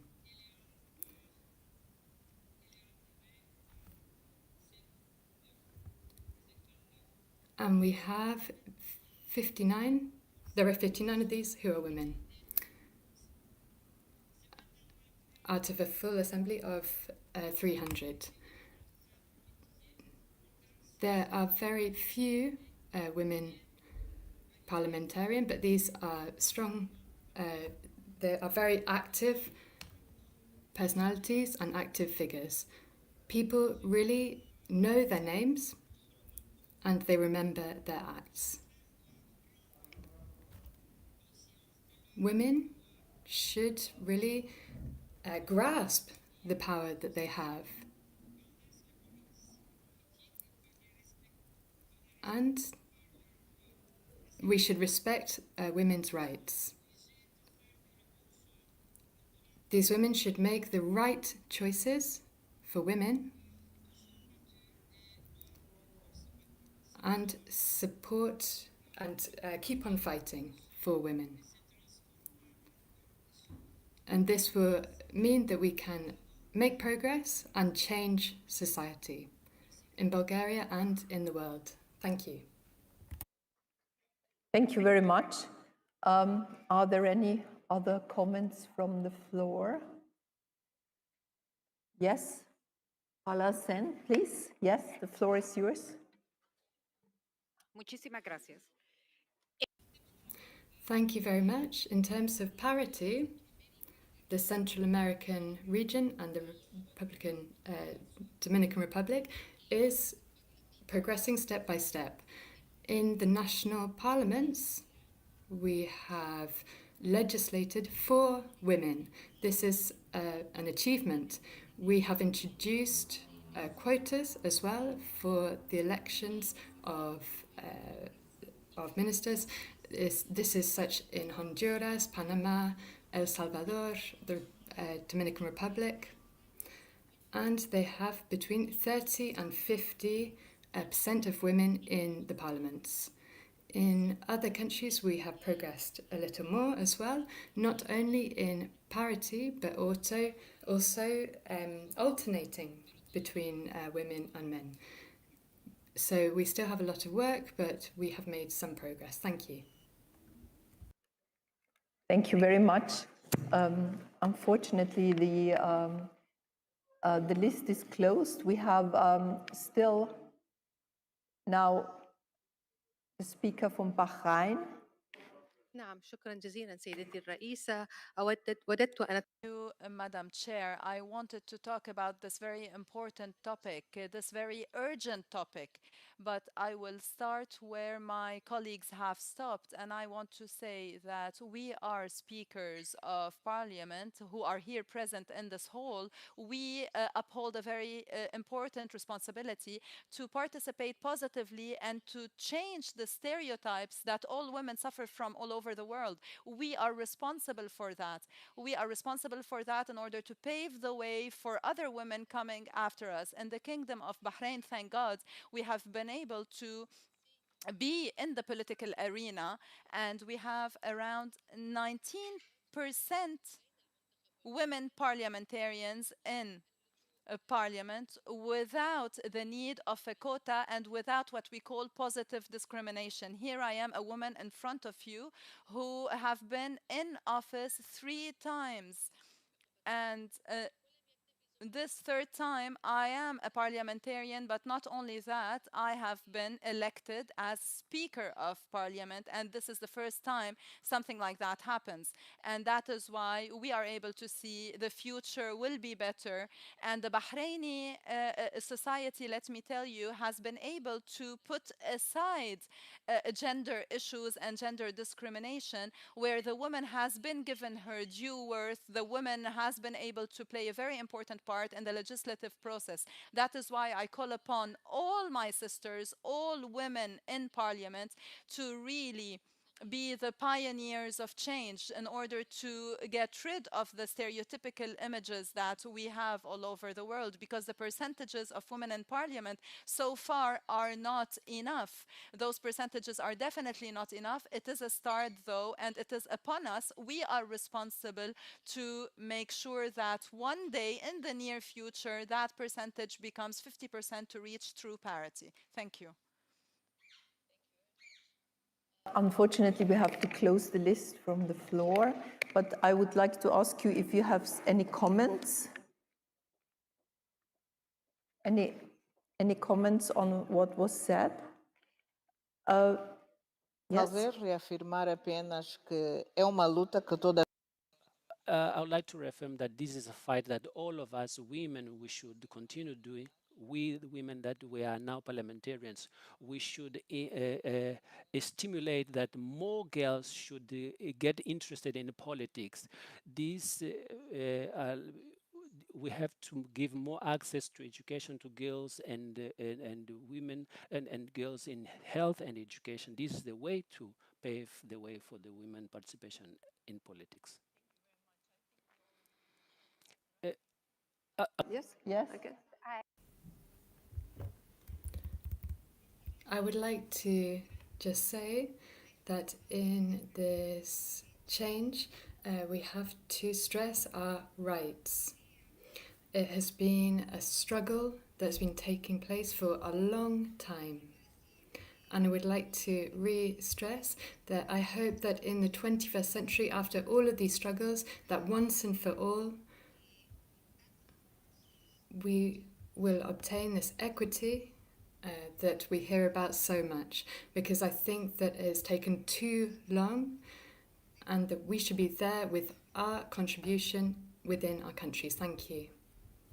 Thank you very much. Thank you for this panel. I think when we... minute? Oh, sorry. Yeah. Yes, of course. Yeah. I would like also to say how important it is to be exemplary in our positions. We are carrying out this function, it is still rare, and we should really use it to give hope to women, and particularly to young women and to girls, to give them this need, this will to start a political career. And we need to take away these breaks, this slow work, for example, the policies that aren't gender responsive, and using quotas. We don't want to have less, a lower percentage of women, as I've heard in some contributions today. So we need to make sure we keep these numbers of women in parliaments, around 40% that we have at the moment. And we need to use legislation such as, for example, lots of women who are really working on equality, on healthcare and education, but they're not found in the commissions or the works on defence, the interior work, etc. And this isn't something that is set out, it's just stereotypical behaviour. And so to correct this, we have to really work on this and try and change things. We need to give the opportunity to everyone to do exactly what they want to do, and that is the future. Thank you. Thank you very much. So it is clear that you are key actors and role models for the next generation as well. And I think what was also important is that with women on board or women at the table, the perspective of policy changes. And that's why it's so important to have more women. Thank you very much. We now need, yes, thank you. Thank you. Thank you. We now need 5 minutes to change the microphones, because we are going to have now 6 persons here on the panel. Thank you very much. Thank you. Thank you for giving me the opportunity to be Well, here with you.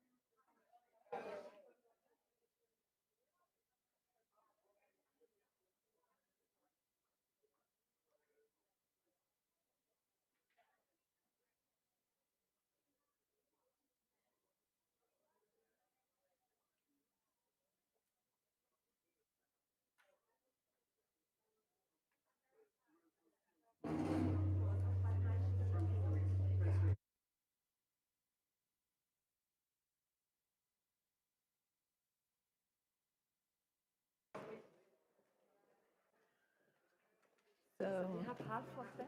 yes. And the other half is being Okay. recorded. Hello. Nice to meet you. You're from Honduras. Honduras. I know you. Hello. Hello. You are from Cyprus. Ah, it's Cyprus. Yes.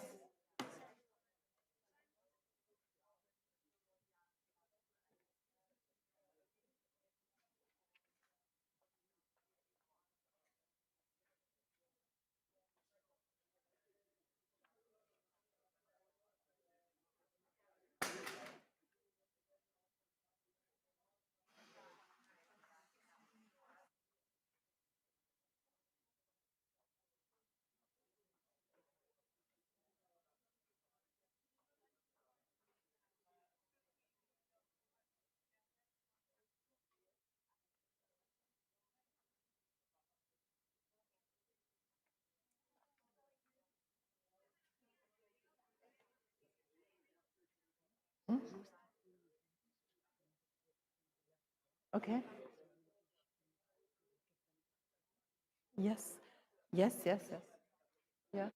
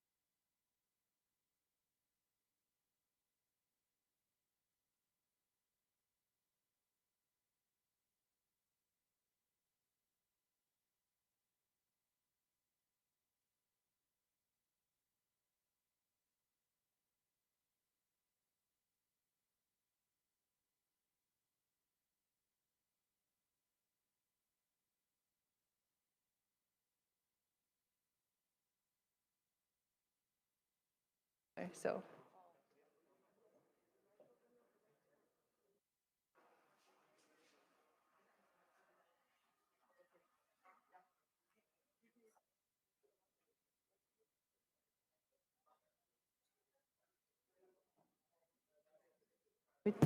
Yes.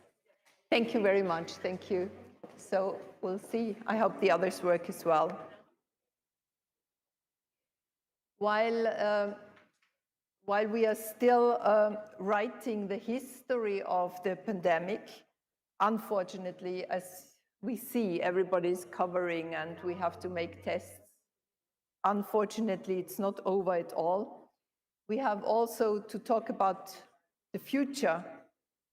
We realized during this pandemic how fragile we are as a planet, how fragile our global economy is, and the difficult task will be to improve environmental and social norms.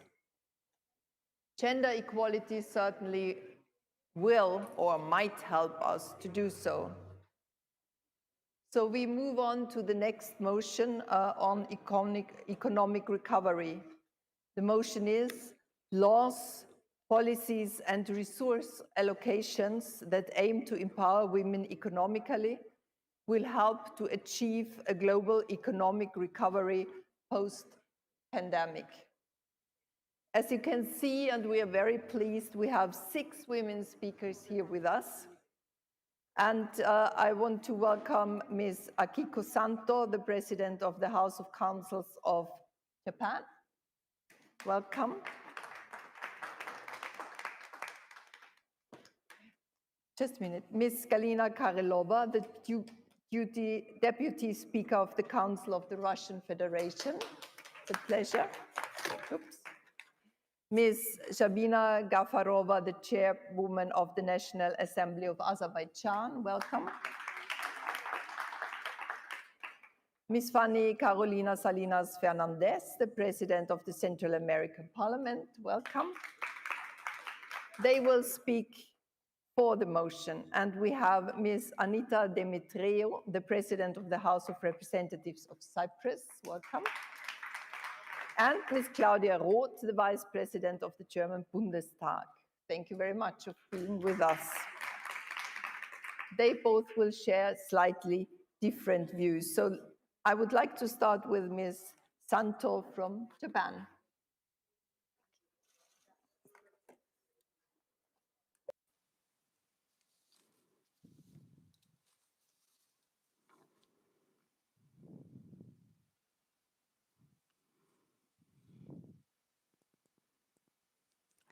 Her microphone is far away. I cannot hear her. Her microphone is too far away. Thank you for granting me the floor. My name is Akiko Santo, President of the House of Councillors.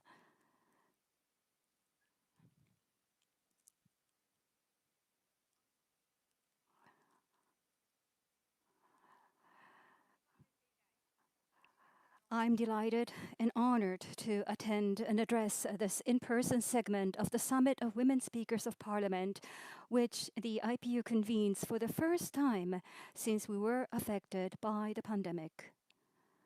First, let me say a few words regarding the Tokyo Olympic and Paralympic Games. Due to the pandemic, many competitions were held without spectators at the venues.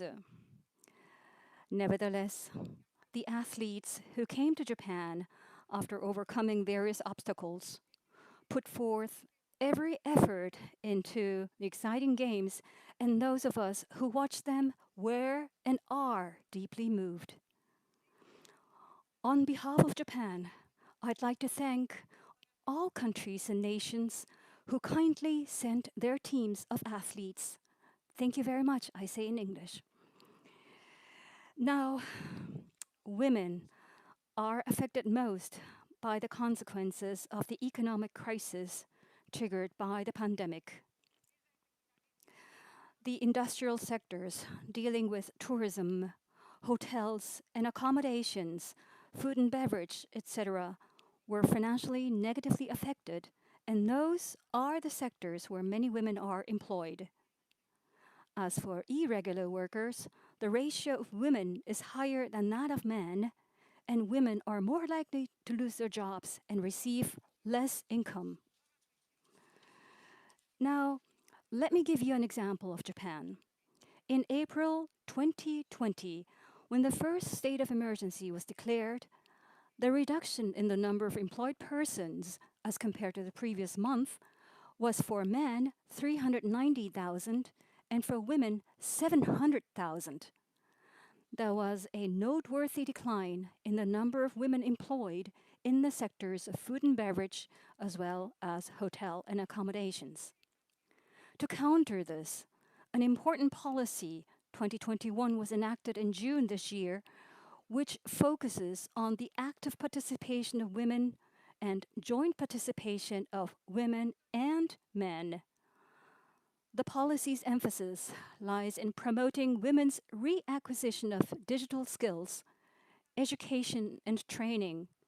It will enhance occupational training for single parents, and it will enhance consultation and assistance to women who are facing difficulties or are feeling insecure.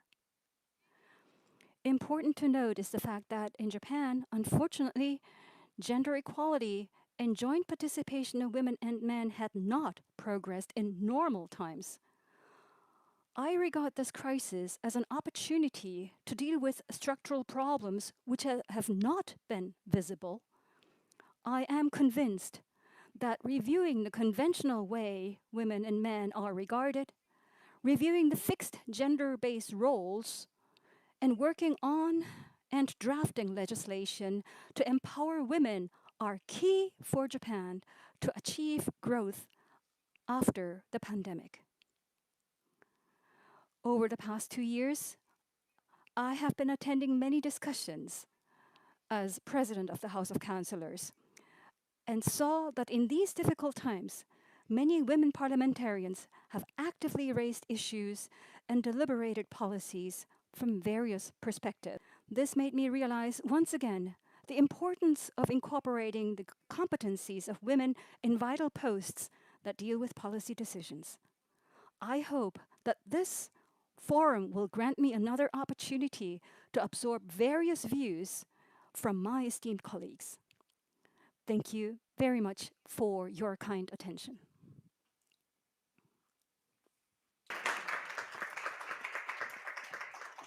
Thank you. Thank you very much. We come now to our next speaker, Ms. Karelova from Russia. Please have the floor.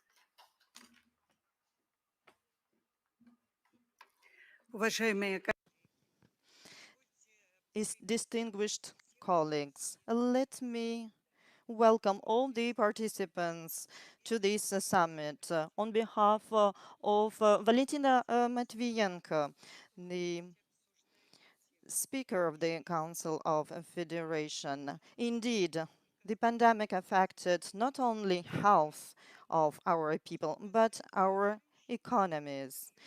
Regarding women, we can see two different tendencies. On the one hand, we can see, and we heard about it today, that women are more vulnerable. A lot of them were affected by a decrease in payroll, in firing. And on the other hand, women were very flexible and succeeded in adapting to this situation. They continued to work together with international organizations. Women in crisis are able and were able to find creative solutions. Then 16% of Russian entrepreneurs started to develop different type of businesses. 93% of them are willing to develop further their new businesses. That confirms the right decision to more equally distribute our resources in order to enable and empower people and women especially to stabilize our economy. In Russia, before the pandemic, women were assisted by different economic measures that was adopted by legislation. Small and medium enterprises were assisted in this regard. Up to 40% of these businesses received a special help. Dear colleagues, I'm convinced that this summit will give a new impetus to our legislation, activity. Thus, our discussions, I believe, should continue. In particular, we are planning to discuss these topics on the third Pan-Russian Summit on Women that will take place in October 2021. Let me invite all of you to take part in this forum. Thank you for your attention. Thank you very much for your remarks. Now we come to Mrs. Gafarova from Azerbaijan. Please, you have the floor.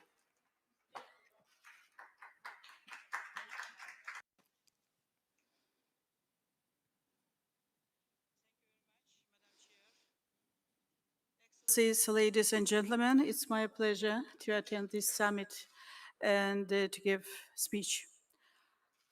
Our focus on the women in the pandemic and the post-pandemic is a recognition of their significant contribution to a better and safer world. Today, women being the main part of our societies continue to play an important role in responding to challenge imposed by the global health crisis. I do believe that today it is important to empower women to save our achievements and to develop them in post-pandemic period. Dear participants, I would like to brief you on the achievements my country has in women empowerment. Azerbaijan has a proud history in providing good environment for women to play an important role in the society. Azerbaijan was the first country in the Muslim world granting women the right to vote and to be elected. It happened in 1918, even earlier than in many European countries.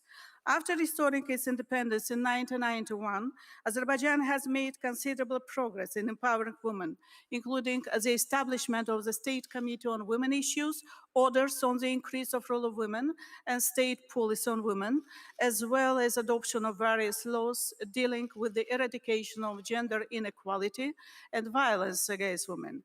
And today, women in Azerbaijan take high decision-making positions as well. It should be mentioned that specific budgetary allocations have been made to ensure an increase in the gender mainstreaming process in Azerbaijan. Some international projects on this issue are being implemented in Azerbaijan now. Dear participants, I believe that in time of pandemic, special attention should be paid worldwide to the needs and concerns of the women and girls who are refugees and internally displaced persons, in particular by advocating and promoting their rights to return to their places of origin in dignity and safety. Unfortunately, nowadays, there are many countries having these vulnerable groups, and one of these countries is Azerbaijan. We have more than 1 million refugees and IDPs who left their homes, followed by the Armenian aggression at the end of 20th century. And the big part of them are women and girls. After the 44-day patriotic war last year, Azerbaijan, by its military political means, put an end to nearly a 30-year-long occupation of 20% of our territories by Armenia, liberated its historical land Karabakh, and restored its territorial integrity. It was followed by the signing of the trilateral statement on 10 November 2020, aimed at ensuring sustainable peace in the region. Unfortunately, the process is currently hindered by the mined areas of the liberated lands left by Armenian occupants and continuous provocations on our borders by Armenia. Dear participants, I strongly believe that we parliamentarians will do our best efforts on the way to help conflict-affected women in having a meaningful and productive life in new circumstances in post-pandemic. And I hope that the results of our summit will contribute to the well-being of women and girls. Thank you for your attention. Thank you. Thank you. Thank you very much for this point. Next, Madame Fernandez, please, you have the floor. You could also stay seated if you like. Yes.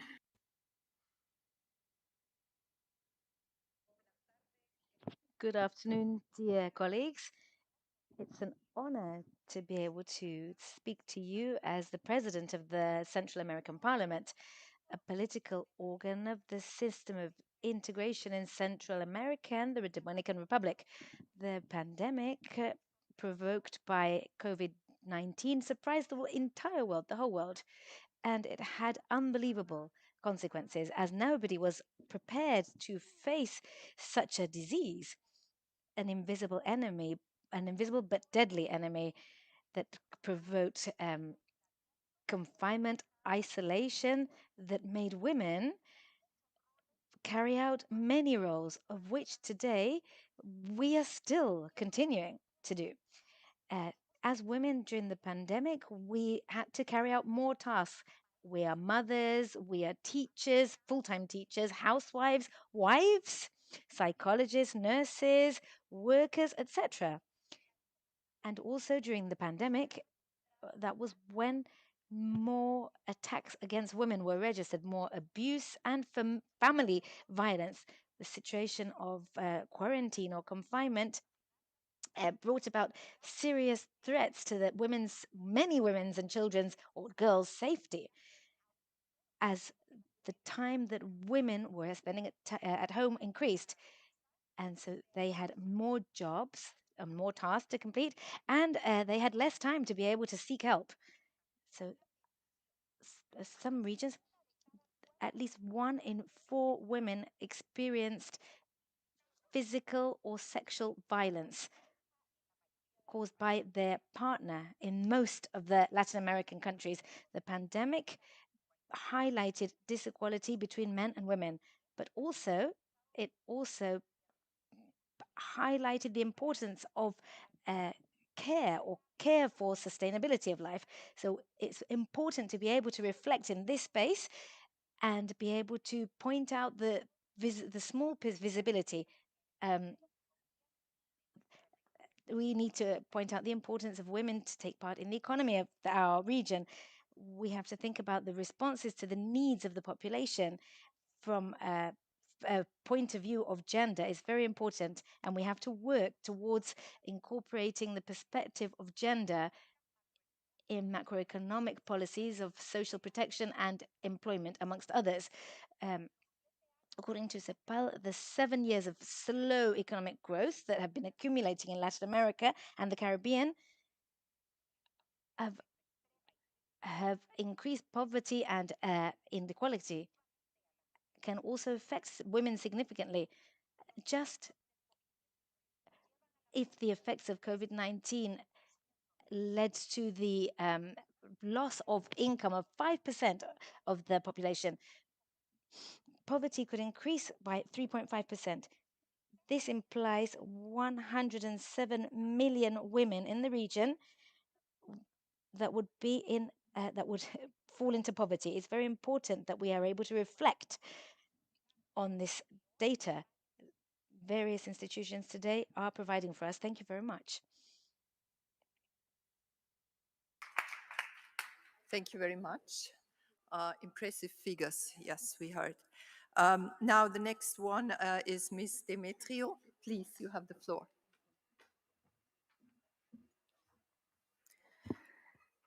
Dear colleagues, Your Excellencies, first of all, I'm honored to address the summit as the first ever elected president, women president for my country.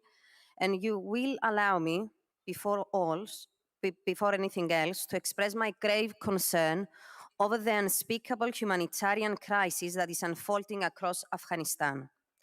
Violence and chaos have forced thousands of people to flee their country, of whom 80% of women and girls, fearing for their basic human rights, their safety and freedom of movement.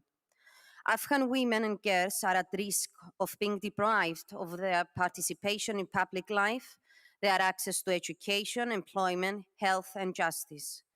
Rights and freedoms, they have become an integral part of life for women and girls in Afghanistan during the last 20 years may vanish if the international community fails to act swiftly and collectively to safeguard their fundamental human rights.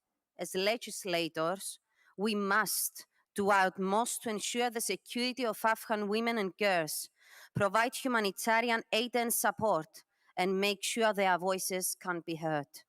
We must act now and exercise our influence where necessary. We cannot remain complacent and passive in the face of yet another emergency. Dear fellow women speakers, the impact of crisis are never gender neutral. The COVID-19 pandemic has caused a huge health, economic, and social crisis, which calls for a gender responsive recovery. Recovery efforts must focus on women's economic empowerment, which in turn will help bridge gender gaps in all spheres of public life, economic, social, and political. Parliaments across the world must aim at generating the necessary political will towards achieving women's financial empowerment. We must step up our efforts to lift persisting obstacles for the full implementation of relevant policies and measures, both in time of crisis and in a post-COVID-19 world. We must make women's economic empowerment a key component of national recovery plans. Through our core functions, which pertain to enacting legislation, exercising parliamentary oversight, approving the state budget, and representing our citizens, we do have the means to enable a sustainable post-pandemic recovery. So we need to adopt and implementing specific policies. That is the first one. And second of all, we need to restructure a social system. Dear colleagues, no country can prosper without the engagement and the empowerment of women, which all women and girls in their diversity and talents must be adequately represented across the educational, social, economical, and political environments. Bold and unwavering action is necessary across the world to bring women into the heart of decision making in large numbers and as full partners. There is no doubt that this can and must be done now if we are to achieve a resilience and sustainable post-pandemic recovery.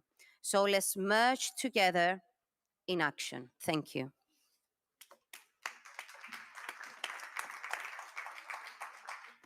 Thank you very much. And now the last speaker is you, please, Madame Roth. Thank you very much, dear colleagues, dear friends. I think after the painful COVID social distancing, this meeting, this conference, this gathering is really very, very important. Important for deepening our understanding of each other and the challenges women and marginalized communities are facing worldwide. Important also to reinforce empathy across borders and urgently needed to strengthen our feminist ties in order to step up our joint actions for democracy and for human rights. What unites us is a fundamental notion that women's rights are human rights because women are human beings. And that is a question of justice. That marginalization and unjust distribution of power and resources must be overcome in this world in which patriarchy is still so painfully alive. Saying this, you might rightly ask why I'm opposing this motion on laws that aim to empower women economically. I have to oppose it because I am convinced that aiming for minor changes only, for some small adjustments, while maintaining an inherent unjust economic system, the male-dominated, the post-colonial, the ecologically destructive, the unjust pre-COVID system would not be doing us a favor, would only be for the benefit of some already privileged women while reinforcing the injustices faced by millions of women and girls. Of course, women and girls should be economically empowered, but not in order to instrumentalize them, but not for the sake of someone else's benefit, not while ignoring the root causes of injustices. It is a question of human rights and global justice that our societies and economies allow all to thrive in dignity.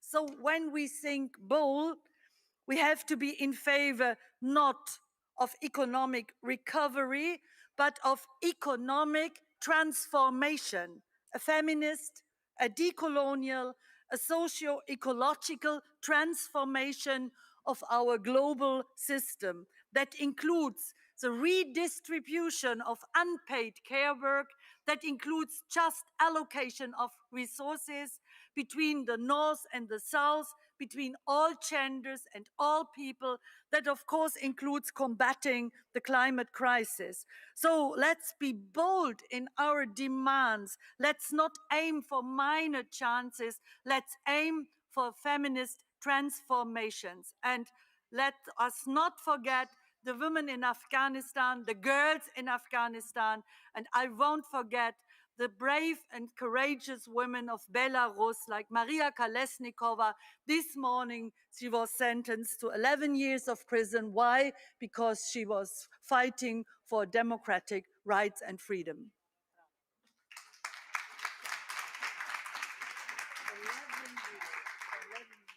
Thank you very much. Very interesting input from your side. Now we have the possibility to have 2 or 3 comments from the floor. So are there any comments from the floor? Everybody agrees and everybody is very impressed by your speeches. I think that what was important was to hear that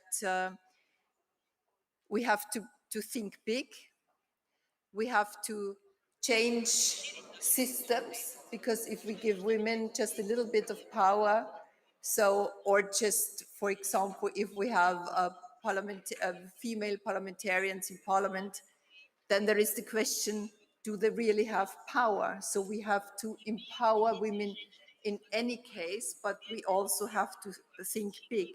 And what was mentioned was that it is important to support women with education and with training. It was also mentioned that there are special need is needed for single mothers. So these are areas where we should focus on. The main obstacles for women to participate in the labor market certainly is, again, and we kind of go in circles, is the family care and the duties they have to do. So we have to support on that.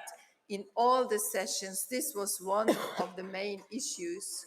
How do we manage to get fathers to do the family work and support women if they have children, so that they can be part of the labor market but also have their families? So the work must be divided.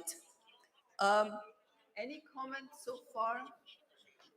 Are there any remarks from your side to the other speakers? No? I think it's kind of we have to change the cultural norms, and this can be done by education, and this can be done today in another session. Media was mentioned. We need media for that. And we need the parliamentarians, the female parliamentarians, to act as role models. You want to? Yes, please. Yeah. You can.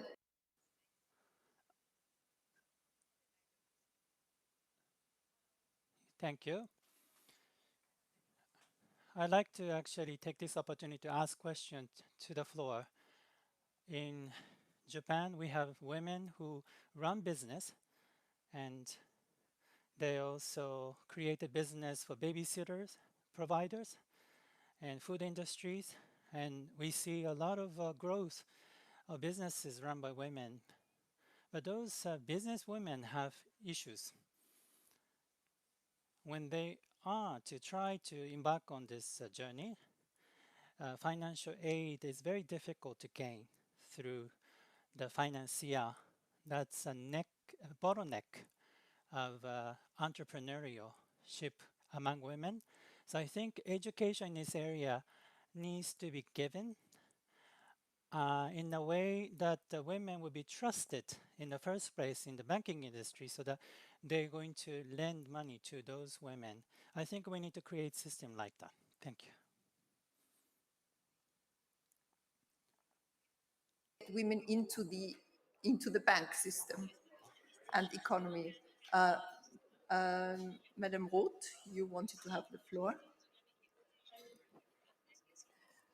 I think it is important what the colleague from Japan said, that we should understand that the crisis is a chance, but not for small developments, but for a structural and systematic reform, because we are not only faced by the pandemic, but we are faced worldwide by a polypandemic. And if you look who are the victims, but also those who can do something against it, it's always women. We have a tremendous increase of hunger in the world. We have poverty after the pandemic. We have inequality. We have violence, especially women and girls. We have the problem of authoritarianism, more repression, and we have the problem of education, especially terrible perspective for girls' child. And I see now the president of Bangladesh, of the parliament of Bangladesh, we have the climate crisis, and we see who are those who are suffering most, also women and children. So we need really a completely transformation, a social ecological transformation. And the second point I wanted to mention is, I was so happy that the Swedish former foreign minister Margot Wallström, she defined and redefined foreign policy as a feminist foreign policy. So what does feminism today mean? It's not only good for women, it's also good for everybody, because it insists on self-determination without repression and in freedom. And I think this should be the starting point for us, and not to be too modest. Thank you. Thank you very much. You wanted to have the floor? Yes. Bueno, muchas gracias. Sorry. Disculpe. Don't worry, just very quick.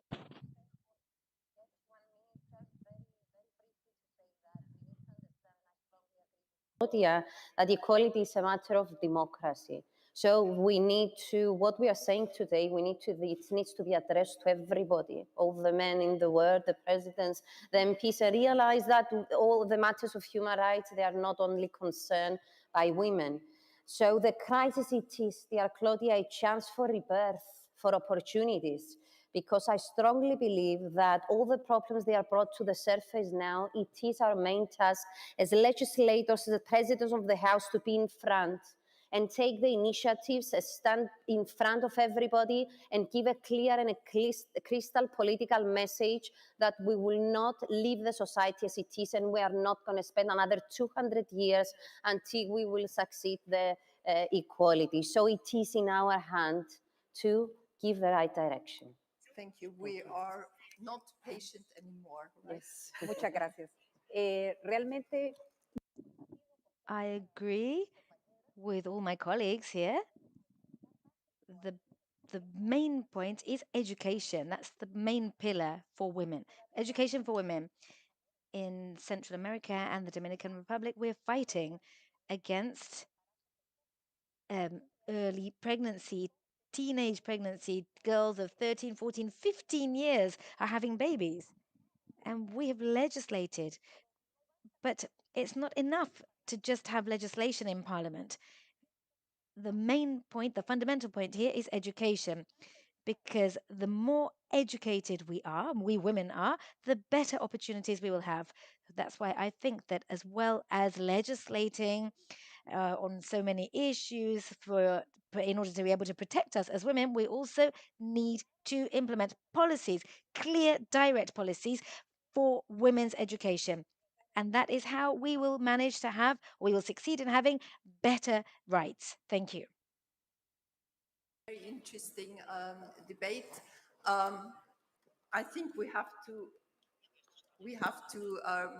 take another week or two to continue and discuss all those issues. But it's very important to start with and to make it visible. So thank you very much. Thank you. Thank you.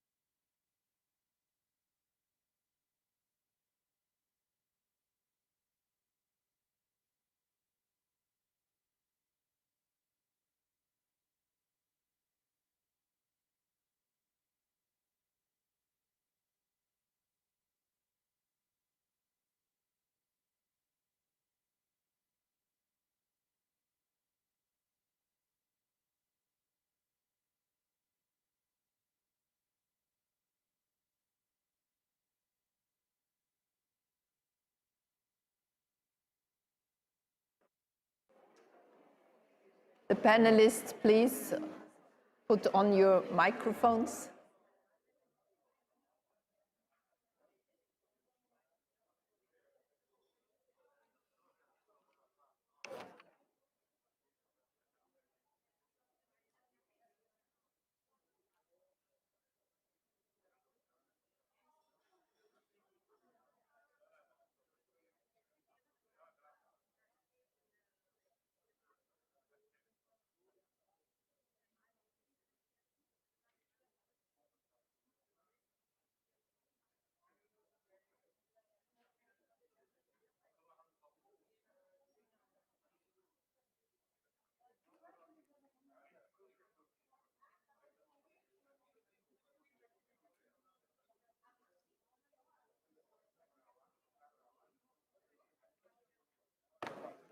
We're just equipping them Yes, with the yeah, microphones. yeah.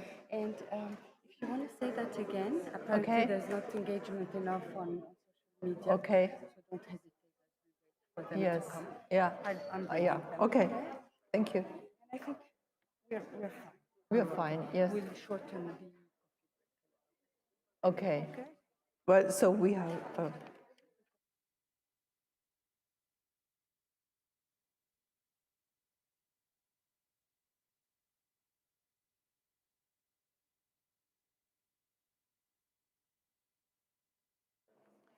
Dear colleagues, in the meantime, while the microphones are equipped, I just want to remind you on our social media, please join the conversation by hashtag 13SWSP.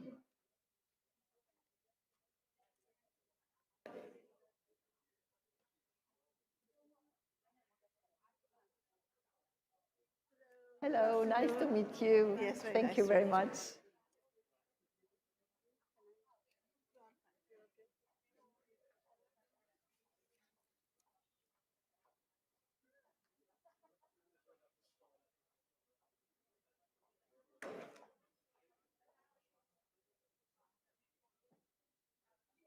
I stick to the Madame Seda. You know each other very well. Second woman and third woman of president. Yeah. So I'm so happy to see Nein, das ist nicht meines. Hier, da ist noch eines, das weggehört, das ist meines. Nein, das ist nicht meines, das ist meines.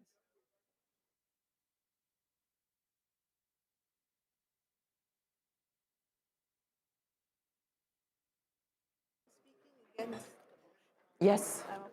Yes.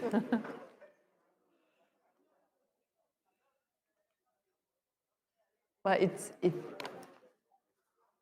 good to have different perspectives. Yes.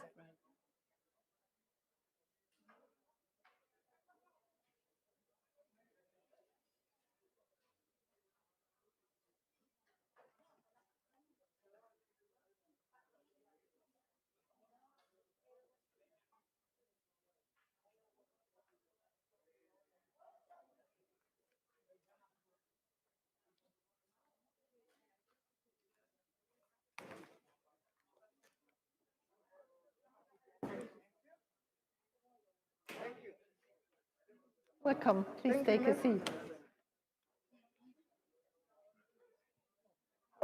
Do you have headphones? No, the headphones. Oh, yes. Okay. So, dear speakers, dear presidents of parliament, we come to our last motion. And this is a very irritating and wide area, violence against girls and women. Wild field because violence shows itself in many different, very ugly grimaces, from domestic violence to femicide, from humanitarian trafficking to female genital mutilation. The third motion is by 2030, we try it again with 2030, violence against women and girls and harmful practices such as child marriage and female genital mutilation will have disappeared. To debate on this topic, I'm pleased to have with us Ms. Shirin Shamreen Chaudhary, the Speaker of Parliament of Bangladesh.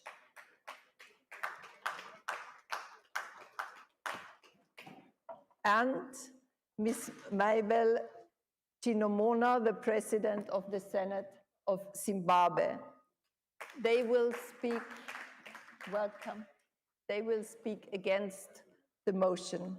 And we have Mrs. Margareta Cederfeld, the President of the Parliamentary Assembly of the OSCE, of the Organization for Security and Cooperation in Europe, who will speak in favor of the motion. So thank you all three for being here with us.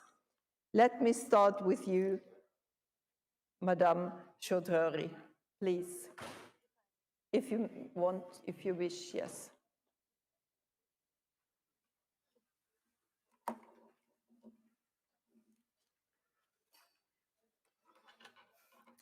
Good afternoon.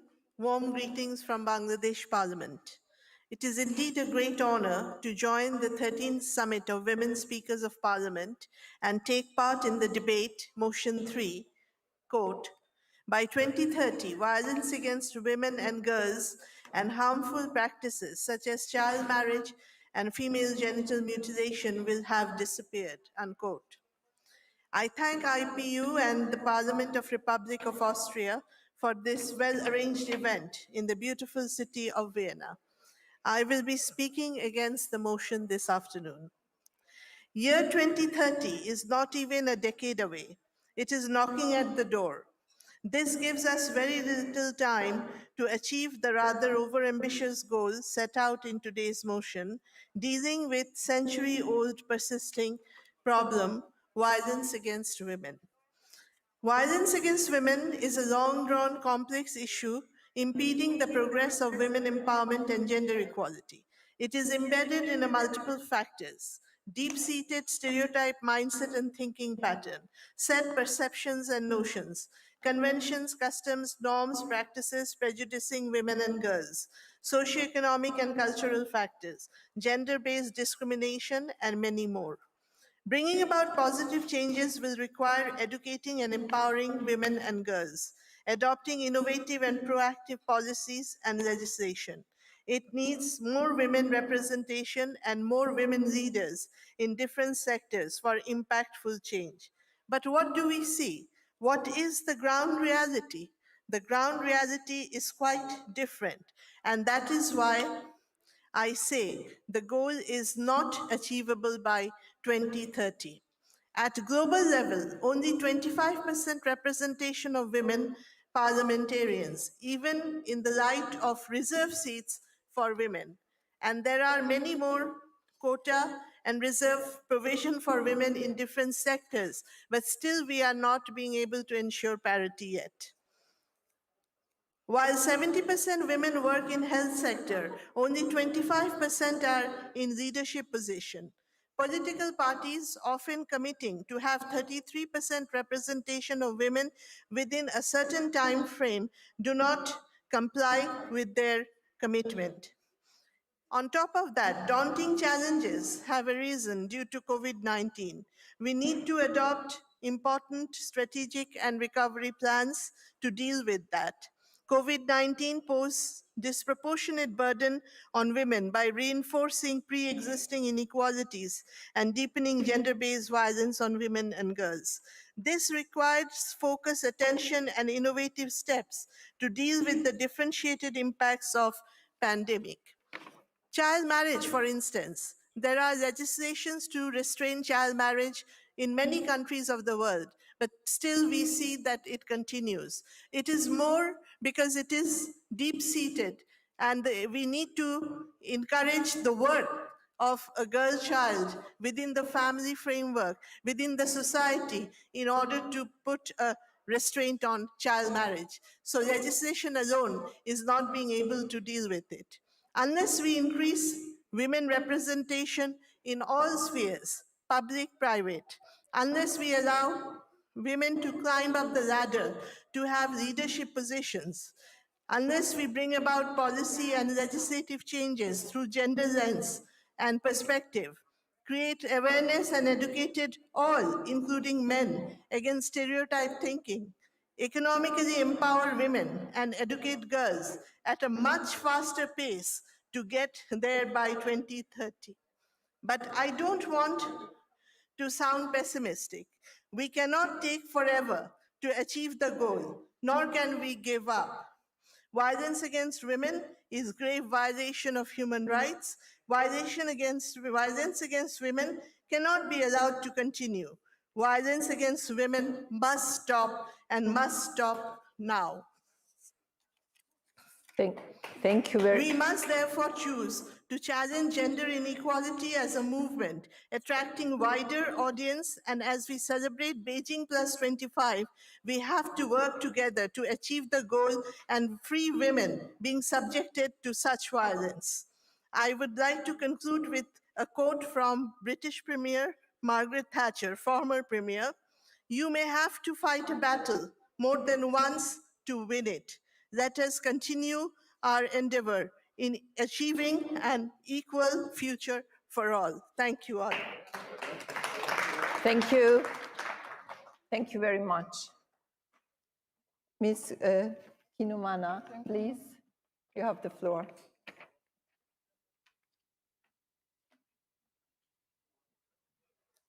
Please think of the 3 minutes. Thank you, Madam Moderator. Colleagues, ladies and gentlemen, without drastic cultural change, political and economic empowerment, women will continue to suffer violations in communities beyond 2030. Violence against women and girls is a real challenge, firmly rooted in social and cultural factors, as well as in political and economic inequalities. To end this violence, we need to break patriarchy and end the culture of silence. Cultural change is a slow process. Who 2021 data indicates that 1 in 3 women globally are subjected to physical or sexual violence, a number that has remained unchanged over the past decades. Therefore, the 2030 target cannot be realized. Women living in poverty are more vulnerable to violence, hence the need for economic empowerment. There remains two main barriers, including lack of funding, weak financial inclusion, illiteracy, among other things. In addition, burden of unpaid household chores limit women's participation in the national economy on equal footing with men. The COVID-19 crisis has further increased the pre-existing burden of unpaid work on women. Women are underrepresented in the fields of science, technology, engineering, and mathematics, STEM, representing only 35% of the world's STEM graduates in 2020. With less than 10 years until 2030, it will provide impossible for many countries to address this gap. Without inclusion of women in STEM, their vulnerability to abuse will remain unabated. To be protected from violence, women political empowerment is necessary. Since Beijing 25 years ago, women's representation in parliaments has increased by merely 10%. At this rate, it would take 50 years to achieve gender parity in most countries. Political parties are themselves deeply patriarchal, male-dominated entities that have been slow to transform without unwavering political commitment. It is highly likely that women political empowerment will remain unfulfilled beyond 2030. Therefore, without political power, women will be subject to manipulation and exploitation. According to recent UNICEF reports, some 650 million girls and women around the world today have been married as children, and over 200 million have been subjected to female genital mutilation. Eliminating child marriages takes, among other things, addressing poverty, cultural and religious beliefs, and inequalities. Persisting inherent challenges include weak reporting systems of forced and child marriages, funding to provide effective prevention and related response services. As part of gender response budgeting has not been institutionalized in most countries, this will unlikely be achieved by 2030. Zimbabwe has had its own share of challenges relating to violence against women and harmful cultural practice. To address some of these challenges, the new marriages bill currently before Parliament seeks to synchronize marriage laws and ban marriage of anyone below 18 years of age. Our government has always been committed to ending violence against women through enactment of various pieces of legislation and establishment of various structures such as the National Gender-Based Violence Strategy 2012-2015 and the Anti-Domestic Violence Council. The 2030 target remains unrealistic to achieve because what we are witnessing is that it is not only legislation and structures that will lead to societies free of violence against women, but issues embedded within cultures and patriarchal systems that have to be addressed. Change of that magnitude does not take 10 years, it takes generations. Please think of the time, please. To this end, parliaments are called upon to continue being part of the definition of solutions amongst them, enactment of new laws whilst strengthening existing ones that criminalize and punish violence against women, cause drafting of policies on reporting, data gathering, and also facilitate an intersectional approach to reaching groups most marginalized in countries. I thank you. Thank you very much. Thank you. We come to our last speaker, Madame Sederfeld.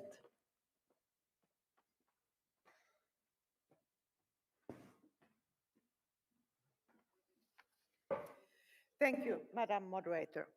distinguished speakers, members of parliament, ladies and gentlemen. A few weeks ago, the world watched in horror when the Taliban walked in Kabul.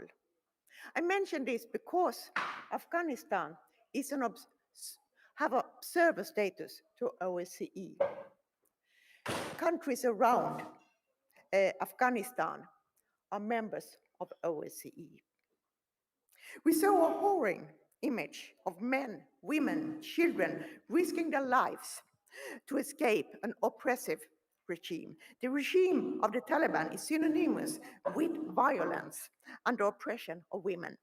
Under their regime, women have been subject to harm, practice, and relegated to mere objects.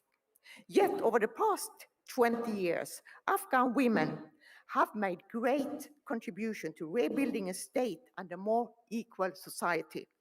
They have been medical doctors, teachers, artists, journalists, politicians, and judges. And now, all of us have seen scenes from the TV, from reports where kids, young women are saying they will not have the possibility to study. And this might affect Afghanistan for the future, as well as the rest of the world, because no country is alone. They are all related to each other in some way. And this also gives us as politicians and you as speakers a very important role, because we can have an impact. All of us who are in this room, we can speak out, use the public debate. This is very important, to not be quiet, to act. But also, as said earlier, to make laws, but not stop with that. Also follow up and request and demand implementation. Of course, end early marriage is another topic. If a woman is not possible to earn an income, how should she survive? It's marriage. And sometimes the parents gives away the girls instead of sending them to school. This is what we have to fight for, to stop. We should also, as politicians and you as speakers, demand statistics, follow-ups, transparency, not to let any violence against women hand behind the closed doors. What I also would like to mention, one of the introduction remarks in the first session was given by the OSCE Special Representative on Gender, Dr. Heidi Frey, and she highlights the growing crisis of violence against women journalists as well as politicians. And this is, of course, related to increased level of violence, where we have observed also in the society as a whole. And we have, as I said, to stop it. And not only to say it, we as politicians can do this. Thank you very much. Thank you. Thank you very much. So we'll see if there is a comment from the floor. This is not the case. So I think we had some important points now. We had the assumption that we have too little time to reach this goal in 2030. But on the other hand, we know if it's some more years later, we just have to carry on. We just have to be, we have to fight. We don't have to stop. We have to stop being patient. We need transparency. That's what you said. We need the media, and there I just want also to mention the tragedy that we see now in Afghanistan. So the media and journalists who help us to be transparent. We need, for this transparency, we need statistics, and we need to make people aware what it is all about. And this is so important. We have to make people in our constituencies being aware what is going on and how the situation is in reality, and we have to show the statistics. And we have to create something like a field where we do not allow violence against women anymore. And of course, we all would like to have it in 2030, and the sooner the better. I think the hope that you gave us, Madame Sederfeld, was to keep on fighting. And I think we all do this. So we come to an end of this session. If there are no more remarks, you want to have some remarks here on the panel? No. It's okay. You want to say something? Yes, please. Yes, I could. Thank you. Thank you, Madam Moderator. And what I would like to say, of course, parliamentarians can't change the world ourselves. There needs also to be cooperation with experts, with universities, with civil society, because the higher level of engagement, it will be drop off in the society. It will lead to a change. But as politicians, as speakers, as government, there need to be the leadership and a lot of engagement. But what I also would like to say is that I see this meeting as very important, with women as speakers of parliament. It's also a leading star for other women to look up to. And I remember when I was a member of OSCE PA, and Christine. Yes, Christine Mutternen was president. And this means that you were a model for me to look up to. And I think if young women could have other women to look up to and know that if they manage, I can also do it. So you have been a very important woman in OSCE, not only as president, but also as a model for others. Thank you very much. Thank you very much. Thank you.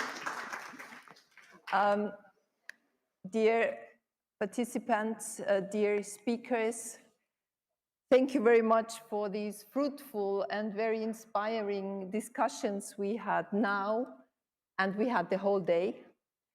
There is still a lot to do, but we won't give up. I don't think we won't give up. We are all here very inspired.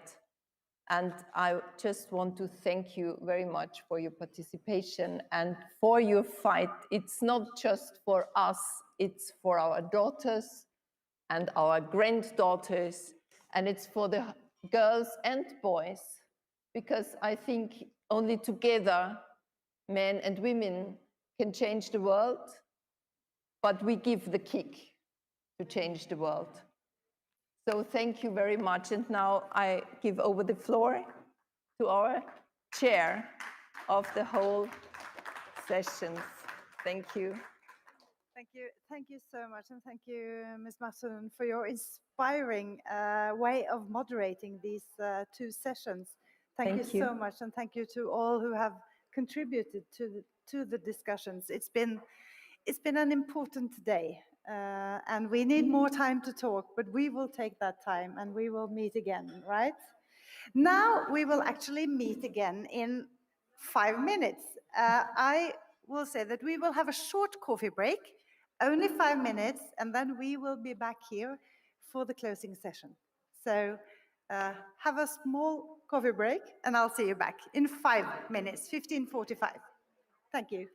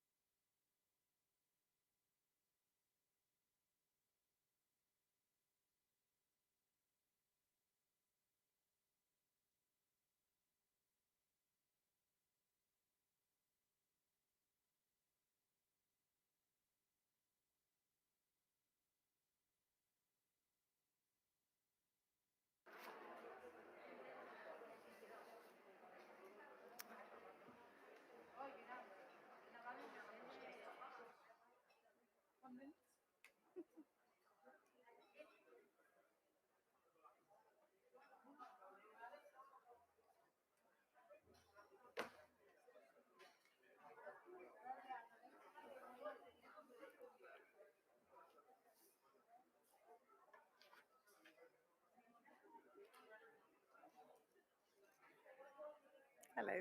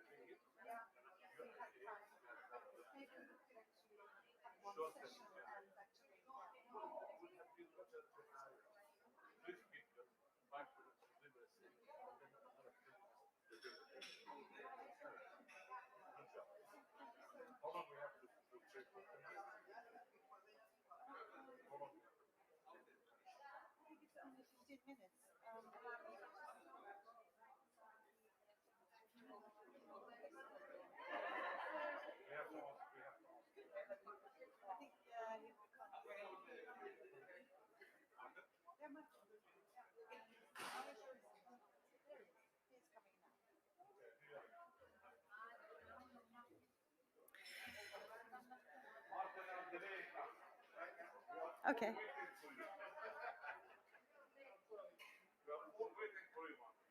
No. Okay. Fellow speakers, women speakers, shall we start the closing session? Yes, we should, right? Yes. Okay, welcome back. We've really had a productive day of interactive debates. We've heard the thoughts and perspectives of women speakers from all over the world. And before we move to our closing session, I want us to hear a message, a spoken message from the Senate of Uzbekistan, and the message is in Russian. So you might prefer to take on your translation gear. Yes. Okay, so then we are ready for the spoken message from the Senate of Uzbekistan. Thank you. Dear Madam Chair, dear speakers of parliaments, excellencies, ladies and gentlemen, let me welcome all of you to today's 13th summit, which is dedicated to this extremely important topic. I would like to express my gratitude to the Austrian Parliament and the government, the Secretariat and the leadership of the Inter-Parliamentary Union for this excellent organization of our meeting in the hospitable city of Vienna. This summit demonstrates the growing authority of women in state and world politics, their high role in solving pressing problems both at the national and international levels. This was evident during the period of pandemics, which disrupted the way people around the world lived. All countries are learning to live in new conditions. Women, mothers, wives, mentors, heads of states, leaders and members of governments and parliaments are successfully involved in the implementation of tasks aimed at mitigating the social economic consequences of the epidemic. Many of them are at the forefront of providing assistance to the population. They are actively involved in the organization of medical services, social welfare services, humanitarian actions, and make a significant contribution to the containment of the pandemic as well as to the further recovery of our economic development. I would like especially stress the importance of on stimulation and creating the necessary conditions for healthcare professionals who have earned our sincere gratitude for their actions. For example, health workers in Uzbekistan have found successful methods of treating the coronavirus, containing it in the early stages. In this regard, in our country, we observe the highest rates of patients cured of COVID-19. At the same time, doctors, nurses are provided with all personal protective equipment. Their salaries are increased. It is important that women are equally represented in decision-making positions and have the necessary decision-making powers. We are all well aware of one simple truth that women, especially in crisis, manage social economic processes even more effectively.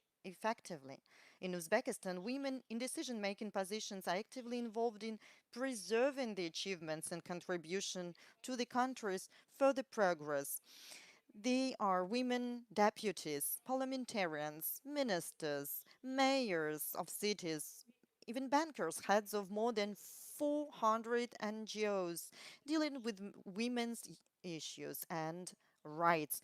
According to the 2021 UN and IPU Women in Politics ranking, Uzbekistan ranks 45th in terms of women's representation at the highest level of government. This is undoubtedly the result of the state policy pursued by the President of Uzbekistan, which finds a positive response and is highly appreciated by the public. An example of the recognition of our achievements is the fact that the head of the Senate of the Parliament of Uzbekistan was elected chairman of the Dialogue of Women Leaders of the Central Asia countries. Based on our experience in enhancing women's contribution to daily life, we invite you to the next 14th Summit of Women Leaders of Parliaments, which we plan to organize in Uzbekistan in 2022. Dear participants, I hope that as a result of today's summit, our recommendations aimed at strengthening gender equality will be developed and will be useful for all of us. I wish you fruitful work, success, and good health. Thank you.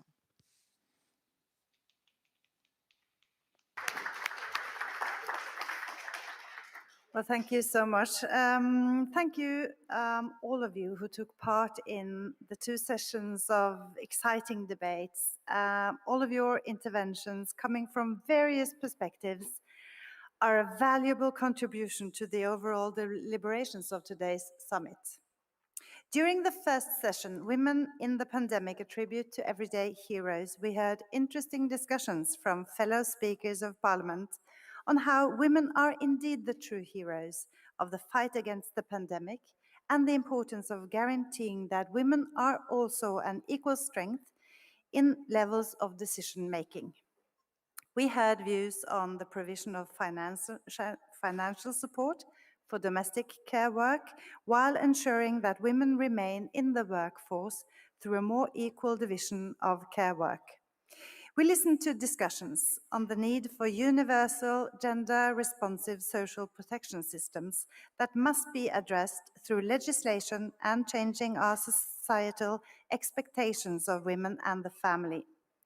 During the second session, Women in the Post-Pandemic Recovery, Preserving Achievements, Furthering Progress, the debates centered around what we need to do by 2030 to achieve our shared goals. We discussed the strong need for gender parity in parliaments towards creating the policies that can achieve global economic recovery post-pandemic. We also shared how we can work towards the eradication of violence against women and girls in all forms.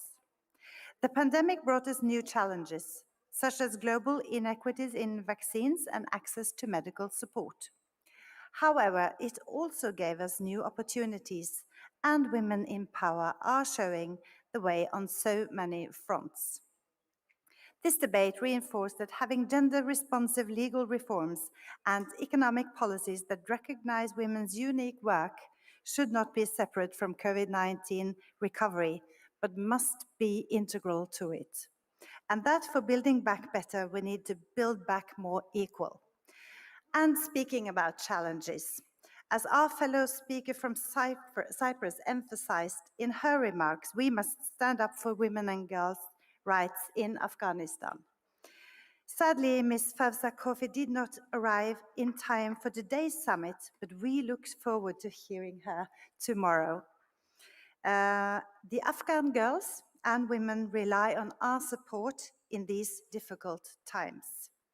As I mentioned, today's discussion will inform and contribute to the deliberations of the 5th World Conference of Speakers of Parliament starting tomorrow.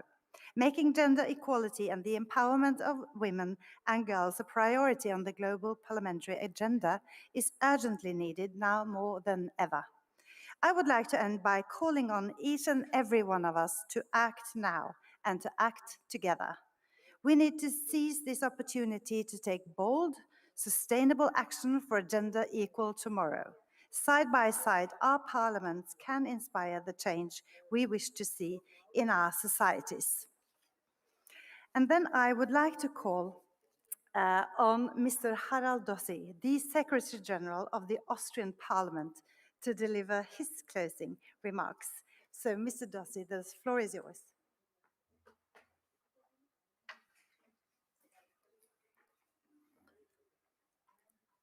Sehr geehrte Parlamentspräsidentinnen, Dear speakers, women speakers of Parliament, Madam President, Secretary General, ladies and general, as the Secretary General of the Austrian Parliament, I would also like to give you my deepest thanks for your participation and for the fact that you came to Vienna. I know that it is not to be taken for granted the fact that we were able to meet together in person and discuss matters. The conscientious security and safety measures that we've all taken, and I'm sure some of you find those safety measures rather cumbersome. They are unfortunately required in order to ensure that we have a safe summit, and I'm sure that I'm sure that I can assume to have your comprehension for that. It is really the fact that we're meeting in person that makes this so important, to have the encounters between parliamentarians from different countries, to be able to talk about these different issues from different perspectives. And we need to be able to look at these issues holistically as well. It is an important condition that we also, as parliamentary decision makers, are able to meet the challenges and rise to them on behalf of our citizens. Today is another telling example of the challenges we face today with COVID-19, climate change, national and international conflicts, migration, and that's just to name a few. And beyond all of these challenges, and within all of these challenges, the roles of women and girls are of great importance. That's why we have been having these discussions. If we do not take gender into consideration, then we will worsen our current inequalities and create new ones. Women are an essential part of a sustainable security structure, and that is why it is especially important that you, as women in the highest offices in Parliament, that you have a voice in the parliamentary agenda, and that you are able to come up with gender responsive solutions to the economic and social problems that we face. The conclusions that we've drawn today will come out in the outcomes will influence the outcomes of the conference tomorrow.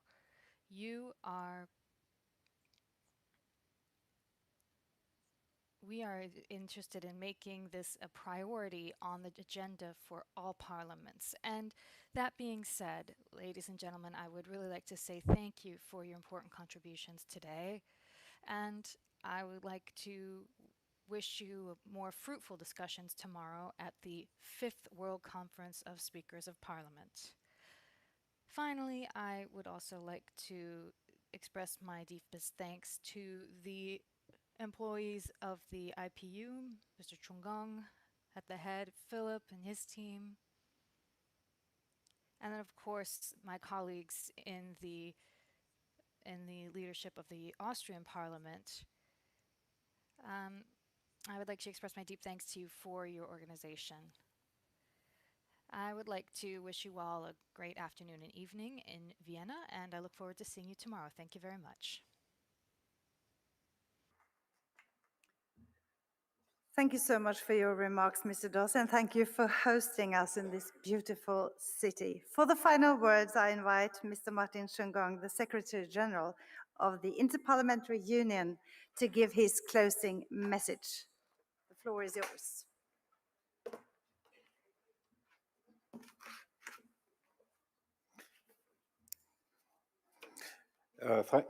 Thank you very much, Speaker Tony. Thank you, Chair of this very important summit. Honorable Speakers of Parliament still present here, I know that you have lots of demands on your time, and the fact that you are staying here up until this late hour today is evidence of the importance that you grant to female leadership in today's world. So it gives me extreme pleasure to be able to say a few words during this closing session of your summit.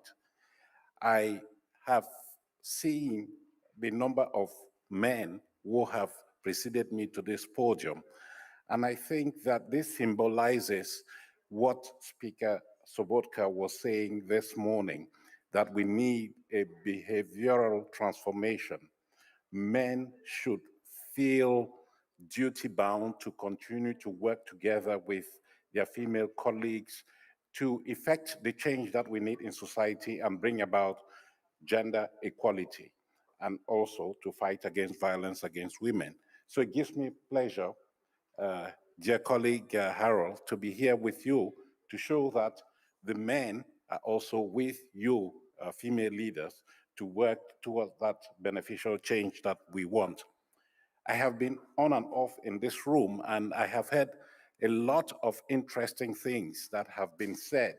Interesting not because they make us laugh or anything, but because I think it is important.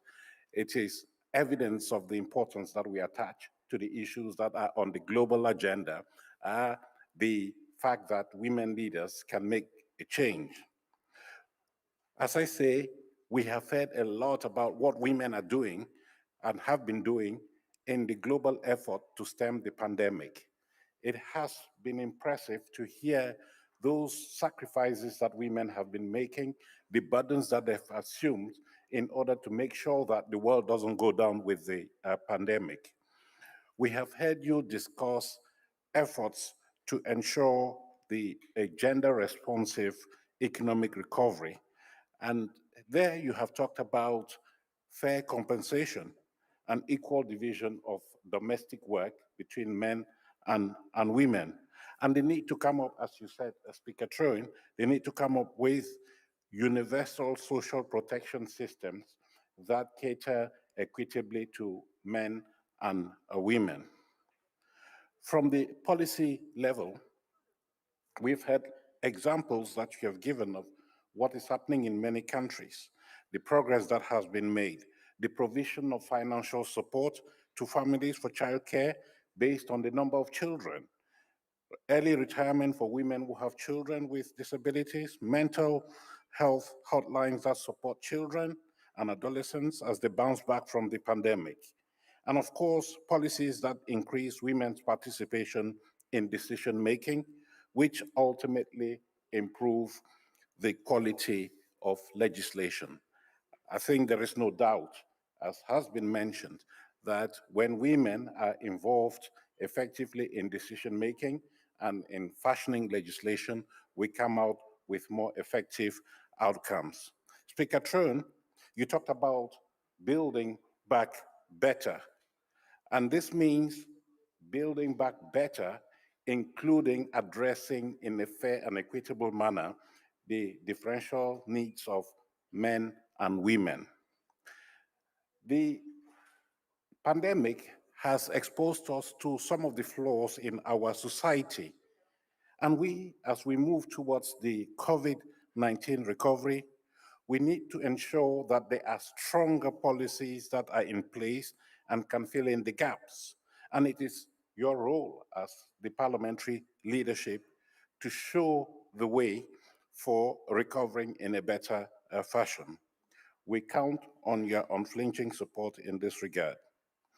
As has been said, your deliberations today will feed into the Conference of Speakers of Parliaments that is to begin tomorrow for the next 2 days.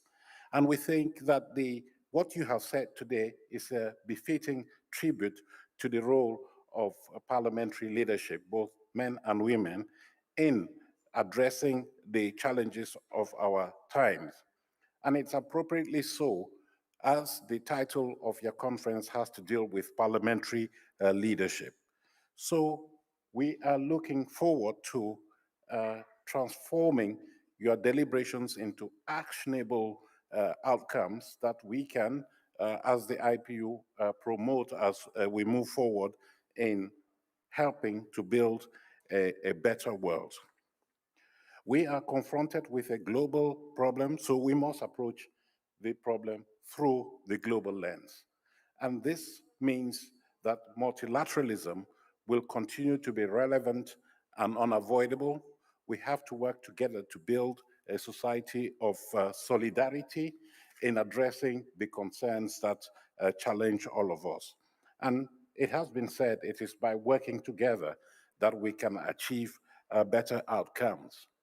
I want also to use this opportunity to echo the concerns that have been expressed by many of you regarding the dire situation in Afghanistan. This is something that has just happened in the recent past, but we are all fully aware of the very difficult circumstances that the Afghan people, including and especially women, are going through. We have a special thought for them today, and as you said, Speaker Trone, tomorrow we'll have the opportunity of hearing from somebody who has just come out of the quagmire of Afghanistan. And we can then see in real life what it is that the Afghan woman is going through under the circumstances. But I also have special thoughts for those countries that have so graciously accepted to take in helpless Afghan nationals, including members of parliament. As I speak, I am reminded of the plea that the Ugandan delegation has made. There are small countries like Uganda that are also harboring refugees from Afghanistan, and they need all our support, they need all our solidarity in order to give them the resources and the capacity to manage these refugee flows. So that is my appeal to this conference, that we look at those big countries that are providing support, but also the smaller countries that in their own modest way are helping to alleviate the suffering of the Afghan people. With that, Madam Chair, let me just conclude by saying thank you for so graciously chairing the summit. You have been with us at the very beginning. You chaired all the preparatory committees of the Women Speakers Conference, in addition to being a member of the preparatory committee of the Conference of Speakers itself. Thank you very much for your ongoing support. We look forward to working with you. But let me also say thank you to our hosts, represented here by my colleague Harold Dosey. They have been working night and day over the past several months since we mooted the idea of having the conference in Vienna. And I am very grateful to you for the support that we have received throughout the preparatory process. And I'm sure that the next few days will prove the point that when we put our hands together, we can achieve great outcomes. Thank you very much, all of you, for being here today with us, and we look forward to the deliberations tomorrow and the day after. Thank you very much.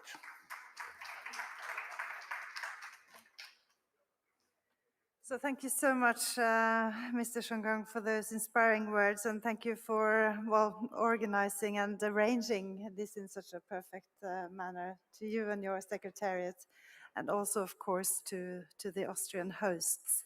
Okay, colleagues, this concludes our 13th Summit of Women Speakers of Parliament. Thank you to all the participants who joined us today and helped make this event a success. Please do not forget that a performance of the opera Tosca at the Vienna Opera House, organized by the Austrian Parliament, will be held at 7:30 p.m. this evening for our women speakers and one accompanying person. We look forward to seeing you tomorrow as well for the 5th World Conference of Speakers. And have a good evening, everyone. Thank you so much for today.